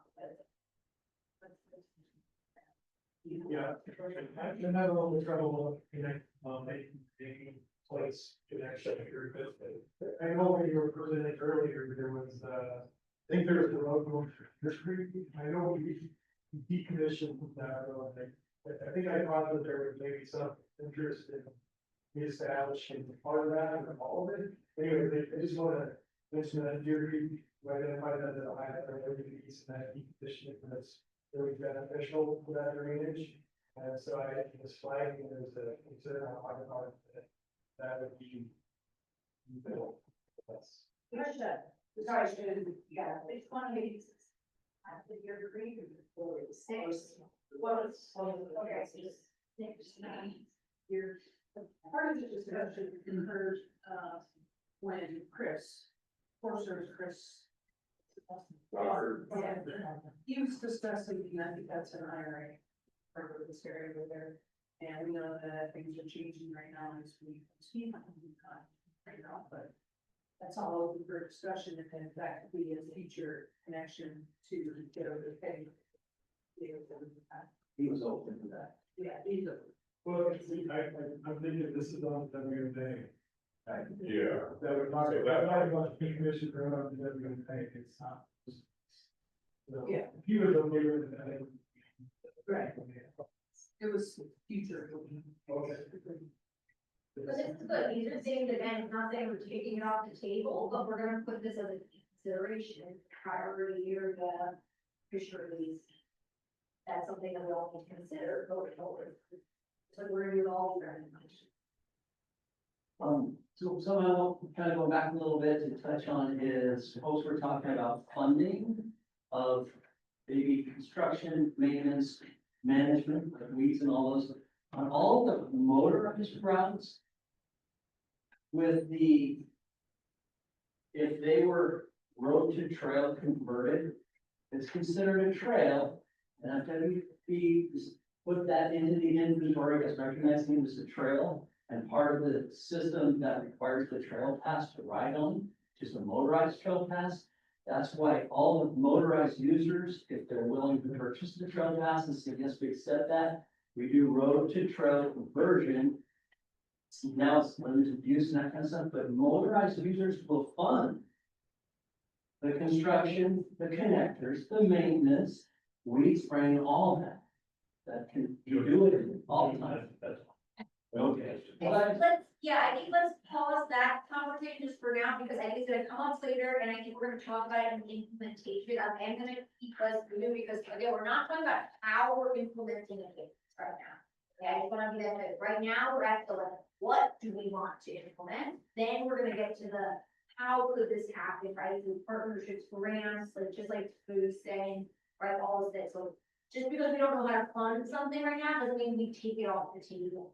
Okay, so I just wanna like, make sure that we're keeping that in mind. And I'll also highlight too, the opportunity for the advisory panel to weigh in on these recommendations to provide information on if it's, what it's gonna take, where if there's NEPA involved, if state parks board needs to vote on it in the future, things like that, for us to be able to kind of provide the collaborative members with things that they need to take into consideration. If later we're gonna go into priorities too, right? And if there's more considerations that might raise the priority and lower the priority, just something to think about. But I wanted to remind the advisory panel that this is our opportunity to help these folks weigh in on things that they might be looking at to provide them a better understanding of whether we're going to try to want to say that as well.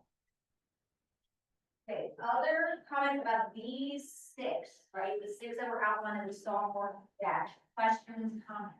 Yeah, just a comment, just to add on what Pat said about your, you guys just kind of. I think that's a really important security area right now, it's a very large area without various access, so it's one thing that people here are really doing well, you know, in the state too, and it's also like really important, I mean, opportunity there with those. Also, the marginal mountain, that and the movie complex is also a really security area. But just from the standpoint of like, you know, how much disturbance would it be new, you know, on the landscape, would it impact the wildlife? You know, we mitigate those, I think those are already. That's number six, right? Yeah, there are reasons. Or five.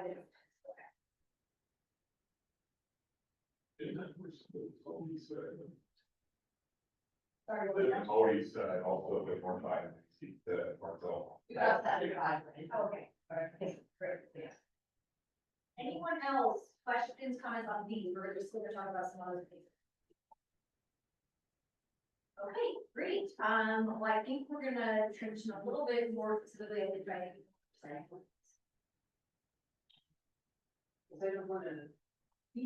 what I said, so I, on that sheet, I put motorcycles being in our management because access to the advertising.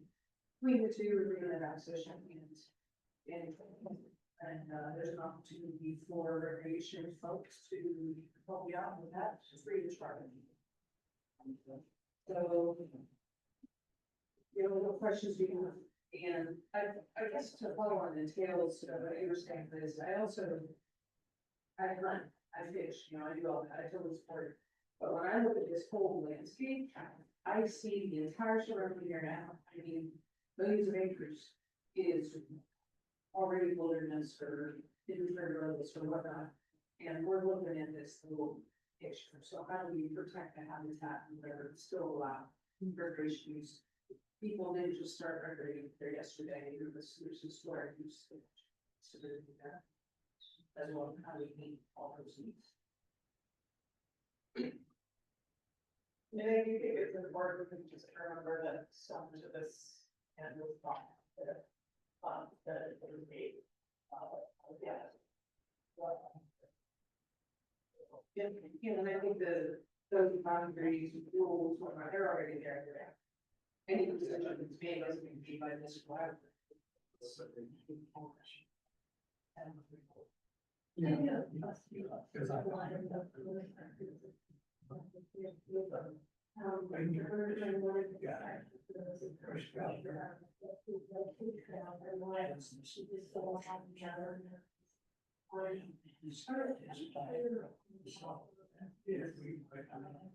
So let's say there's a designated plan, it is.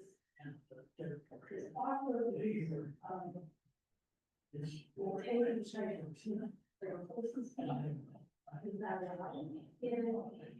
Does everybody? No, the no motorized use on.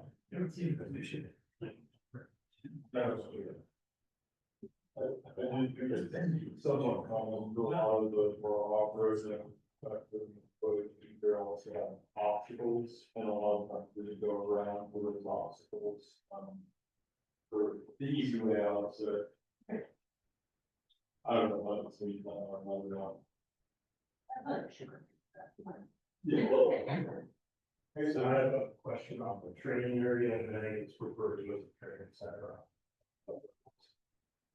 And like where that would actually be located. Ones that I think in the past and seen, either a like the barn here, whatever parking area we're thinking here, because a lot of times it's kids. They use them.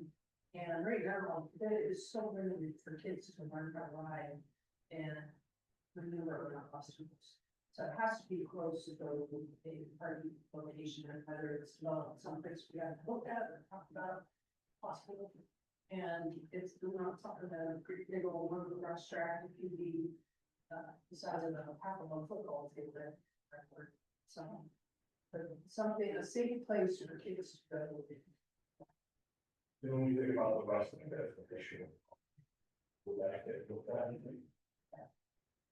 What sort of like infrastructure? Or reclaim would it? Yeah. A dirt, just a area of dirt. We'll be asking about infrastructure. Yeah, he said. Medical center, yeah, I used that, seen that term before, but area for weight training. A lot of times, first of all, just got a trailhead. People use, where they can unload, get access to the trails, so people can practice like entry level type system. People can learn on, and some may have like off camber situations, so people learn how to control the machine. I haven't seen it, but in the last 3 years, I've seen, there've been 2 people that I know that died unloading and loading their machines. So it's not just the kids, and also we're talking about ethics, and there's also certification classes. We have no OHV and snowmobile certification instructors, and they need places to do it. And Missoula would be an awesome place for the northwestern area where this could be done. And so you just got a little trail system, you got an area to unload, possibly an area with maybe examples of something dangerous you could encounter out there. How to be safe on your machine, how to respect others, it's an ethics type of issue. What I know about it, I learned from OHV program and FWP, so some folks talked about there's some infrastructure using 5 acres. I don't know, I've been and participated in OHV safety classes, where it's nothing more than, here we are, and showing, you know, what they can do there, there's right there, sort of my trainer teaching people how to be safe and things, you know. So, Not necessarily like commercial officers. yeah, we're not talking in Coliseum, we're not talking in Coliseum, It's currently happening, you know, there's a place to do it, so people unload and they're riding all around the district campus or whatever, they're doing it, so why not manage it, say, smaller entities, safe to do that. put together ideas of what to do when they can encounter a horse on the trail. I thought I knew quite a bit, I learned stuff from Ken, every time we go, I learn something else. So I know how to get along with him on the trail and not getting bumped off his horse. So it sounds like the idea we would put forward is a training area, we don't necessarily have a specific spot. Is that there would be a place for that, that factor? Okay. I know on this map, I thought you all had also identified maybe some other areas that weren't either on this map. Or it's one of the, I just wanna make sure if there's anything you wanna share with that. So it's generally on that map, but I think when I started to mention back, all this work has been done in the past, it's possible.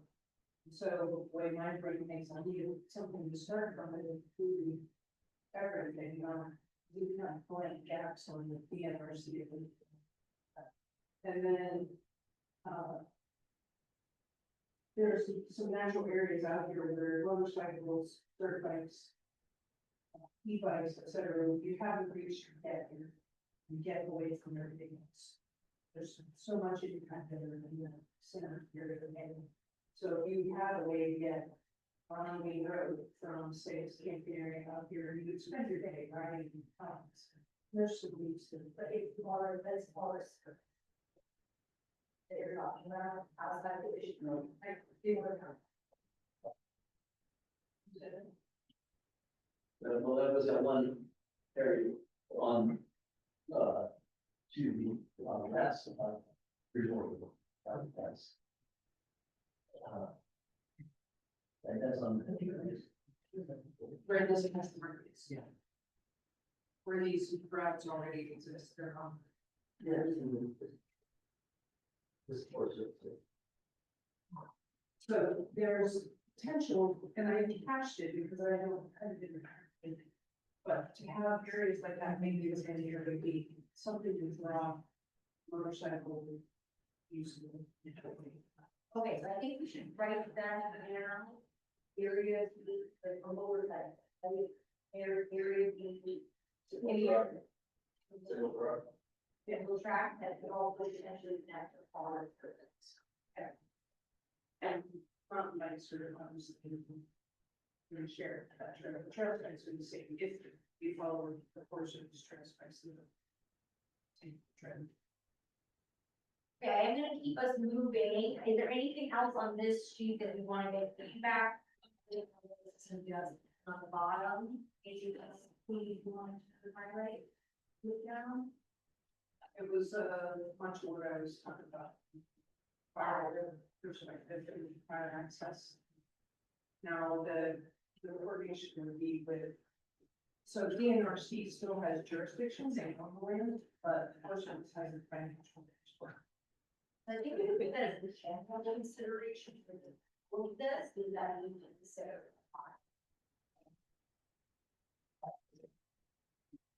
I think there is, for this recommendation, some regions, it's general for the entire complex, as whole plan, it's not really.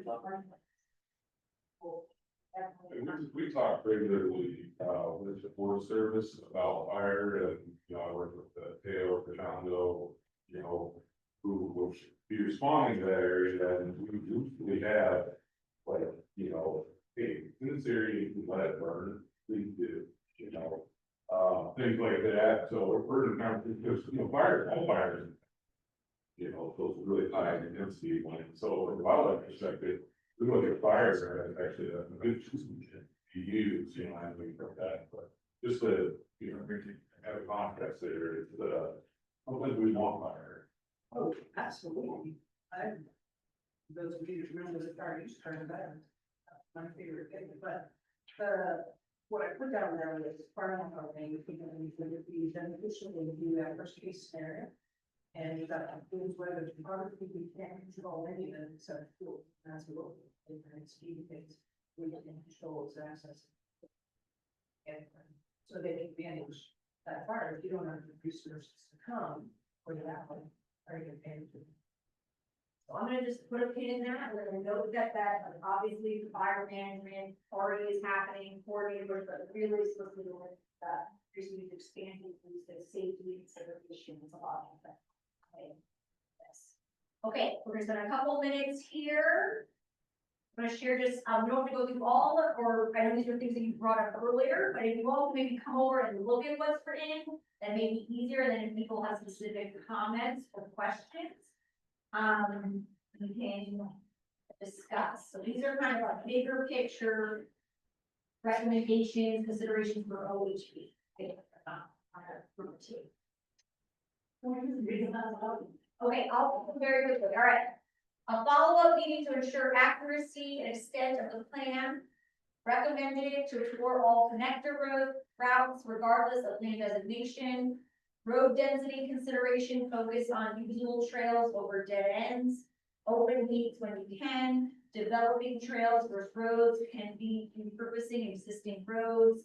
Trails that have challenges and features. Okay, so that's more like a preference. Long loops of destination routes disperse routine concentration.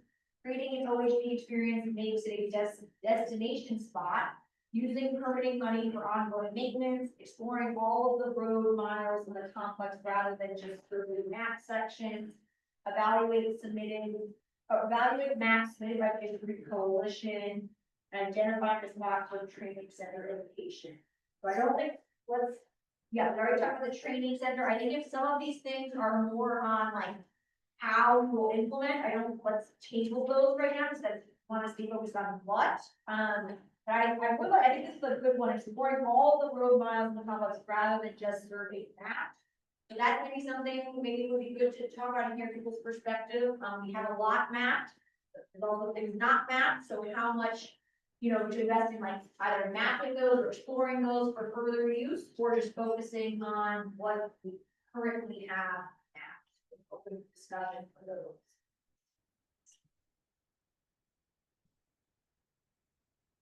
I guess I saw in my, areas that there were some unmapped sections, but I thought very low part of it. Very valuable.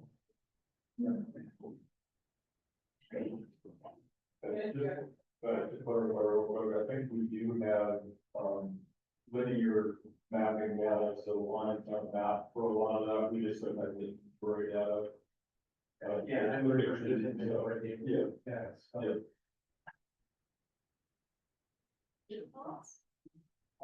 One was the amount of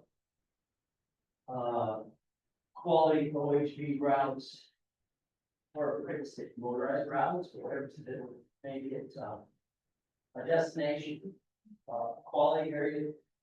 That's something that's you got from my brothers on the panel that are here today, and Willie talked about Monroe County and looking for a boost for their local economies, and that will help them, so it's not that it made it investment. People would want to come to fish for, I assume that would be enough trails, I think that. Yeah, We may talk about like, 40 miles down the road,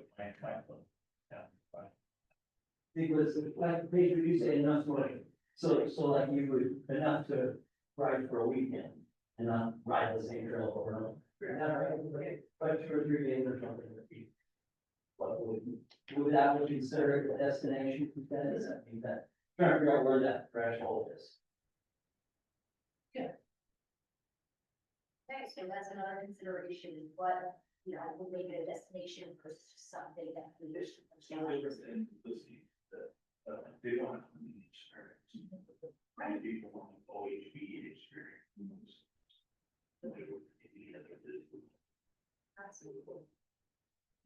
commercial, they. Any food, right?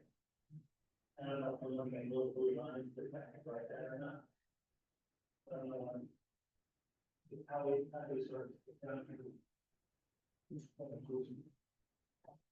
And I think we'll get to that later today about the next phases of what we're gonna take with this and how it will move forward. Cause yeah, we're not gonna. Yes, that's where. Right. I'm sure they're tracking that. And, okay. How about? How much would it cost you for you? Well, I know, I'm not there for a week, that'd be fine. But if a recommendation is to further ground truthing in a specific area that we do get to be working on, but because a lot of people are like, that would be a recommendation, that's what I'm saying. Well, we're gonna have to be kind of free, we know that there's possible.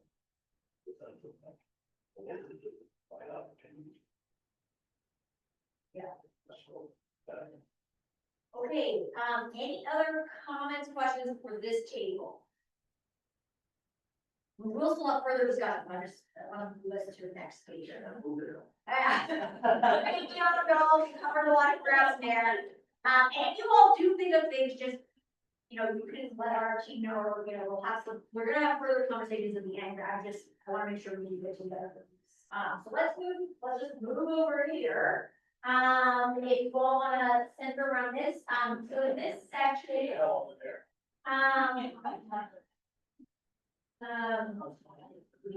It's the goal. So at this station, this group was together because a lot of their ideas focused around area A. Computations here around area A, space park section. We had a lot of recommendations related to e-biking, mountain biking, horseback riding, and some other, you know, hiking trails. So that's for their discussion, like, I don't know, if someone from this group can talk us through just some high level things that you came up with. To make sure everyone understands, well, we probably won't fit in. But I would say the person that wrote all this stuff was left, so, I guess we would make it up, you know. So we're gonna change the. Yeah. Right, all right, John said, all right, okay, so let's. We had some discussions and, you know, after a little bit, we realized, there was two folks in our group of four that were looking for more purpose built trails, like, the e-bike, not the e-bike, the mountain bikes, that, you know, driving for the purpose built trail, and for equestrian use, probably a purpose built trail and not on the road there. So, and so those are two different things, and the e-bike folks were more interested in the roads that are currently on the landscape and having some of those get utilized as trails. But that's it, we can't do anything until we work on the trail head. So that's why we started on the trail head, that was first, and so the trailhead facility needs to be developed. And really, the first thing that needs to happen out there, even if there are no trails put out there, you need an outhouse, that way they'll flat, because it's getting muddy. So it probably should have, an SST with clear. You all agree that Whitetail Flat would kind of be the hub of starting a lot of the trail experience for the different. So that, Yeah. okay. Yeah, yeah, yeah. And, difficult for me to put it upside down, but again, and we thought if Whitetail Flats is developed, then it probably needs to be ADA accessible, you know, if there are picnic tables out there, there are ADA picnic tables, campfire rings, horse, back. So anything that there are ADA, so there, yeah, memory. The other thing is, wheelchairs, surface, you know, contact. There's a part of that. The positive, that's at least the balance. Of course, so, example, covers that facility, also the trail. Also pretty existing, you know, but. If you're saying just that at the trail. Yeah, all right. And the same would be true for the, for the city. That would be So why is the word? If you get the concrete ones, they are. So maybe let's pause there, get any questions, feedback, considerations for this concept of the trailhead at, Whitetail Flats. Again, it would still be pretty rustic, but it sounds like we have toilet, specific parking that accommodates these different trailers, ADA, accommodations, and,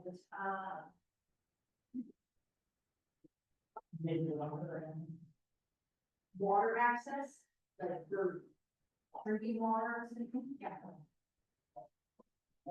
So I guess in our advisory panel, are there any considerations of our water, putting in our toilet, expanding some of the parking that we need to consider for this?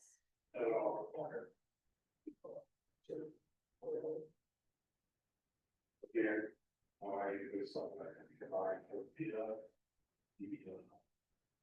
training.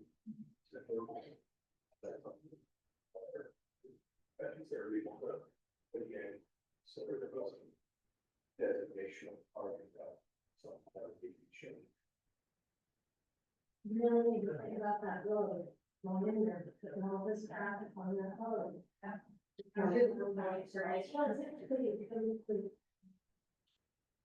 This is the area that it's all private, but first it was most of the county that came.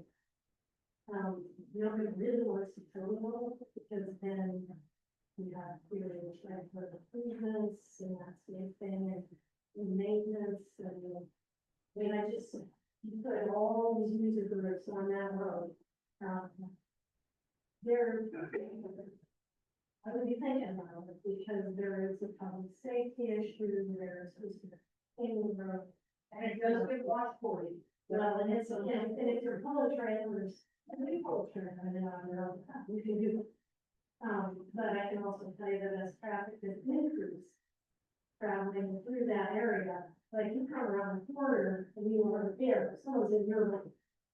It's also railroad access, there's a ton of railroad work that goes on in there left. So there are big trucks that come in and out of there, and they are on the whole road, a lot of the traffic that goes in and out of there on the whole road. So it sounds like we need to put key consideration, road maintenance. And I think that there is no water. Okay, there is no water in this one. It just seems like traffic is everything that's traffic. Yeah. One consideration I would have too, seems like we're talking a lot about this area A and we might look at the staffing considerations. That would be staffing. We are limited to our capacity and what we can provide staffing wise. We have a lot of these dishes, heads, facilities. There's a parking area, increased use on the road, that requires additional staffing, and what we're actually need staff or volunteers too, as well. So, how do we do that, enforcement, another thing that we only have one gate ordinance for Monroe County as a whole. But he's solo, without a ranger, which is the field staff member at this time. You do have a rec tech that is in the area, but a big key focus of that is on the eligible board by corridor, so getting additional capacity, either have to be staff or volunteers from different groups. Something that we would be interested in doing. So in the MVP, I'm sure is looking at this project, and go one day shooter. Wouldn't they be staffing that appropriately, or given this is the reason why any additional staff that? Yes, I mean, it would be a legislative request, should be able to provide additional FTE for the area. So yes, that would be incorporated in, but even if we put that forward, it's not a guarantee we get, right? And so having that backup on volunteers and how we're going to navigate it. Why don't we put workforce and maintenance in consideration if there's gonna be this development? Site. I think let's put that in consideration, we don't know what, the shell is gonna need staff, it's gonna need help, and we know that. And so, if we put this forward a recommendation, we really need to consider that part. Right, yeah, right. I think their biggest road maintenance was Yeah, okay, so let's go, road maintenance, site maintenance, and just general personnel capacity. So there's just a couple quick things going back on, that, Whitetail Flats is, as being the trailhead. You look at where the current routes are across that, probably across the base of the hillside there, and which ones are closed, which ones are open. We've got like motorized access on one side, non-motorized access potentially on the other side, so I think, you know, if you had certain amenities that cater to the horsemen, that could be the one end, certain amenities will cater, to the motorized, could be out the other end. I think there's enough room on there that we could kind of say, you know, where people would like to stay before they run, not like we can't figure it out once they're, you know, get along in there. And then the other thing is if there's a system that it's inventory and we've got trail pass funds and that kind of stuff, if we have an actual meaningful system, a friends group could be formed, and a whole nother entity that can apply for fundings. And then you get the public engagement, you're gonna have lots of partners. I know that activity relies on volunteer workers and stuff. And you got a whole bunch of eager people that would love to, they wanna be part of something that they can be proud of and they would jump into this. It's not like you guys get it done, let me know when I come by. They wanna be part of it, I promise. Well, maybe let's add that in, that consideration of meeting, well, not, but partnerships with friends groups or developing those to be like another related. Okay, let's move, we're gonna. Okay, we have two, let's now move to the next sheet, go. So, the trailhead, we should have both. Our picture, first, you don't do that. Over. Yeah, I was heard a lot over Friday. Like, I don't know, just one of the farmers hires an architect or somebody to say, here's how it'll work. Well, I think if there are considerations for crowding or trying, you can design for the parking to reduce it. That's gonna sell. Right, I believe. But anyway, Those site designs. we do this over here down there, we've now added the, training center education for the. Holy sheet, so. So we can turn. We talked about it, where, there's a problem.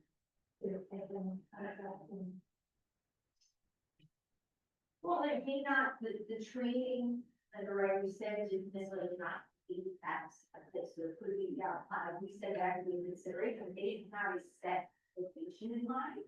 So I think that could still be separate recommendation. It doesn't necessarily have to be a hub with all the way happening, right? It could be, you help this bird is at another spot that fits in. There should somebody, look at different staging areas. That's all. Well, I help with that. All service, fire, landscaping, everything. Because I mean. Absolutely, there's a lot, and there's lots of resources, sites to try and have them. So I think that's, we don't have to figure all that out today, I think these are the considerations, we wanna make sure in the recommendation, right? We're gonna recommend this, we do consider all these, okay. Let's move on to, now we're in the state park, so that's where, again, that area A. And it looks like your group came to some consensus and then some more specific needs. I don't know if you want to read those, maybe let's start with the consensus, if someone here wants to read that out, so people can't see it. It's our problem. Multiple use, with the management training of non-motorized plus class 1 2 bikes. The first we put on bikes. We want to have a maximum speed in there for 3 miles an hour. These e-bikes are evolving and pretty soon you might do it's already can't help it classes. So you have class 1, 2, 3, all of them, but you can give the class.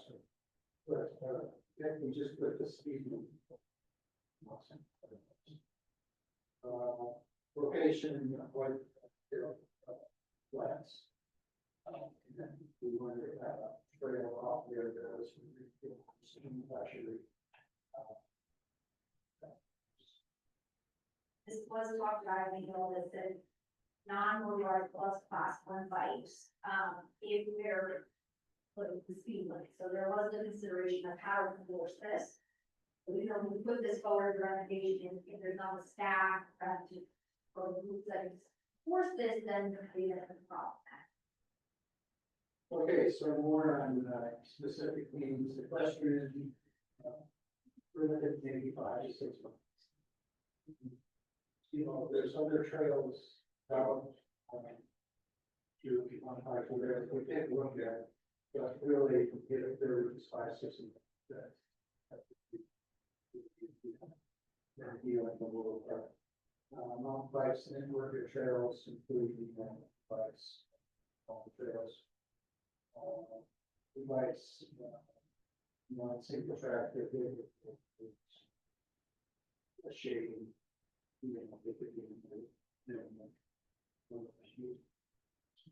So comments, questions about some of these recommendations? The one thing from, we decided that e-bikes are classified as or not have any designated e-bike routes of any of our state parks, which have to be these. Children. And could be e-bikes do not go online for lot case as they are at the side. If that inspiration to factor that in, make sure that the rear are changing on their rules. Also, I thought they would have to be, you know, open that road, designated road right, or be able to change the kind of vision, which will be a larger value. What you're saying is, if we put e-bikes in here, be the exception. It would cover other areas. But we have to speak wide change to identity, so it sounds like it would be challenging for e-bikes to get approved to be any use in state park boundary. Well, there's plenty of open roads in state park, so there should be one state park, but the door behind block gate, it's gonna technically do that this whole time. Did I put it right there, trails, right, they line. Construction trails. Use existing.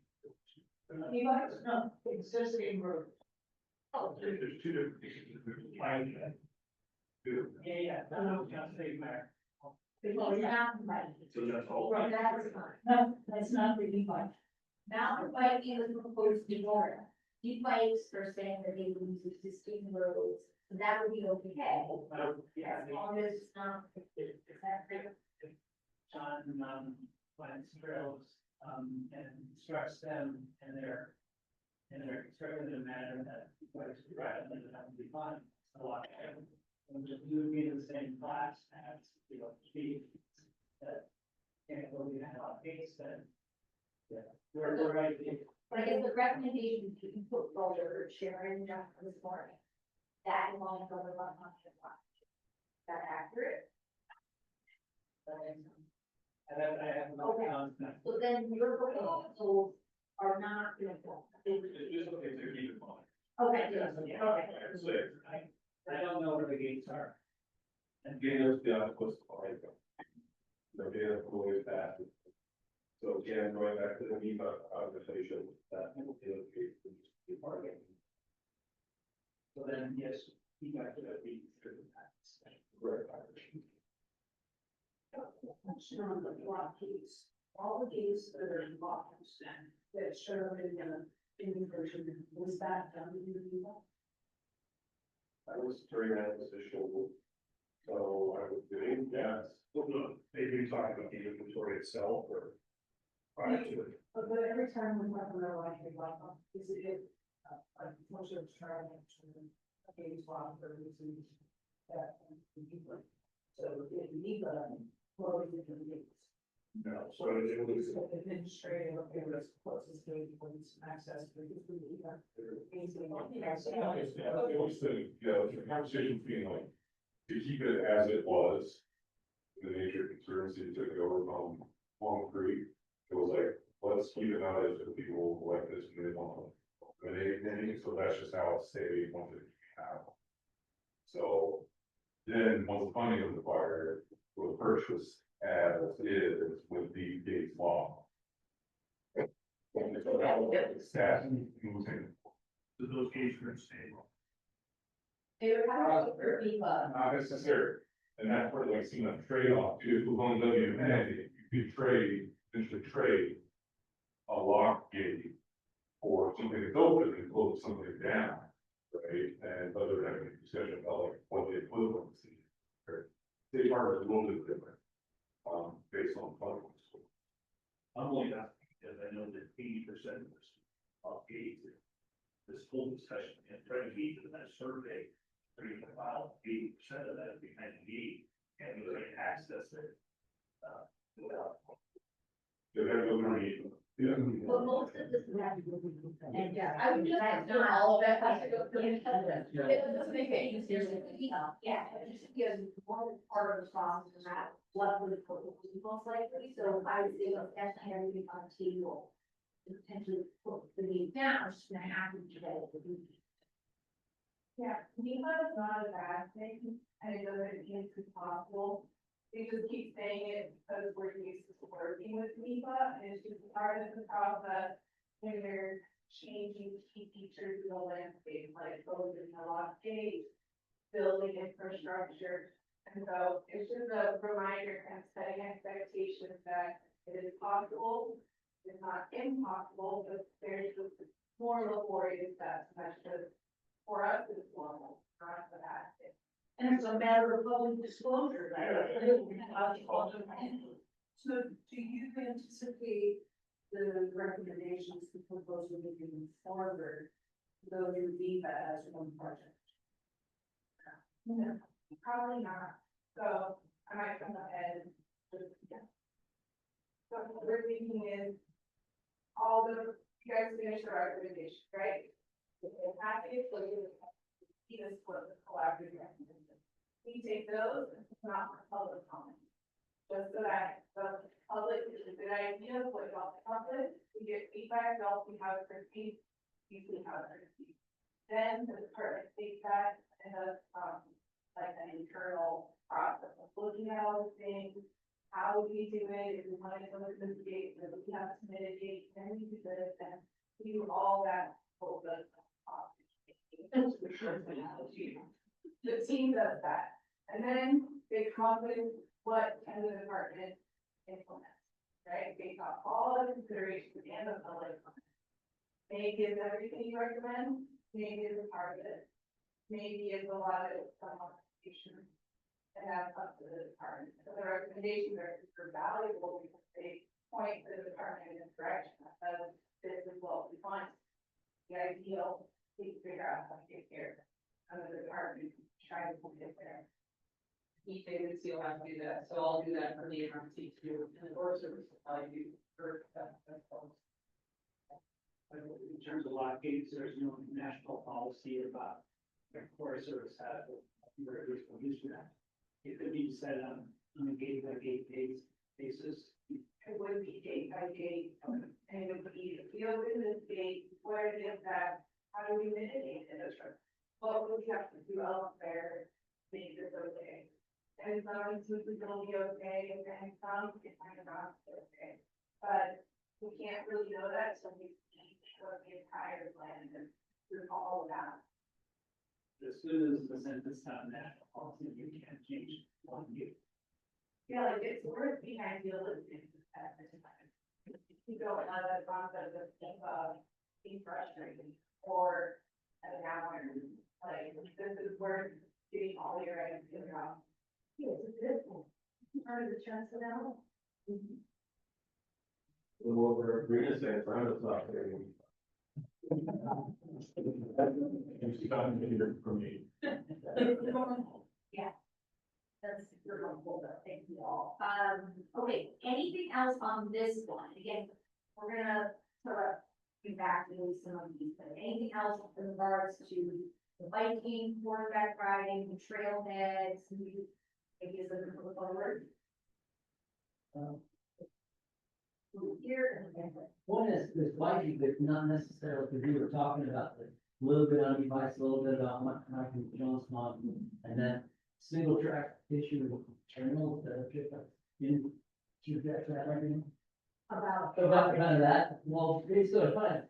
I see kind of, we're looking at common ground on certain areas, but I think one thing that's missing here is, with the single track riders, the two Johns and Paige, especially with John and Paige, like she mentioned, there's no recreational trails. John's issue is the same thing, it's the quality of trail that I see, because you gotta understand, a mountain bike can go ride anything that's there right now. That's not the thing. Well, it's the same thing Paige is talking about. She could go ride a road and you could call it a single track, but it's the same thing. And it's actually, mountain bikers and motorcycle riders have, most of them desire the same trail, they ride on the same trail. So I don't know if the two mountain bikers and the motorized could come together instead of we would desire our own special trail, if they come together instead of three separate trails, come up with a type of trail that each of them would enjoy. And then you've got either more miles to ride or you need less miles. And then if there's a motorized factor to it, because the e-bike is allowed on it, like what we hear e-bikes are considered all the e-bikes are allowed on it, and they're very limited in where they can go out there. E-bikes are allowed on it, motorized is allowed on it. That opens it up to maintenance and funding. So I figured that maybe those guys could have a little subgroup and hash some of this out. Where do we have common ground? Because I know John, that's not here, he wants some really challenging stuff. Well, if we could find that a level there that others, it's challenging enough for him, you know what I'm getting at? Yeah. That we could come up with a trail that we would like that everybody would. But I think some of what they were talking about when John was here was like the compatibility between what you all were looking for.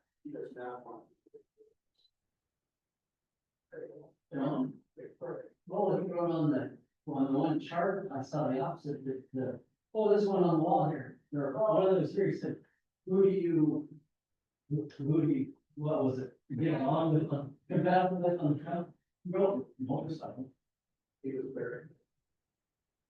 Yeah, so I think,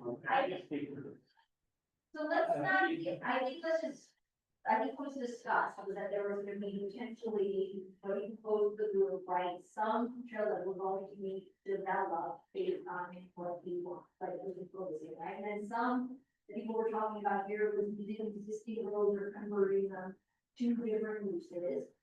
With e-bikes and or motorcycles or, whatever other, compatible uses are. And so I don't think we need to decide like who's going to use what trail right now because we don't. But I think it's a great point that you're bringing up, right? Like, it is. And it's like, there's gonna be, everyone's not getting their own trails, right? The idea is this, there are gonna be multiple uses, so where that compatibility is, the desired conditions, going back to like, who wants to really do it, who's more open, right? It's the minimal, it's the desired. So that's when we have all that information from the previous workshop. When we get to, after we get that implementation stage, right, they're gonna be not only taking the recommendation, they're gonna have the information of like, here's what you all said were your desired conditions. How does that come into play, so that they're not saying, yeah, this trail is perfect for all these users, and then you all are saying, no, these are not the things that are compatible, right? So all of that's gonna come into play, we can decide that today. I think these are really important. How do we be creative so we can have paddle users on the same trail, utilize that you on the maintenance, these other things. But maybe there are certain users that need their own potential space because of, what they did, or maybe is or is not compatible with others. Right now, we're just putting it all out there, but we don't, no final decision saying who's not. Yeah, that will be good. Okay, just in time, I'm gonna, sorry. I just had one thing that I wanted to make sure we didn't miss on the safety, like user safety, and Ken made me think of speed. So I think all the way across the board, like having that lens of like, how do we keep people safe, especially knowing that like technology is advancing mechanical equipment so fast, so like you have something that could go 80 miles an hour on road. So how do we keep people safe and what kind of safety nets we build in? So I just challenge you guys to consider that safety and speed and other things, but thanks for showing me. And that may come into this next group, one of their topics that we need about public education and recreation response. So I'm gonna.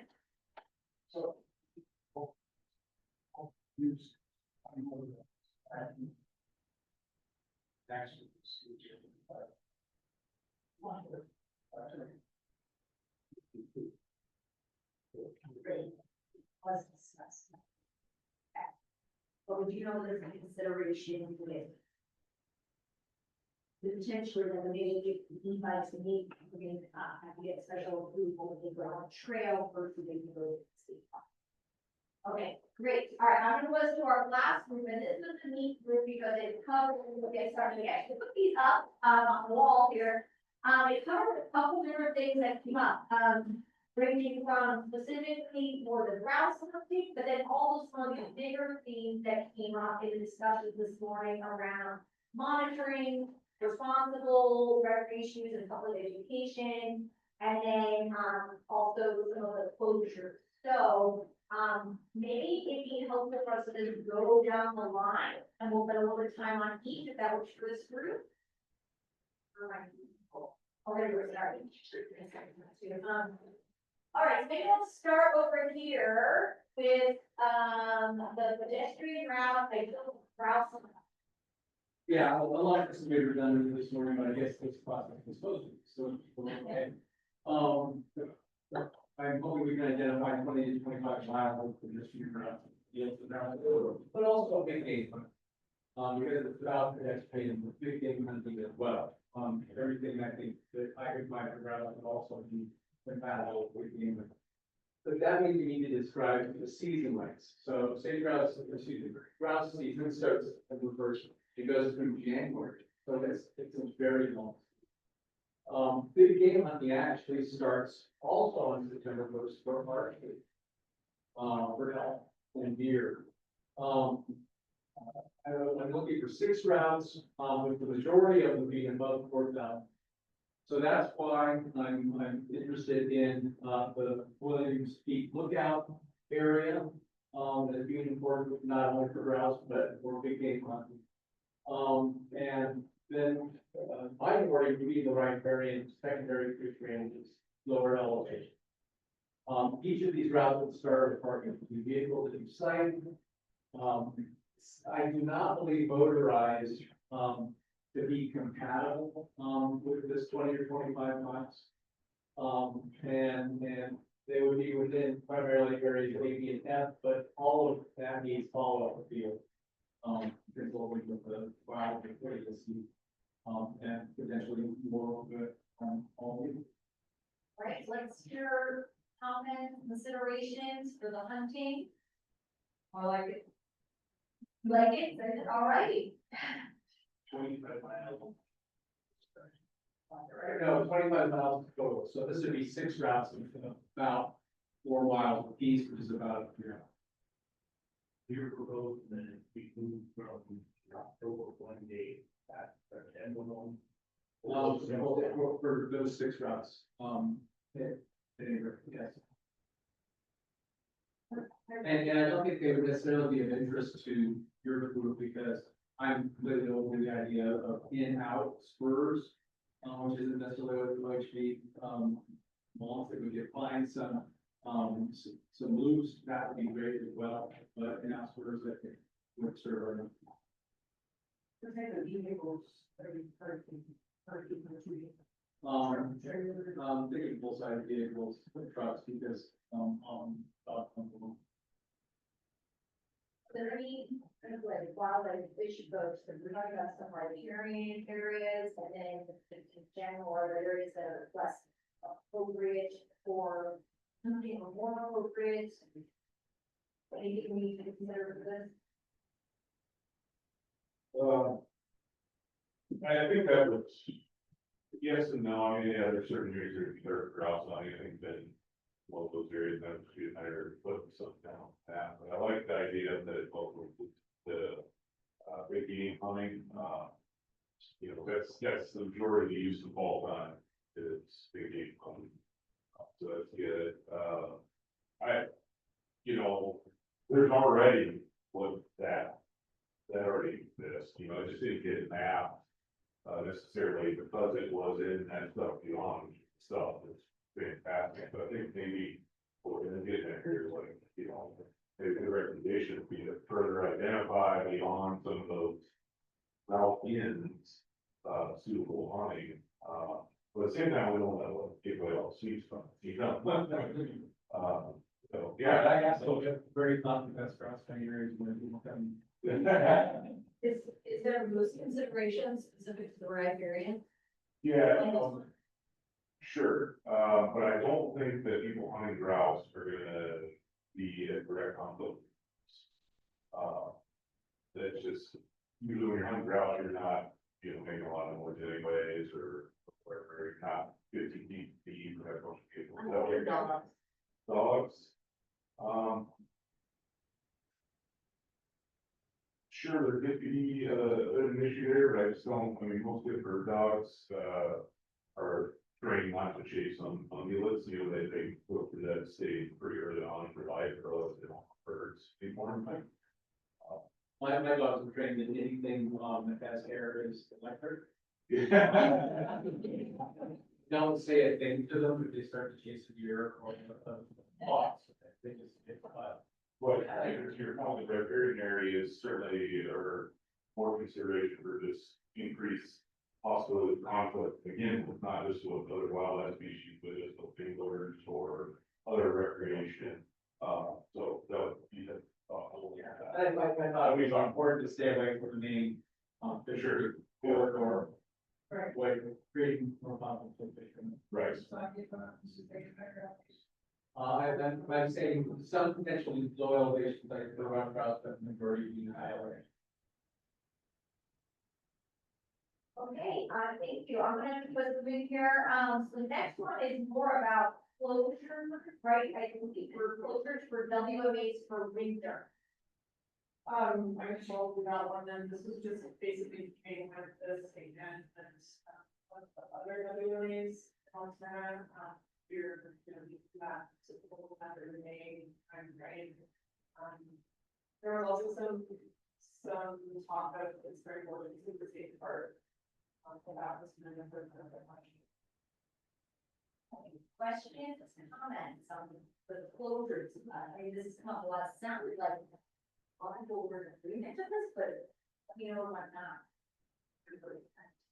Each part of the, well, there's a city park for critical reserve is going to be a challenge for us. And we access to the area, a challenge for us. We close certain state parks and not others, and I know, yeah, I'm just not sure what I'm going to look like, but it was some. Pursue. I think that's similar to the WMA challenge, I think, that if like a full closure, I mean, maybe we were talking about areas. I think about like our trackers, I've got 7 tracking permits on the WMA itself. That would be just fluid, but then like there's so, well, maybe like, you know, honing in on particular areas would be, yeah. But I do think that one thing that came up is just, according to that product, is just so they can use that vehicle. Absolutely. I think another thing to consider there, right? And that was main artillery roads, also roads, and Woodfield. That's right. Right. And trust that you would want, whether you're correct, and every. Doing that. So yeah, we'd be looking at for. Yes, more often. They also, I think, I don't, so you can do that. I wasn't interested involved in it. But large term from that, and we did implement a portion of the WD for a while. There were enforcement considerations for that.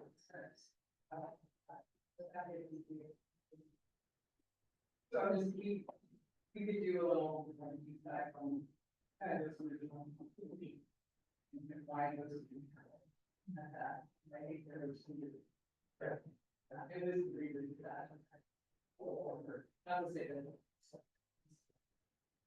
Another consideration is that you would need to go to the Fish and Wildlife Commission, the WMA, and different for closure. Or, so just that like decision-making process is different.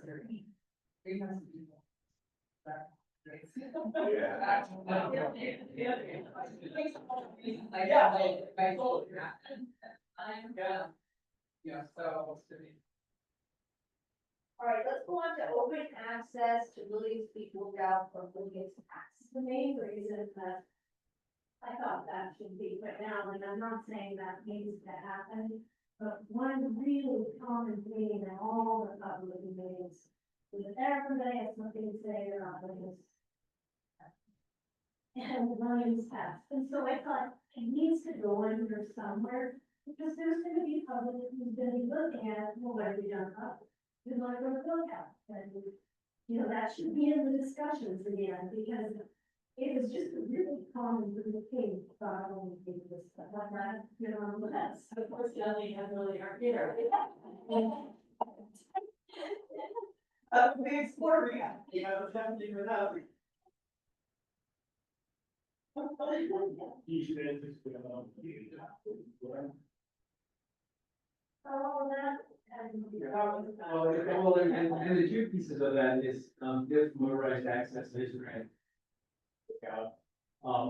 It could be necessary to have that motorized flow closer to big game opening and their crowd open.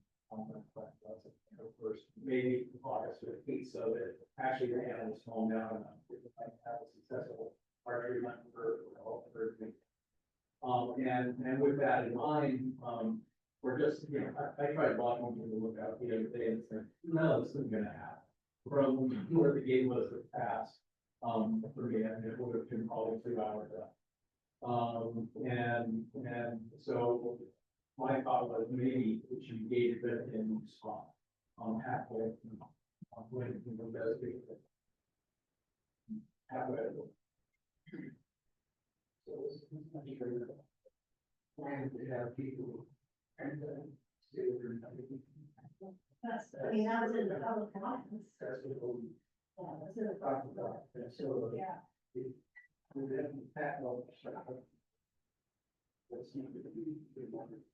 Yeah, and I think just for the scope of what you all need to do for this collaborative, we don't need to make a decision on what happens to the actual lookout, but that's beyond what we need for recommendations, but it is a recreation strategy, so still can be addressed. But if you all are talking about something we need to consider for a trail or road access to the lookout, that's something we could put into this recommendation. So maybe thinking about, we're gonna include something about specifically Williams Peak lookout. How do we wanna think about that, but not the actual lookout, but trail road access? Now, I'll try to paraphrase Willie. Recall him stating Mineral County would provide or would provide when appropriate during some short period during the summer. People would man that road. Nobody had radios, they could control the days that it were, and not that it's gonna be all the time. But they volunteered to help man that, manage and control it. Second comment, my comment is, from a tourist standpoint, if I was coming through and I can read in advance, hey, they've got a tower at that place, we want to stop there, okay. Also, we got the roads all the way down So you can get a 2-for-1, because you can go to White Tower. If you don't going to be walk to White Tower. So you get, I have 2-in-1 package. And it's like her, is that your, where's that? No, this is on the river down closer to the house, right? There's a road that goes up west to the tower, I've been there. White Mountain before they closed it. Oh. Well, that's a good check. There you go. Some staffing considerations. For the, or to get to people to it from Howard. Like, I think the that way what Jim was saying. I just don't know what you're talking about. Yeah, we compete tower. I'm telling you, there's another tower down the road. That if I was here on my ATV and I visited one, I'd want to go to the other one. You know, I really had enough gas to probably go across the well when you walk to the tower that's on the south side. So maybe just the consideration is not just, it's how things look out, it's also part of the destination and all the others. Like, there's a connection, obviously, this other tower is outside of Fish Creek, right? Second tower is outside of Fish Creek. Down Fish Creek before you get to hospital.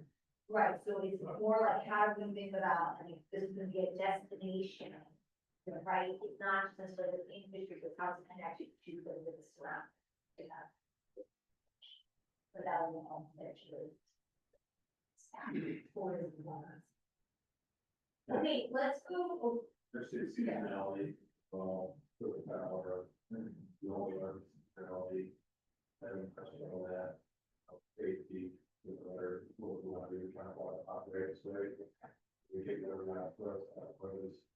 That's bad, that's the opposite. Okay, last two, I think are really, they touch on everyone, I mean, this is, I think, a more holistic recommendation around how would this, impact all of those other recommendations we're thinking about, so human, or just general impact monitoring. In the fishery complex in relation to the recreation, and like a nice list up there of different things that could be monitored, and some of this is, I know is already happening to some extent, but we heard from some of our, managers already, but, considering, could there be a recommendation as a coordinated plan for how these different types of data could be collected, but more than how it's integrated into the adaptive management going forward, with these recommendations.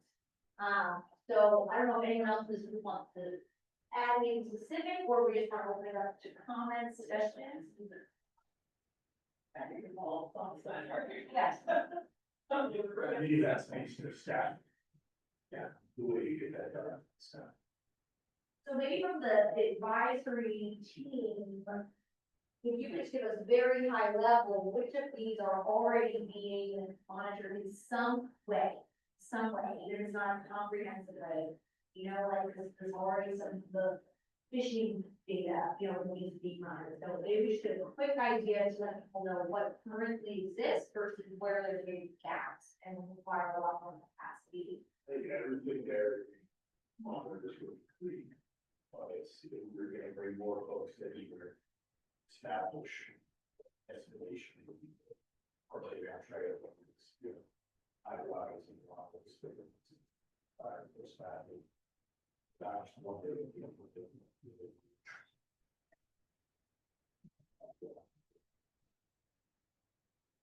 Others. We have use that doesn't get that comfortable experience.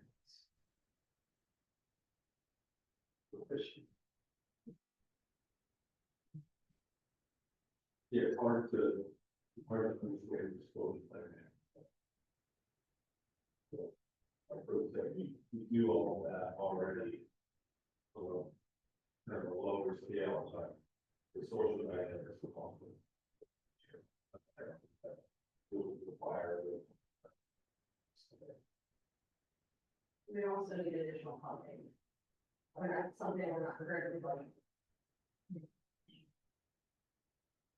So it could be something that looking at how we turn the recognition, the recognition that there is already data collected, that there may be further investment in additional data collection. The coordination of data, right? All the one thing is collect on data, but we're not all meaningfully putting it together with it, helps understand how recreation ties into this. That's like an extra layer of this. So I think there's ways this could be worded to still be good as a recommendation, but even enough flexibility, but also now it's gonna take more staff for funding. For, you know, short and long term monitoring. One of the thoughts I was having around that item vehicle link is maybe there's some vehicle links that we would want to say travel further than White Hill. Further south, I think the system, just because of the narrowness of the roads. And those kinds of considerations. I think that's good. Well, either good or bad, of course.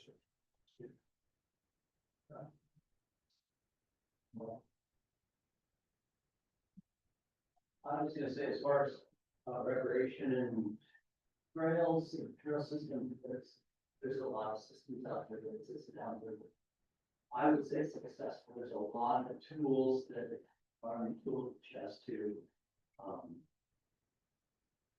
people doing the right thing. A system that people want to be on, stay on, is a good part of that. But a lot of these systems, first around Forest Service, and the only staff out there is the user. I mean, then Forest Service doesn't want to put this out there right now. We've updated, we changed some sign things, done some things. A lot of times it's like signs are on the phone where people don't know what it's expected. Once you get it, so that everybody understands where they can be, then that narrows it down. A lot of people just, you gotta make sure that, and then you've got the ones that if they're doing something wrong, they know that there's something. And that's been the biggest challenge for us as far as trails and that, and so there was some signage stuff that been redone and that kind of thing. The only thing that we don't do is pump the tanks of the toilets, so, but there's the people that are monitoring and the ones that report to the Forest Service about what this trail needs, whether there's weeds, trail maintenance, or signage and that kind of stuff, is the director. Because we take pride in our stuff. So I think, and we don't want to lose it, we want people to be responsible, so we get folks to take ownership of this, that part of this. Doesn't have money at all. I think that's a really good point, Cody. But I also think that we're not the whole service and, people go to a state park, that is the should. They're going to a state park, or like they're going to a lot of that paying for them. It should rob them, so. Well, you know, have what's happening is very cool. That's a good one, and also, Fisher has a lot. You know, sort of destination, the looking at the fishing here, all that stuff can happen. There are other things that most of the trail systems are not. When I think, so if you're talking about timing of design, so public education, leadership, you know, that can really reduce hopefully some of these impacts, but also provide information. So it's like the trigger signage, you know, some of that's already planned to go in some places in the fish creek, things about invasives, and then, you know, collaboration with that, promptly the recreation. Like he said, it's already been developed, don't have to develop, it's already there, it's just tapping into it, you know, like. When you guys are in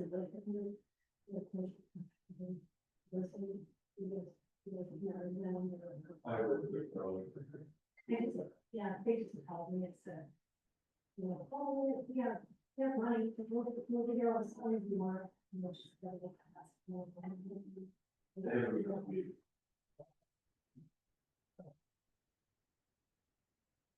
And I think that the Jody point, I think you're exactly right, South Basin is huge for any agency too. But also that we have to force them, they want to force staff. Like, they probably didn't say yes, too, I wish I had looked at the other, you, as, you know, our, we want that. Okay, yeah, go ahead. Well, you talked about the candy area, one of the things we had in there, which movie about that regulations, is how you follow the 15 and stuff. And so that right there, especially if you put in there now, that's a very good, like, they said, if you did that, people would just find the can. So that's a consideration too, which is, you know, before that. There are areas where things are already in place on the other day. It's one of our radius. Okay, so looking at the clock, it's 3:15. We've got 45 minutes. So what I'm gonna do, we're gonna be meeting at least the last 20 minutes, for, Evan, key staff is gonna talk us through the next steps, stages, answer questions. We're gonna hear a little bit more about some of these implementation and, share trails. But why don't you protect that time? So that leaves us about 25, 30 minutes. What I want us to do is I have these nice stickers, and you're on the advisory team as well as the collaborative members. You each get to pick only one sticker, and you put it next to something on one of these pieces of paper that you feel like we still need to talk about a little as we move forward. Okay, so there's something on one of these pieces of paper that you're like, yeah, we touched on it, but I really have some more questions, or I think we need to talk more as we move about this. You put a sticker next to that point on the piece of paper. And then we're gonna just see, we're not gonna get to all of them, we're gonna see if there's a bunch of stickers next to a point, that indicates we as a group want to talk through some more things involved all here. Okay, so it just helps us to like prioritize our time on if there's things that we wanna talk about more among all of these ideas, while we're here, and then we will transition into your report, where we do with all this, what's gonna happen. Okay, so everyone can come up and take one sticker, one little dot, not one sheet. Not one sheet. All right, one little dot, and again, put it next to something that before you leave today, you're like, I want to talk about a little bit. Advice, we see better. Something you want to talk about. Put the shot. See how much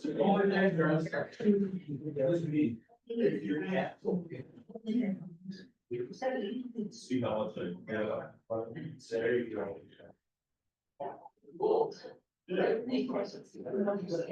Directly stand.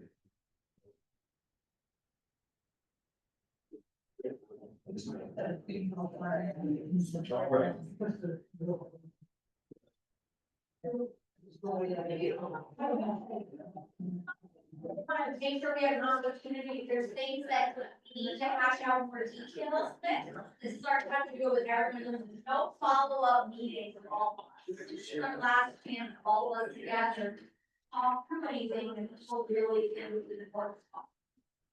No,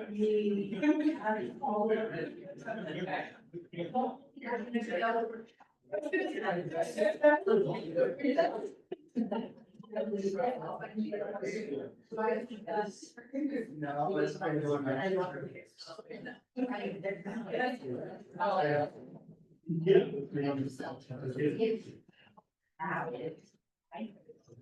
He just said.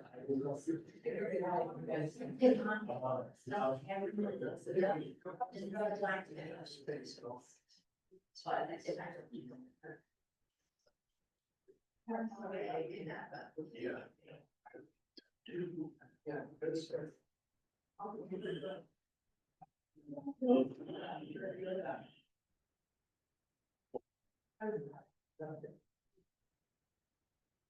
Yeah.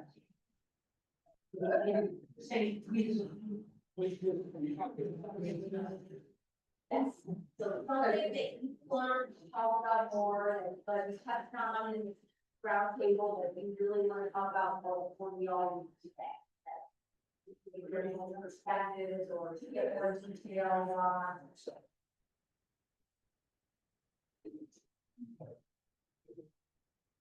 I'm not seeing Maybe not. So,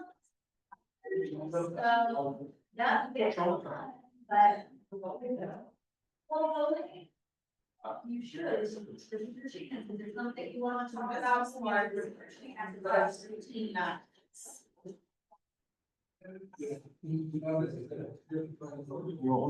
Sure, yeah.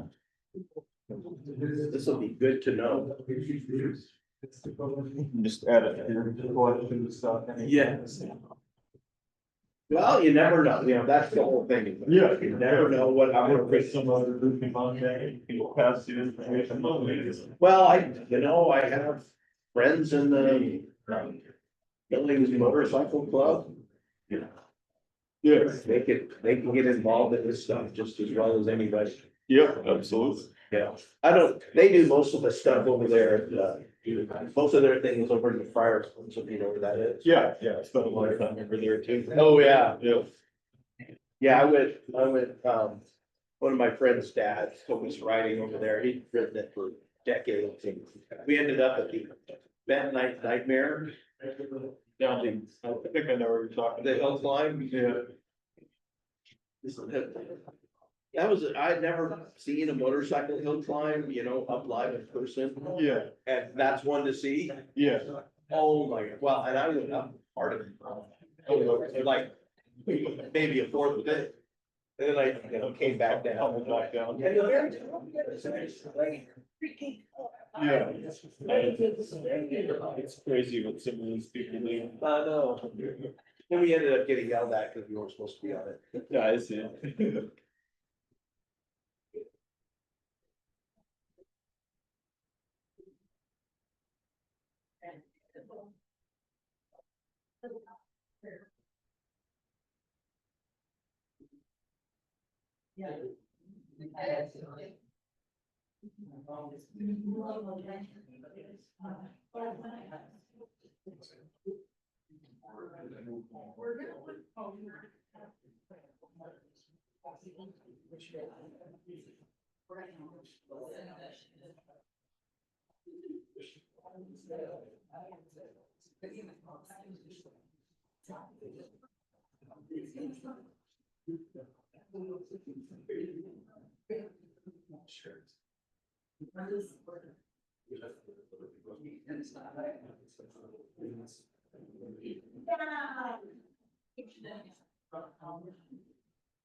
Okay. Everyone, last chance, okay? We'll play.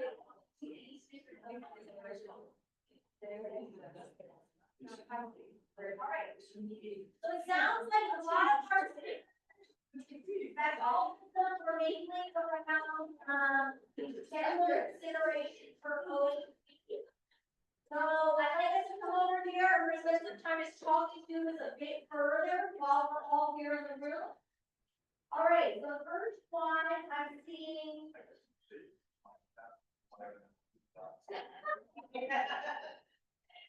Okay, so we have some thoughts related to evaluating the map submitted by Fish Creek Coalition, will be the map that coincides with the recommendation.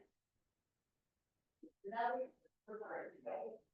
Oh, okay. I'm referring to a map that we did about a year and a half ago, we went out to a collection of ATV clubs, road place, looked at it.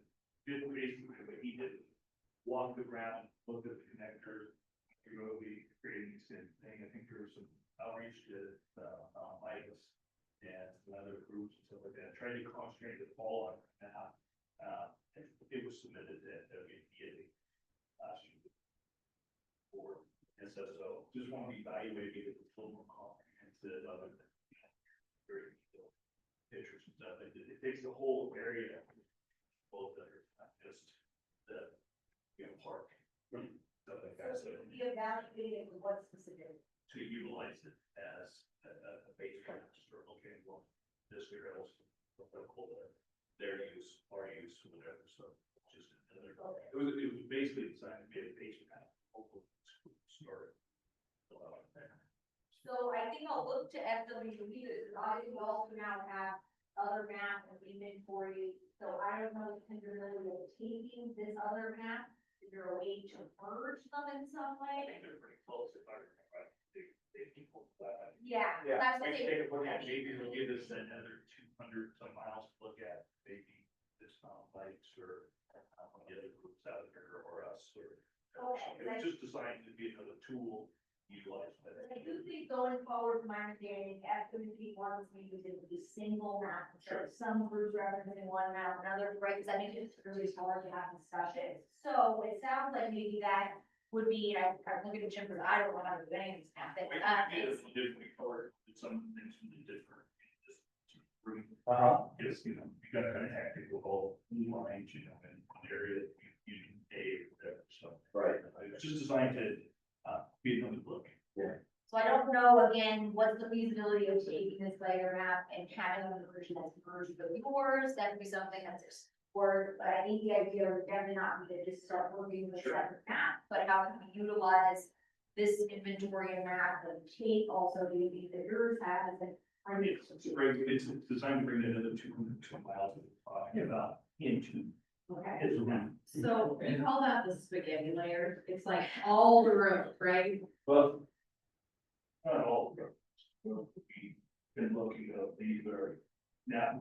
Yeah, so there's like the aerial imagery of what looks feasible, and then there's the ground truthing, and then there's like old historic road layer, what Plum Creek was using is called the spaghetti layer. It's like the whole road system. And so some of the challenges we've faced throughout this whole thing is there's so many roads that it's really hard to navigate the map. It's really hard to make sense of the map. So On map, or even up some of the map. just the any map that has a ton of road layers. So it's sometimes there's trade-offs with like what base map you use, but I'm just telling you the intent of like how we tried to build this. So some of those in that spaghetti layer, some of those were decommissioned before we acquired the property. So we know some things and we tried to pair it to what was feasible and what seemed to be realistic and what we thought we could inventory to get some real data around, like what are the road conditions and to try to make it a little bit easier for you guys. When I told you, Randy did a great job. Very excited about that. We'll bring that. That came out of our contract. Right. And to tell you how we got to that is that we did as much as possible to state park and south of 90. So that's pretty comprehensive down there. If there's something that we navigated down there, I don't know. Right. And then for what the miles we had left over, we went north and did a couple of those areas out there until we got to freedom. Totally understand, and this was just designed to identify the connectors as well, and the course of solid, so that's probably where the Oh.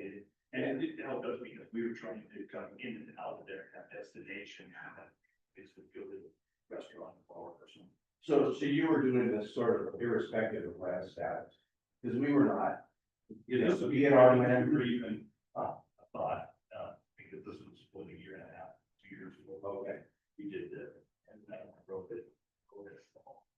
Yeah, we're kind of the old new faces. Yeah, it sounds like we can't guarantee that it's gonna be a perfect grouping of them, but we can explore this as an option to see what group layers look like and what that would look like with 4 layers. Yeah. Is it possible to group them together? Going back to what Kendra was saying, it's all like, Jennifer, that's my lead off.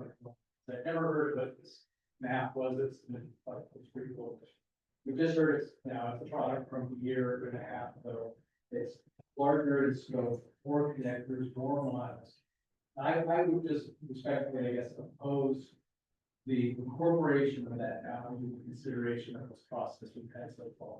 We've now heard about it for the first time in the last minutes of our time together doing this.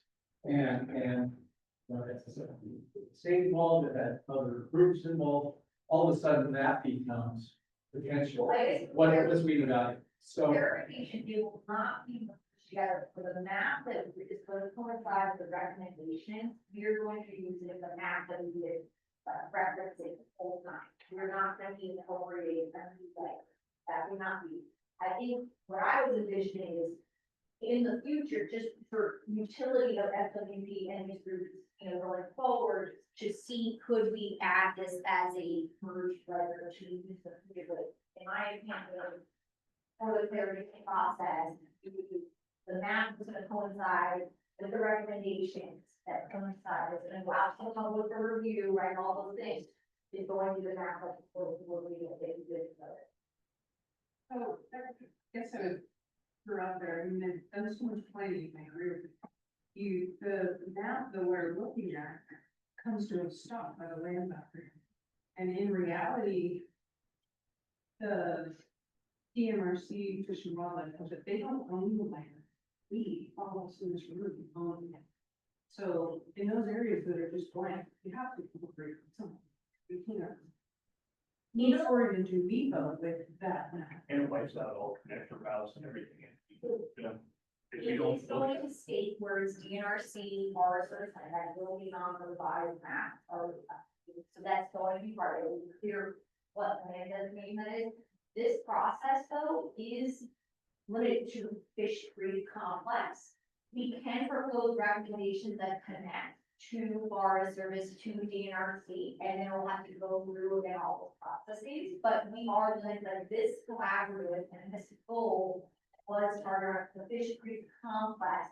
Knowing that we can against those connectors, but we're not, like, I guess that's why the map is the way it is, but we will be having those other things. Goes back to the definition of connectors, that one route crosses DNRC. It's there, it's not a connector that doesn't even exist. It's there now, it should be on the map. If you're gonna complete the loop. That's like, we can put on that's what the recommendation is to complete it, or whatever it is. So it's not to say, again, that your recommendations can still be outside of the complex, but for the mapping purposes, it's just gonna state that it's other land. I mean, I'll look at LWP, I think this is what we're going to do with the map. So, Yeah, and I think some of it is like, we make decisions not knowing that it was gonna cause issues down the road, right? So I think on the field tour, you guys all brought to our attention that the way that we handle DNRC lands on that specific map possibly, right? So yes, there may be roads that still exist, that concept of connection, we can still bring those forward as recommendations. I think the thing that we try to do as a state agency is respect our sister agency and their processes. So we try not to speak for other agencies, but instead coordinate with them so they have their own voice, we hear it from the experts. So that was the intent. It wasn't to cause confusion or to omit roads. It was just knowing that what we can control for this process has to do with FWP land, state park, WMA, trying to bring our partners from DNRC and the Forest Service in, so that as you guys have those questions, you can talk directly to the experts from those. So our apologies that caused confusion in this process. That was certainly not the intent, just trying to do right by our sister. it doesn't limit recommendation. That's what I'll not emphasize it is like, it is not limit anything else discussed today. So don't worry, I guess I say don't worry about that for me. What we discussed is still on the table, and we will make sure that it's clear in the recommendation. I'm just gonna say, I think Jim's pointed. The two maps don't disagree with each other. It's just what we're contracted to inventory. When you come to the end, I can't keep writing, and we would look at your picture and say, that's the beginning of something fun, because we all agree that cuts on the ground. That's not on the map, but it is on the other map. Those two maps don't disagree with each other. Someone said, well, now that one's been decommissioned. With the stipulation of the map that was submitted by the coalition, it says, right, these routes have to be ground. It's gonna take some boots on the ground to say, wow, this is the best option, or this is an option, but there's more miles that's there than it's in. It's in these terms. We don't want that off the table. It's not necessarily to say more ones, but more options. Okay, so. If we're really glad that you brought this is very, to the best for the OAG. We're not have to stay in the park, he might have to stay in the park. Do all one on community, how we're gonna cross over in those, right process, we assume there's a work with that. And you guys will have to work with them, yeah. Yeah. I was just gonna throw in that I remember seeing that map with, or I visited with Willie quite a bit on his map, and I saw the map. And it was very expensive in nature, I mean, it went all the way to Second Street, which is, and then up to Star Mountain Lookout. And then all the way, the bottom end of Fish Creek, or the top end of, well, Fish Creek, and all the way down into Petty Creek and over to Rollo Hot Springs. It's so very expensive, much bigger than what we're looking at. Yeah, it's really. So, just, if you guys have, so I think we will look at how we can explore putting these together, all of the, in the final, out of this collaborative recommendation, right? But it's something that we use the tool for implementing the recommendations and having your picture of the different routes. Yeah, because it'd be clearly, here we talking about something first time, we talked about this all along, that there house, there's over 20 of them out there. We just did it, short and easy, still explore with the right partner out there to go, can we make this a destination where people come and they ride all weekend, get in and out there, and they'll have a great experience, that's what you're. I will add to just real quickly, that, the inventory that Logan Simpson did, when it came to that end road, there was a dead end, there was a straight cliff, or it was highly vegetated.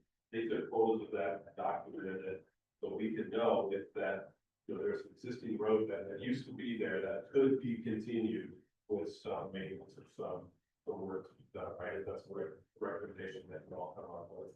And then also, that, that map that Local Simpson has does have a base layer of that spaghetti there. Maybe it's not the one that you're exactly referencing, but it is a full layer that you have access to. So just to, mention that, that does exist out there for whatever recommendation come up for us, but we're solely with the group to provide a lot of the implementation later on the line for that stuff.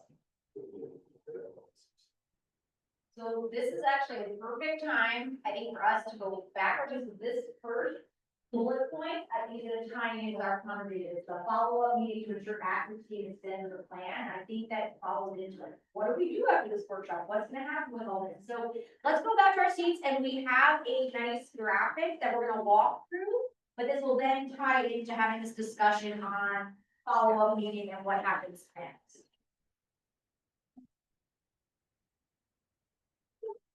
Yeah.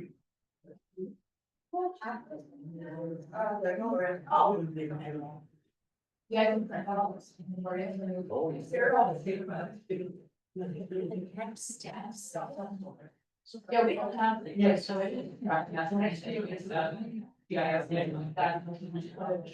yeah, we don't have. I got it. Oh, no, it's not that, thank you. Hour? Bye. Eric. Yeah. That's for my own. 30 goes. So just right on this road, you know, the map, right? Baseball. Yeah, Jeff. Yeah, it's right past baseball. Right past. Every protector, I said. Yes. Yes, yeah. Services. Yeah, we don't. Can you call in? Yeah, yeah. Because they can. But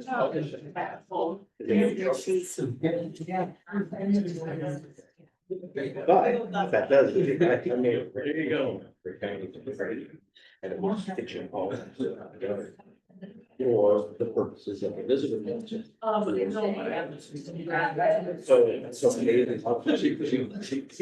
That's a key. Yeah, I tell you. Okay, thank you. All right, are we ready? We're ready. So what I'm gonna do now is you all have this infographic with lots of words. I'm going to explain the words so you can read it later on your own time to remember what we talked about. And so I'm just gonna walk through the steps of what happens after you guys finish your recommendations, right? Where do they go? What does the department do with them?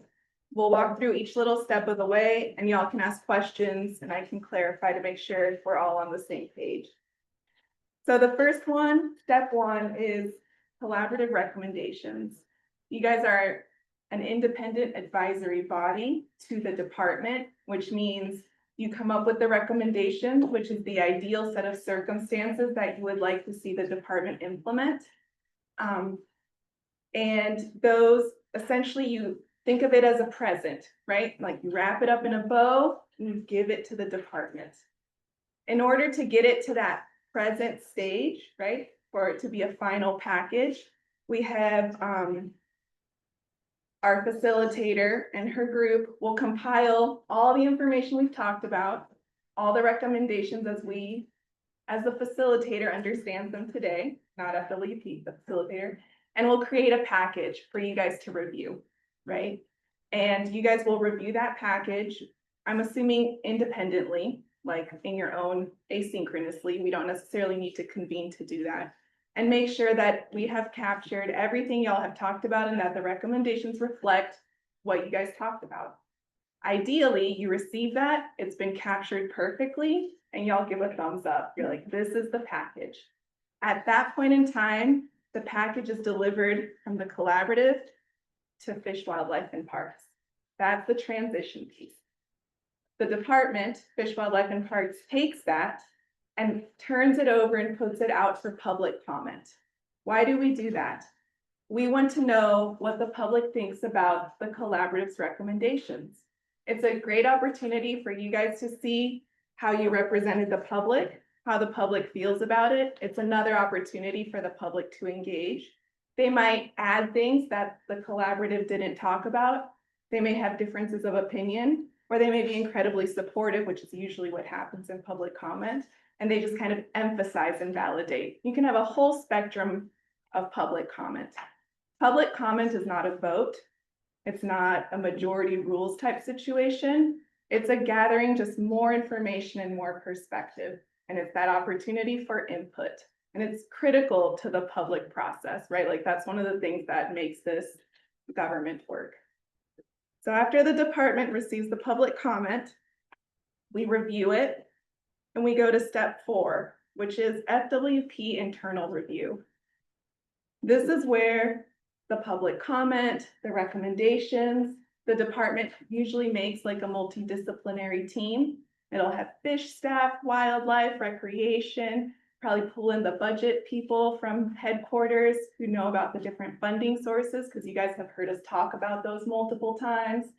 It's a whole interdisciplinary group where they look at the recommendations and they look, how do we make this happen? And it can be all the questions, right? We talked about looking at each gate, potential gate opening individually. Look at the gate and it's like, well, if we open this gate, what are the impacts to wildlife? What are the impacts to fish? What are the impacts to recreation? Does opening this gate actually achieve what the collaborative wants to do, which is to reach point A to point B? Right, so we do all those questions. We see, oh no, look, this amazing trail crosses a bull trout stream. Bull trout are very important to us. How can we reroute the route or build it so that it doesn't have negative impacts to the stream? All those technical questions, all of that is sorted through internal review. And that's what the department does. That's why they have subject matter experts, technical expertise. That's where all those things get worked out. Then, once it's finalized, the department, this is where we get into the inner workings of FWP. And I'll go a little bit deep just so y'all know, because it's a big organization. So this is being led by the Parks and Outdoor Recreation Division. After internal review, the division, who has a division administrator, she'll sit with her team, they'll look at everything, and they'll say, what do we recommend to implement? Maybe it's all of it, maybe it's part of it, maybe it's 80% of it, maybe it's a little modified. Whatever that is, they create a package and bring that to the director. The division brings it to the director and says, this is what we want to implement based off the collaborative's recommendations. Like, do we have your support? And typically the director says, yes. At that point, we enter the beloved environmental review, which we lovingly call MEPA. And what MEPA is typically an environmental assessment. And in it, we have created a concept plan or a site plan of what the trails actually look like, where they're gonna be, where they're gonna cross things, what gates need to be open, where trailheads are, all of that's identified there. And it should mirror as best we can the recommendations of this collaborative. The environmental review goes out for public comment. That's another 30 days. That gives us input on whether we assess the realities. Have we forgotten anything? How do people feel about it? And then after the public comment, the department issues a notice of finding, a decision notice, which typically says, we will do the project as we proposed, or we learned this new information, we've modified it, we'll go with this alternative, A, B, C. There's a variety. Then, once the decision notice is issued, the project is given a green light, and we get into step 6, which is project funding. And Hunter will talk about the details of that, but essentially the short version is that all the trails identified in the EA and in the decision notice are now available to seek funding so that we can build them. And I'll turn it over to Hunter for that. But before I do that, do you guys have questions? Paige. So the NEPA planning process changed pretty significantly in some aspects this year. And was finished off in the final registration. And NEPA pretty much mirrors NEPA. Did NEPA and NEPA the same changes? I don't think MEPA made the same changes. However, I am not a MEPA expert, and we do have MEPA experts in the department. So all environmental reviews are reviewed by our legal team and our MEPA experts. So even though I can't answer that technical question, I'm confident the department will follow the current process. Sharon? And I'm probably not as familiar with the NEPA as I should be, although I am pretty familiar with NEPA. And so in NEPA, we would go through like a biological assessment. And will we do that with NEPA if it appears that there might be impacts to fisheries, wolf trout, or Definitely. or grizzly bear? Yeah. So through Fish and Wildlife Service?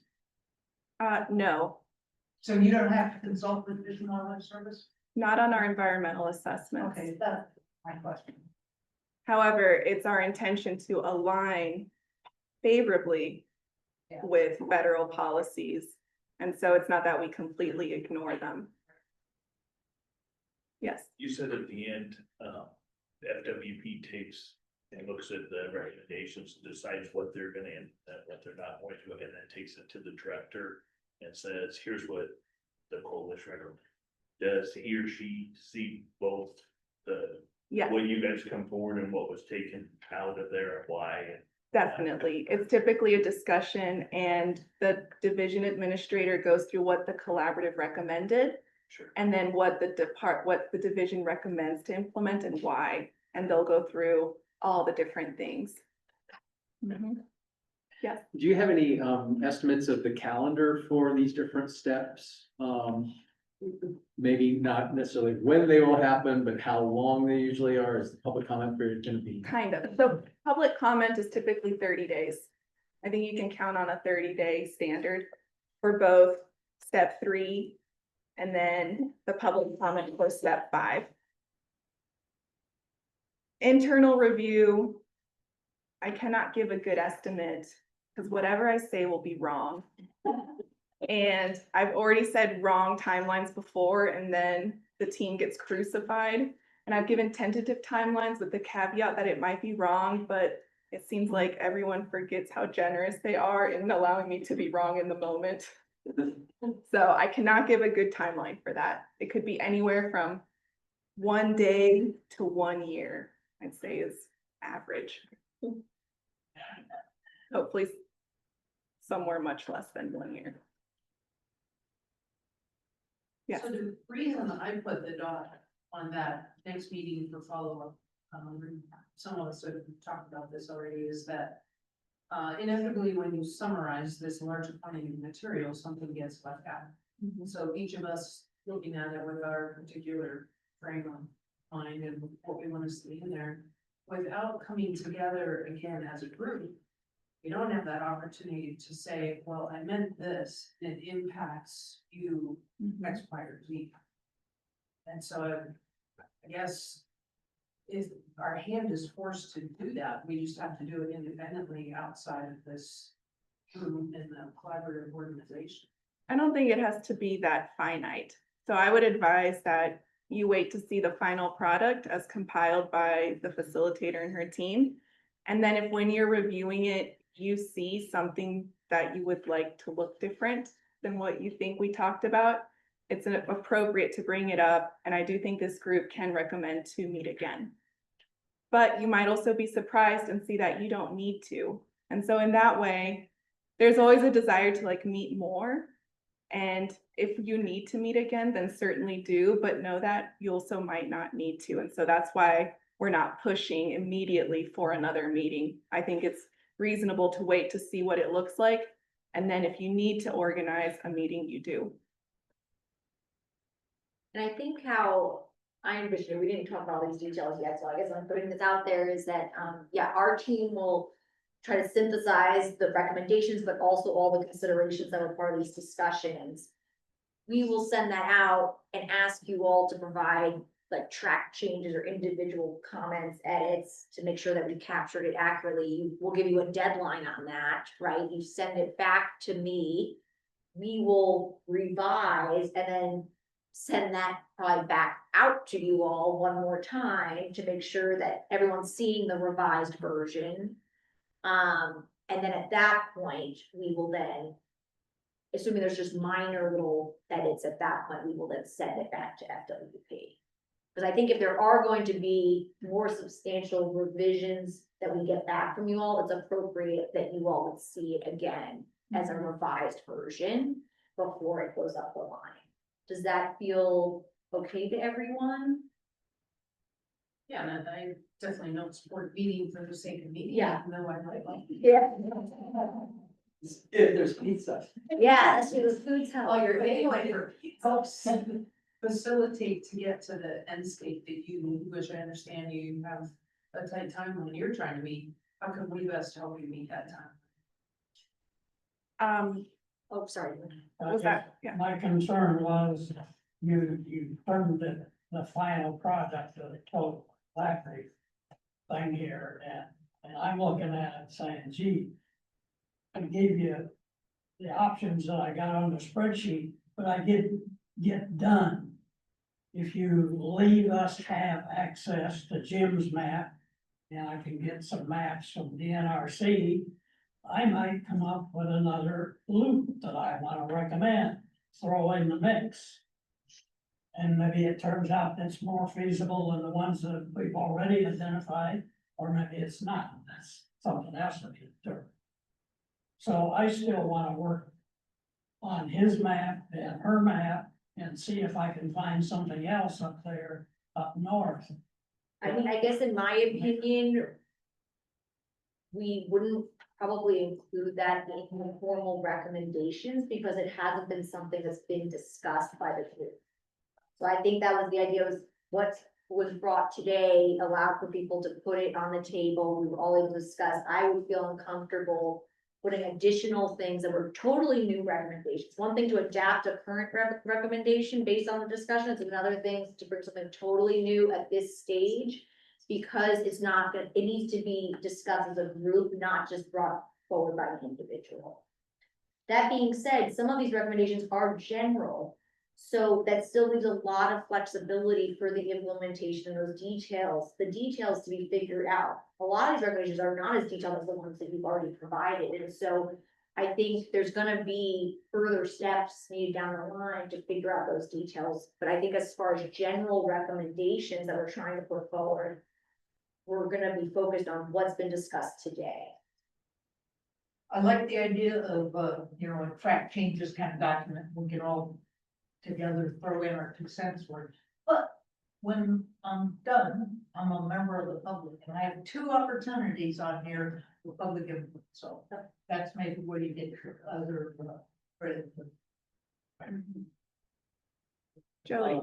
That's kind of part of the let's confusion part where we've got this fuzzy area, because we've got some specific proposals, we've got some general proposals. With how, because what is the final result, I don't know what FW becomes, I would imagine we'd be specific, actual. You could point to, you'd have something, you could give to somebody and say, build this, or something, is that, am I wrong, or? We can do both. Okay, so I'm wondering what goes forward, how. We can do both. So on the trails that have been identified with like the 6 OHV trails with the line exactly where it is and the identified connectors, that's wonderful. We can put that through MIPA on a site plan. It's identified. The analysis of that is really easy in terms of like, because the trail is already located. For the more general recommendations, like, you know, want to reach from Whitetail Flats to the overlook, but without delineating exactly where it is, we can still work with that. We just put it into MIPA more generally and then speak to those details. And then later we would have to come in and actually draw the trail. So we can work with both. This like, it's the example, I'm trying to picture how this, what this looks like down the road, I think that there are, let's say, we're trying to not overwhelm the place with a bunch of recreations, so tools we have to have, make the time of year, where the trails are located, how much of the trails are there, there's tools that can be done to go navigate that. I would say, there's clusters of routes in the WMAs that have no value with 15. And they're open now, and they're open year round. We could have a discussion on which ones we really need, maybe 2 of them here or 2 there for hunting access or something. And the rest, some of the rest could be used as a marketing chip to make a loop somewhere else or something. You know, where's that, how does that negotiation take place, or does it take place? So a lot of that takes place in the internal review, because this group talked about how if we could have loops, the group seemed to, and this is where I need to read the final recommendation, but my understanding is if there's loops, then a bunch of those spurs could be closed. That's kind of what I heard. So if that's in the final recommendation, when FWP does their internal review and they're analyzing the loops, and I talked about how if we open a gate, we have to see what the impacts are and how to mitigate for them. That's where the department would say, look, if we open this gate, but we close all these spurs coming off this loop, maybe that mitigates it. And I say maybe because I don't actually know. This will be what the local team does. They have that expertise. But that's where a lot of that happens.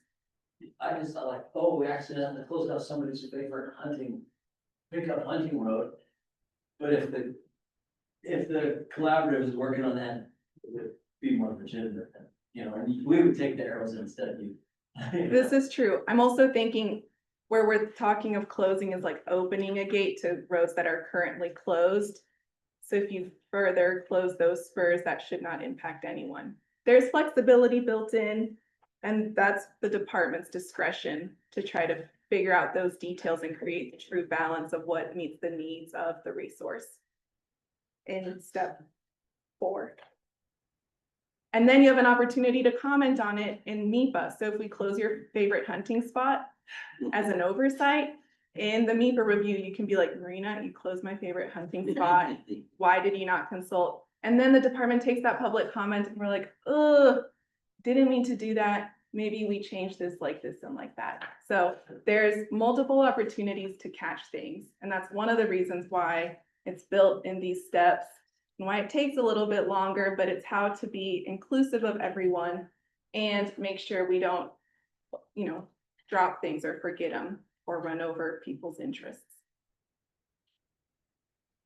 All right, Hunter. Thank you.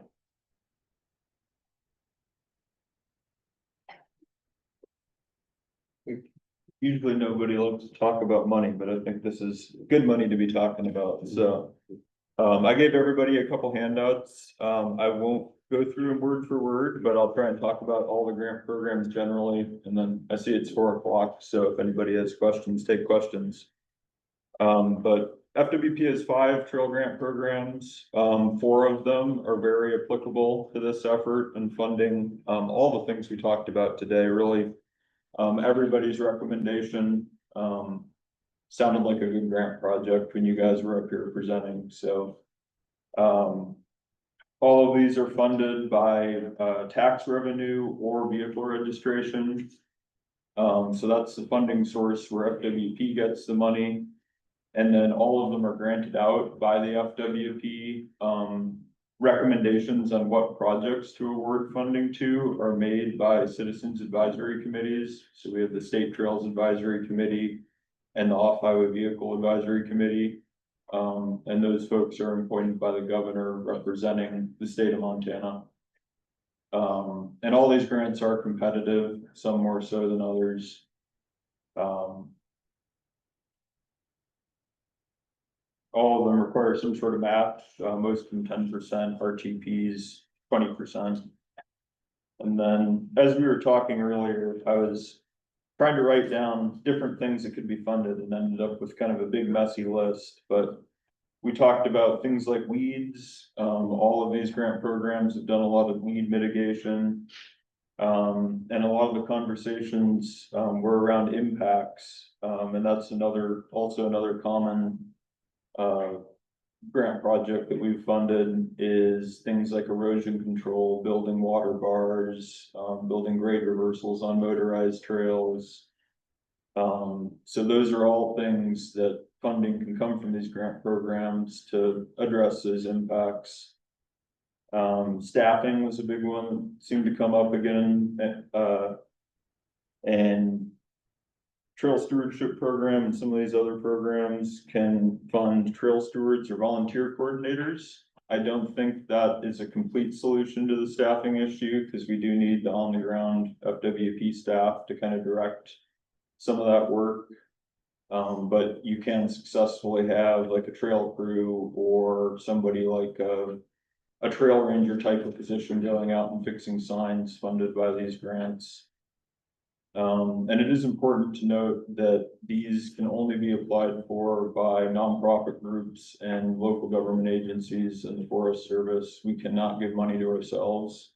So you all and other groups, the counties, will need to work with FWP to utilize these funds to implement projects on the ground. And then I have a very short list of things that are talked about today that can't be funded. So we talked about campgrounds. In very limited circumstances, funding might be able to go towards campgrounds. The only example I can think of is a equestrian specific campground where we funded some of the trail facilities and restrooms because it also acted as a trailhead.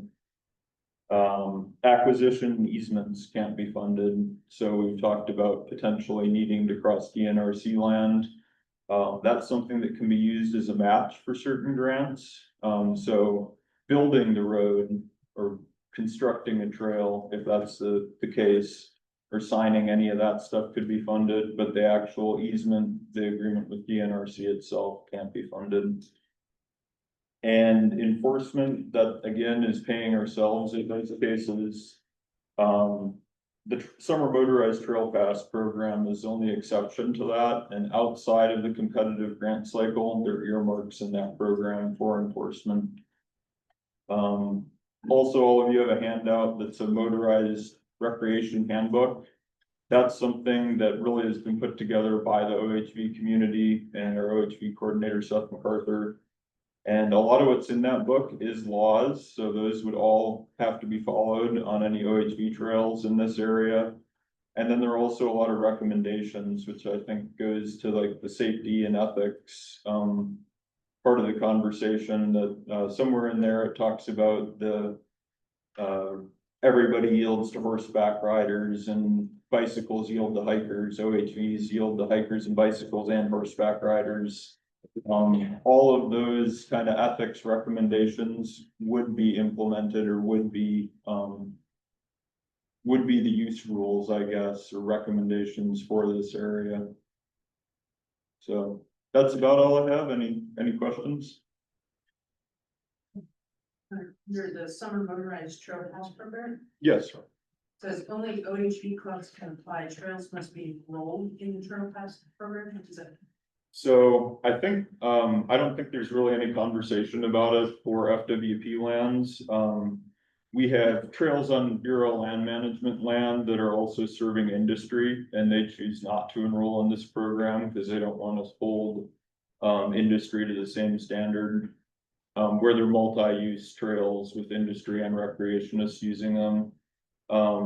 Where these trails or a lot of Forest Service trail systems are to serve recreationists, we'd require that all OHVs using them get a trail pass sticker. And that funding goes back into that grant program and fund projects on OHV trails. So there isn't a spreadsheet somewhere with trails in it that are able to be considered for that? So it's essentially every 50-inch or single track trail that's on Forest Service.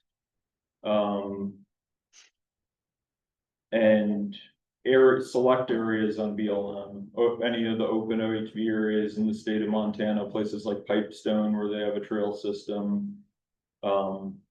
So there is for the feds, there really isn't for FWP at this point. I don't think there is a whole lot of these type of trails on FWP at this point, but. Really the enforcement mechanism for it is signage on site on those trails. Go ahead, Jody. Yeah, hey, Hunter, would they have to be with if the routes was all full-size route, it was once closed, open up, and it's just like the rest of the roads. Wouldn't she only be required to have like what you would have on another Forest Service road or? I always thought. It gets complicated. That's why I gave you all that motorized handbook because, well, for dual sport motorcycle riders, for instance, there are instances where you need to have a street legal license plate, an off-road vehicle registration, and a motorized trail pass all on one machine. So it's 3 registrations for one machine, depending on where you're riding. As far as the grant programs are concerned, it's really about that recreational trail experience. So 50-inch and single track are obvious ones. When it gets to a Jeep trail, that's a little bit more of a gray area. I think Wild Bill trails up by Kalispell, I'm not super familiar with it, but I think that's the only example where we have larger than 50-inch trails funded through the Trail Pass program. Things like the Forest Service access roads, so most of what we did our field tour on, those are roads and would not qualify for funding. So how do the trail recommendations out of this final product get enrolled officially in a trail pass program? Is that done in the internal step? I think at the point where the MIPA document was complete and FWP had made a decision on opening those routes, it would be automatic. I don't think there'd be any scenario where we wouldn't enroll those motorized trails in the Trail Pass program. The next step. And you bring up an important point because in order to apply for these funds, you need land manager support. In this case, that's the FWP staff here. You guys support it over there?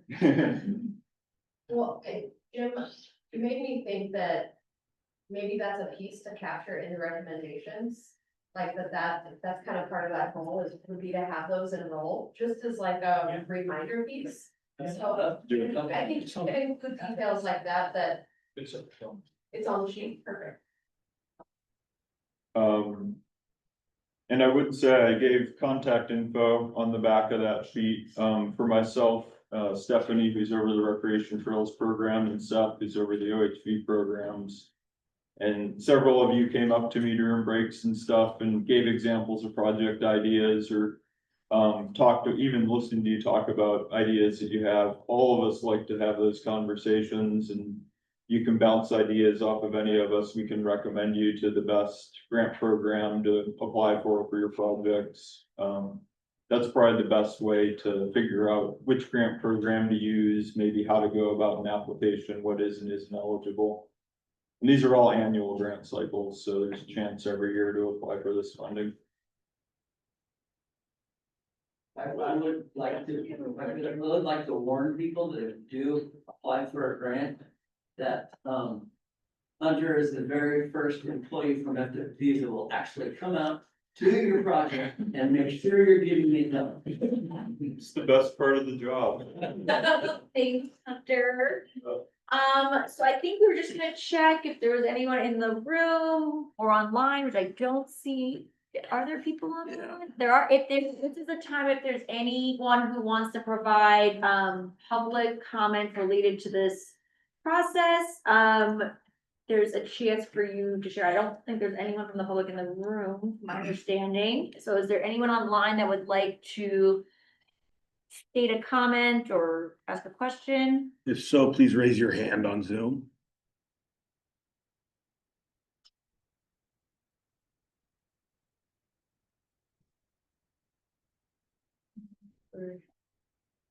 Well, while we're waiting on that, if there is anyone that's gonna make a comment, but in the meantime, I do just wanna say a couple thank yous. First, huge thank you to Jim and his team, amazing inventory work, but also just your help with the workshop, making maps, everything, so thank you so much. And yeah. Yeah, and then also to all of our FWP staff who help with not just logistics of these meetings, and this includes Helena office as well as Missoula based, but just all the background behind the scenes, getting things prepped, you know, making sure that this was as successful as possible takes a ton of effort. So thank you all. Big thanks to our students over here who have helped with taking notes. They're working with me behind the scenes. We're going to be synthesizing things and putting it together. That takes a lot of time and effort. So thank you all. And I also want to acknowledge our advisory team. I know some of them had to leave earlier or aren't able to be here, but huge help, wealth of knowledge, just lots of valuable input and guidance. And so thank you all for being here. And most importantly, thank you to the collaborative members. You all put so much thought, not just in these discussions, but in between throughout the years. I know a lot of you have been invested in years and will be probably in years to come, but just really appreciate it. You made this, you know, super valuable. I'm hoping that we can capture everything that you said here. And I'm hoping to get this draft of the recommendations to you all, hopefully in 2 weeks. See how things go. So we will send that to you. I'll probably send it to maybe Cody and he'll send it to you because he's been your main communicator via email. And we'll give you then what's your period of time to review and provide back. There is going to be a map component in the final product with that. So we'll work with Jim, and that's really again to showcase where on that map either specific routes that have been identified or just general areas that coincide with the recommendations we're gonna be putting forward. So we may have that ready for you in 2 weeks, but if not, you will also get a chance to see that. But really, it's just a visual to coincide with what is really in the meat of it in that document. I think with that, I don't know, did anyone raise their hand? I have another thing. Oh, yeah. Thank you to Jen. Oh, thank you. It's been super fun. So you all were a great group to work with, and I love getting to know everyone, and I hope we can continue working together.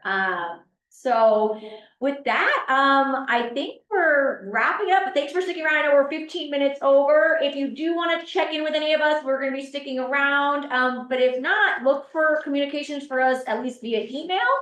And if you did type up notes, I know some of you came this morning with printed up thoughts and notes, that you can email those to Cody if you haven't already, so that we can make sure we're including those considerations in our synthesis of recommendations. Yeah, and thank you to everyone who joined on Zoom. And yeah, yes. Cody and Jim, will the links for the maps remain active for the review process, or are you going to? What's the plan for the maps and accessibility? We could probably leave it active. I don't know what your thinking is. I don't have an issue with it. I don't know if anybody else wants. Yeah, so we can leave them open. The only slight issue with it is it is public. And so if people are smart enough to search for it, they can find it. And that would sort of let the cat out of the bag in some sense. So we should probably have a point of time return.